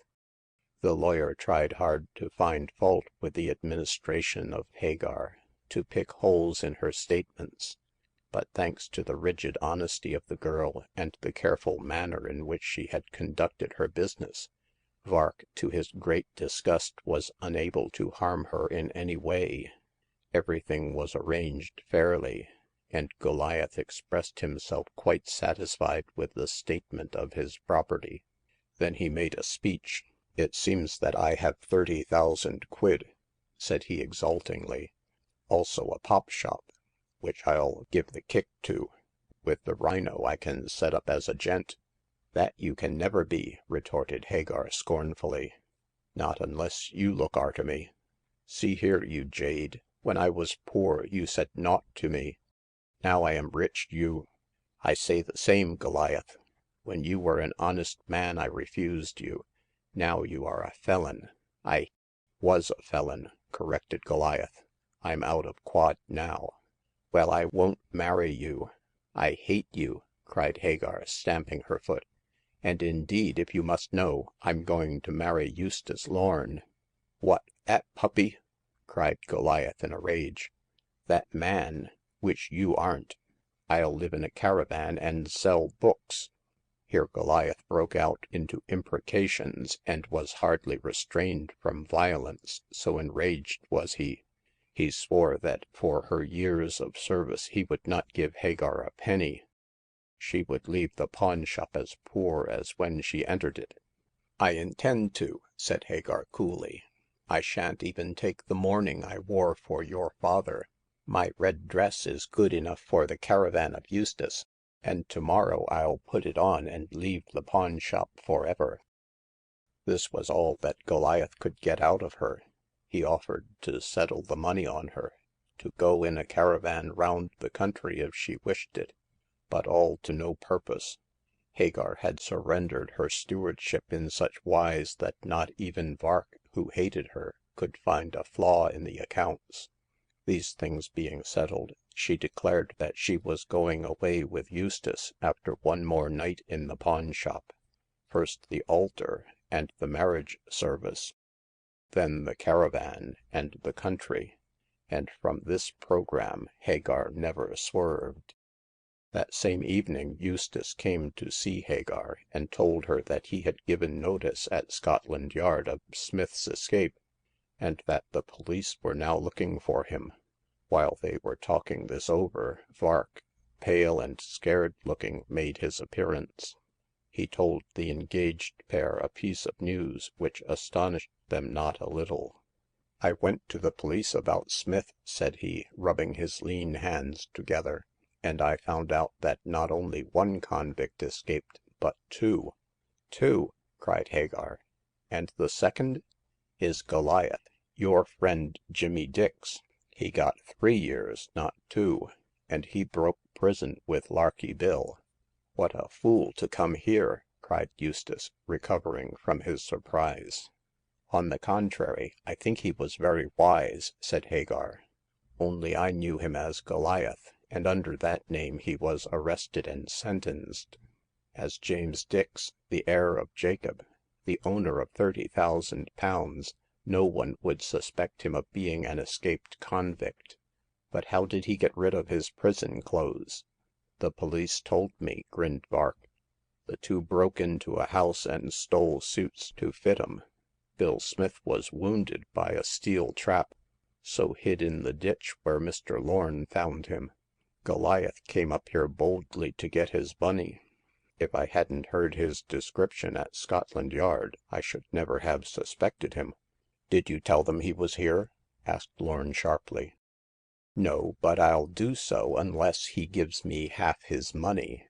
£15,000. If he does, I'll smuggle him over to America.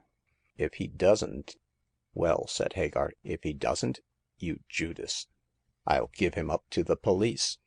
You beast, cried the girl furiously. You low reptile. You make capital out of everything.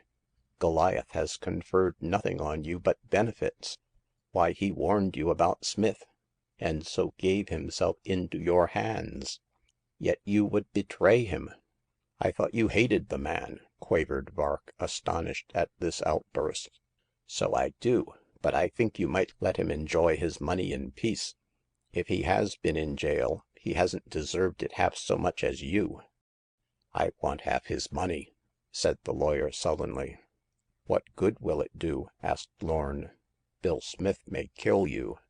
"I'm not afraid of him," snapped Vark, turning pale nevertheless.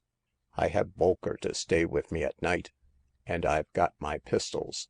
Besides, the police are after Bill, so he won't come here." "Yes, he will," said Hagar, throwing open the door. "He'll gladly give his own neck to twist yours.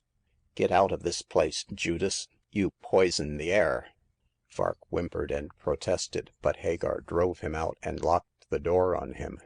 When in the street, he turned round and shook his fist at the house wherein dwelt the woman he now hated as much as he had loved. She had escaped his toils, she had run clear of the traps he had laid for her, and now, having discharged her trust towards the dead, she was going out into the wide world with the man she loved. Poor indeed as regards worldly wealth, but rich in the possession of Lorn's honest heart. No wonder Vark was wrathful.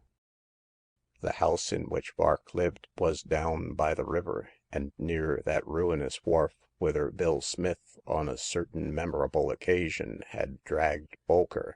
It was a gloomy old ramshackle mansion, which had seen better days in the early part of the century, but now it was given over to the lawyer, his deaf old housekeeper, and the rats. On the present occasion Bolker was also staying there, by desire of Vark. The wretched solicitor who had sold so many thieves, and who was now terribly afraid of one, insisted that the lad should stay by him in case of need. But Nemesis was not to be tricked in that way. Passing through the gloomy streets on his way to this den, Vark, who had grown a trifle hard of hearing, did not hear the stealthy footfalls of one who stole after him, nor did he see a shadow gliding close at his heels. It was a windy night, and the moon was veiled on occasions by a rack of flying clouds. The lawyer walked slowly on until he ascended the flight of worn steps which led to his hall door. As he did so, a black cloud swept over the moon, and lingered there so long that Vark could not find the keyhole. When he did so, the door blew open with a crash, and Vark measured his length on the stone pavement of the hall. Bill Smith saw his opportunity of entering the house unnoticed, and flew swiftly up the steps, and past the prostrate man, who was so confused by his fall that he did not know of the man flitting by. At this moment Bill could have killed Vark easily, but he judged that the hall with the open door was too public. Moreover, he wished to get into the room where the lawyer kept his safe. Vark once dead, and Bill intended to open the safe with his keys and then escape well laden with plunder. But of all these dark plans against his life and moneys, Vark was ignorant. As he gathered himself up and closed the door, his housekeeper came down the stairs with a candle.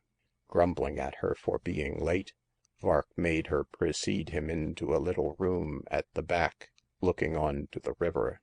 Larky Bill took off his boots, grasped the knife he was carrying, and went after the old man and woman. When he looked through a crack of the door into the room, he started back and swore under his breath, for therein were Bolker and Goliath.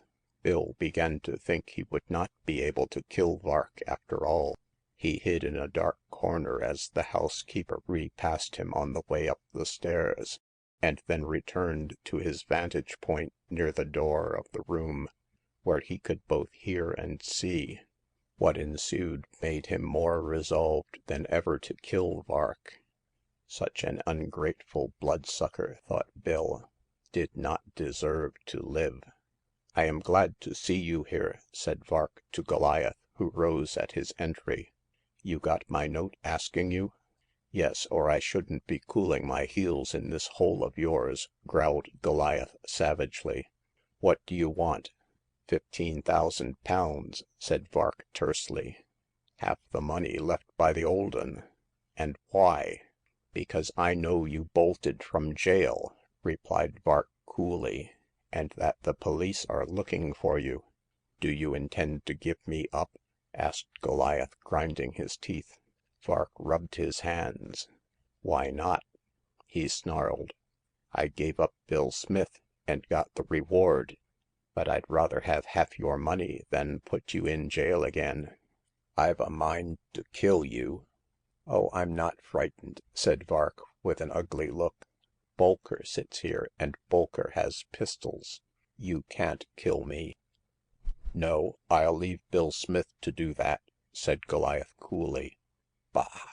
I'm not afraid of that ruffian.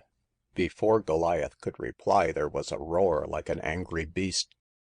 The door was burst violently open, and Bill Smith, knife in hand, hurled himself into the room. Vark yelled shrilly like a rabbit caught in a trap, and the next moment was dashed to the ground by the infuriated convict. Bolker ran out of the room crying for the police, and flew through the passage out of the hall door and into the windy night. His shrieks roused the neighborhood. In a flash, Goliath saw a chance of gaining a pardon by saving Vark from being murdered.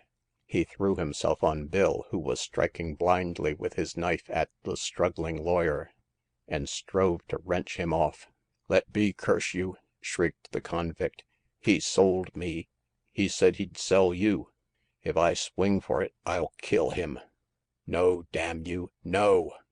Goliath plucked the wretch off the prostrate man like a limpet off a rock, and then commenced a furious struggle between the pair.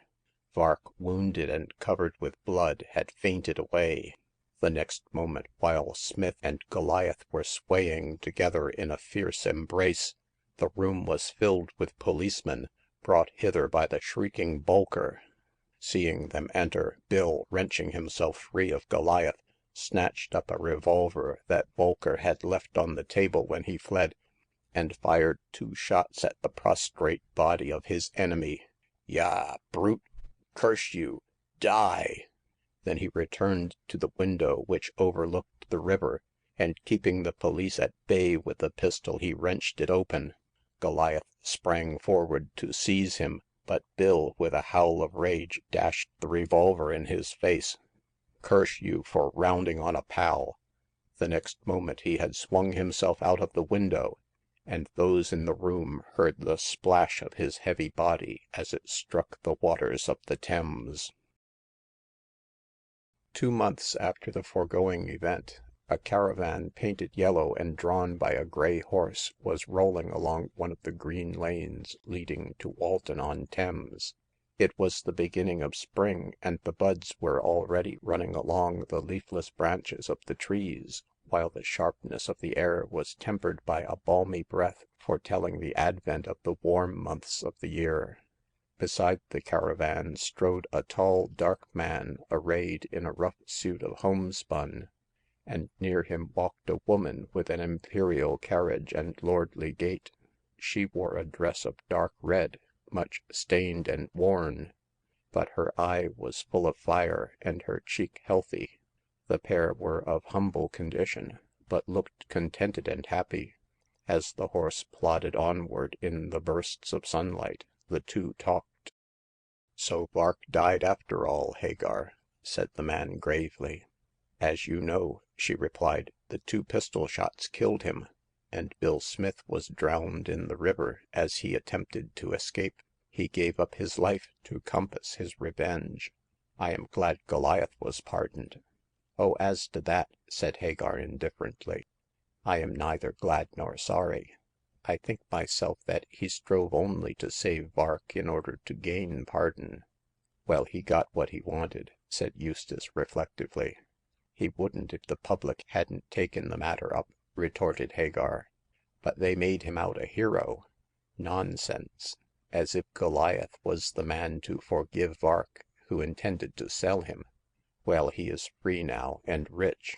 I dare say he'll lose all his money in dissipation. He had much better have held on to the pawn shop instead of giving it up to Bolker. Bolker is very young to have a business. Don't you believe it, replied Hagar dryly. Bolker is young in years, but old in wickedness. He bought the pawn shop business with the reward he got from Lord Deacey for recovering the diamonds. Bolker will grind down the poor of Carby's Crescent and develop into a second Jacob Dix." You are glad to be away from the pawn shop?" I should think so," she replied, with a loving glance at Eustace. I am glad to leave dirty Lambeth for the green fields of the country. I am a gypsy, and not used to the yoke of commerce. Also, my dear, I am glad to be with you always." Are you indeed, Mrs. Lorn ?" said her husband, laughing. Yes, Mrs. Lorn," repeated Hagar very sedately. I am Mrs. Lorn now, and Hagar of the pawn shop, with all her adventures, is a phantom of the past." Eustace kissed her, and then chirruped the horse onward. They passed down the lane, across the dancing shadows, and went away hopefully into the green country towards the gypsy life. Hagar of the pawn shop had come to her own at last. End of chapter 12. End of Hagar of the Pawn Shop by Fergus Hume.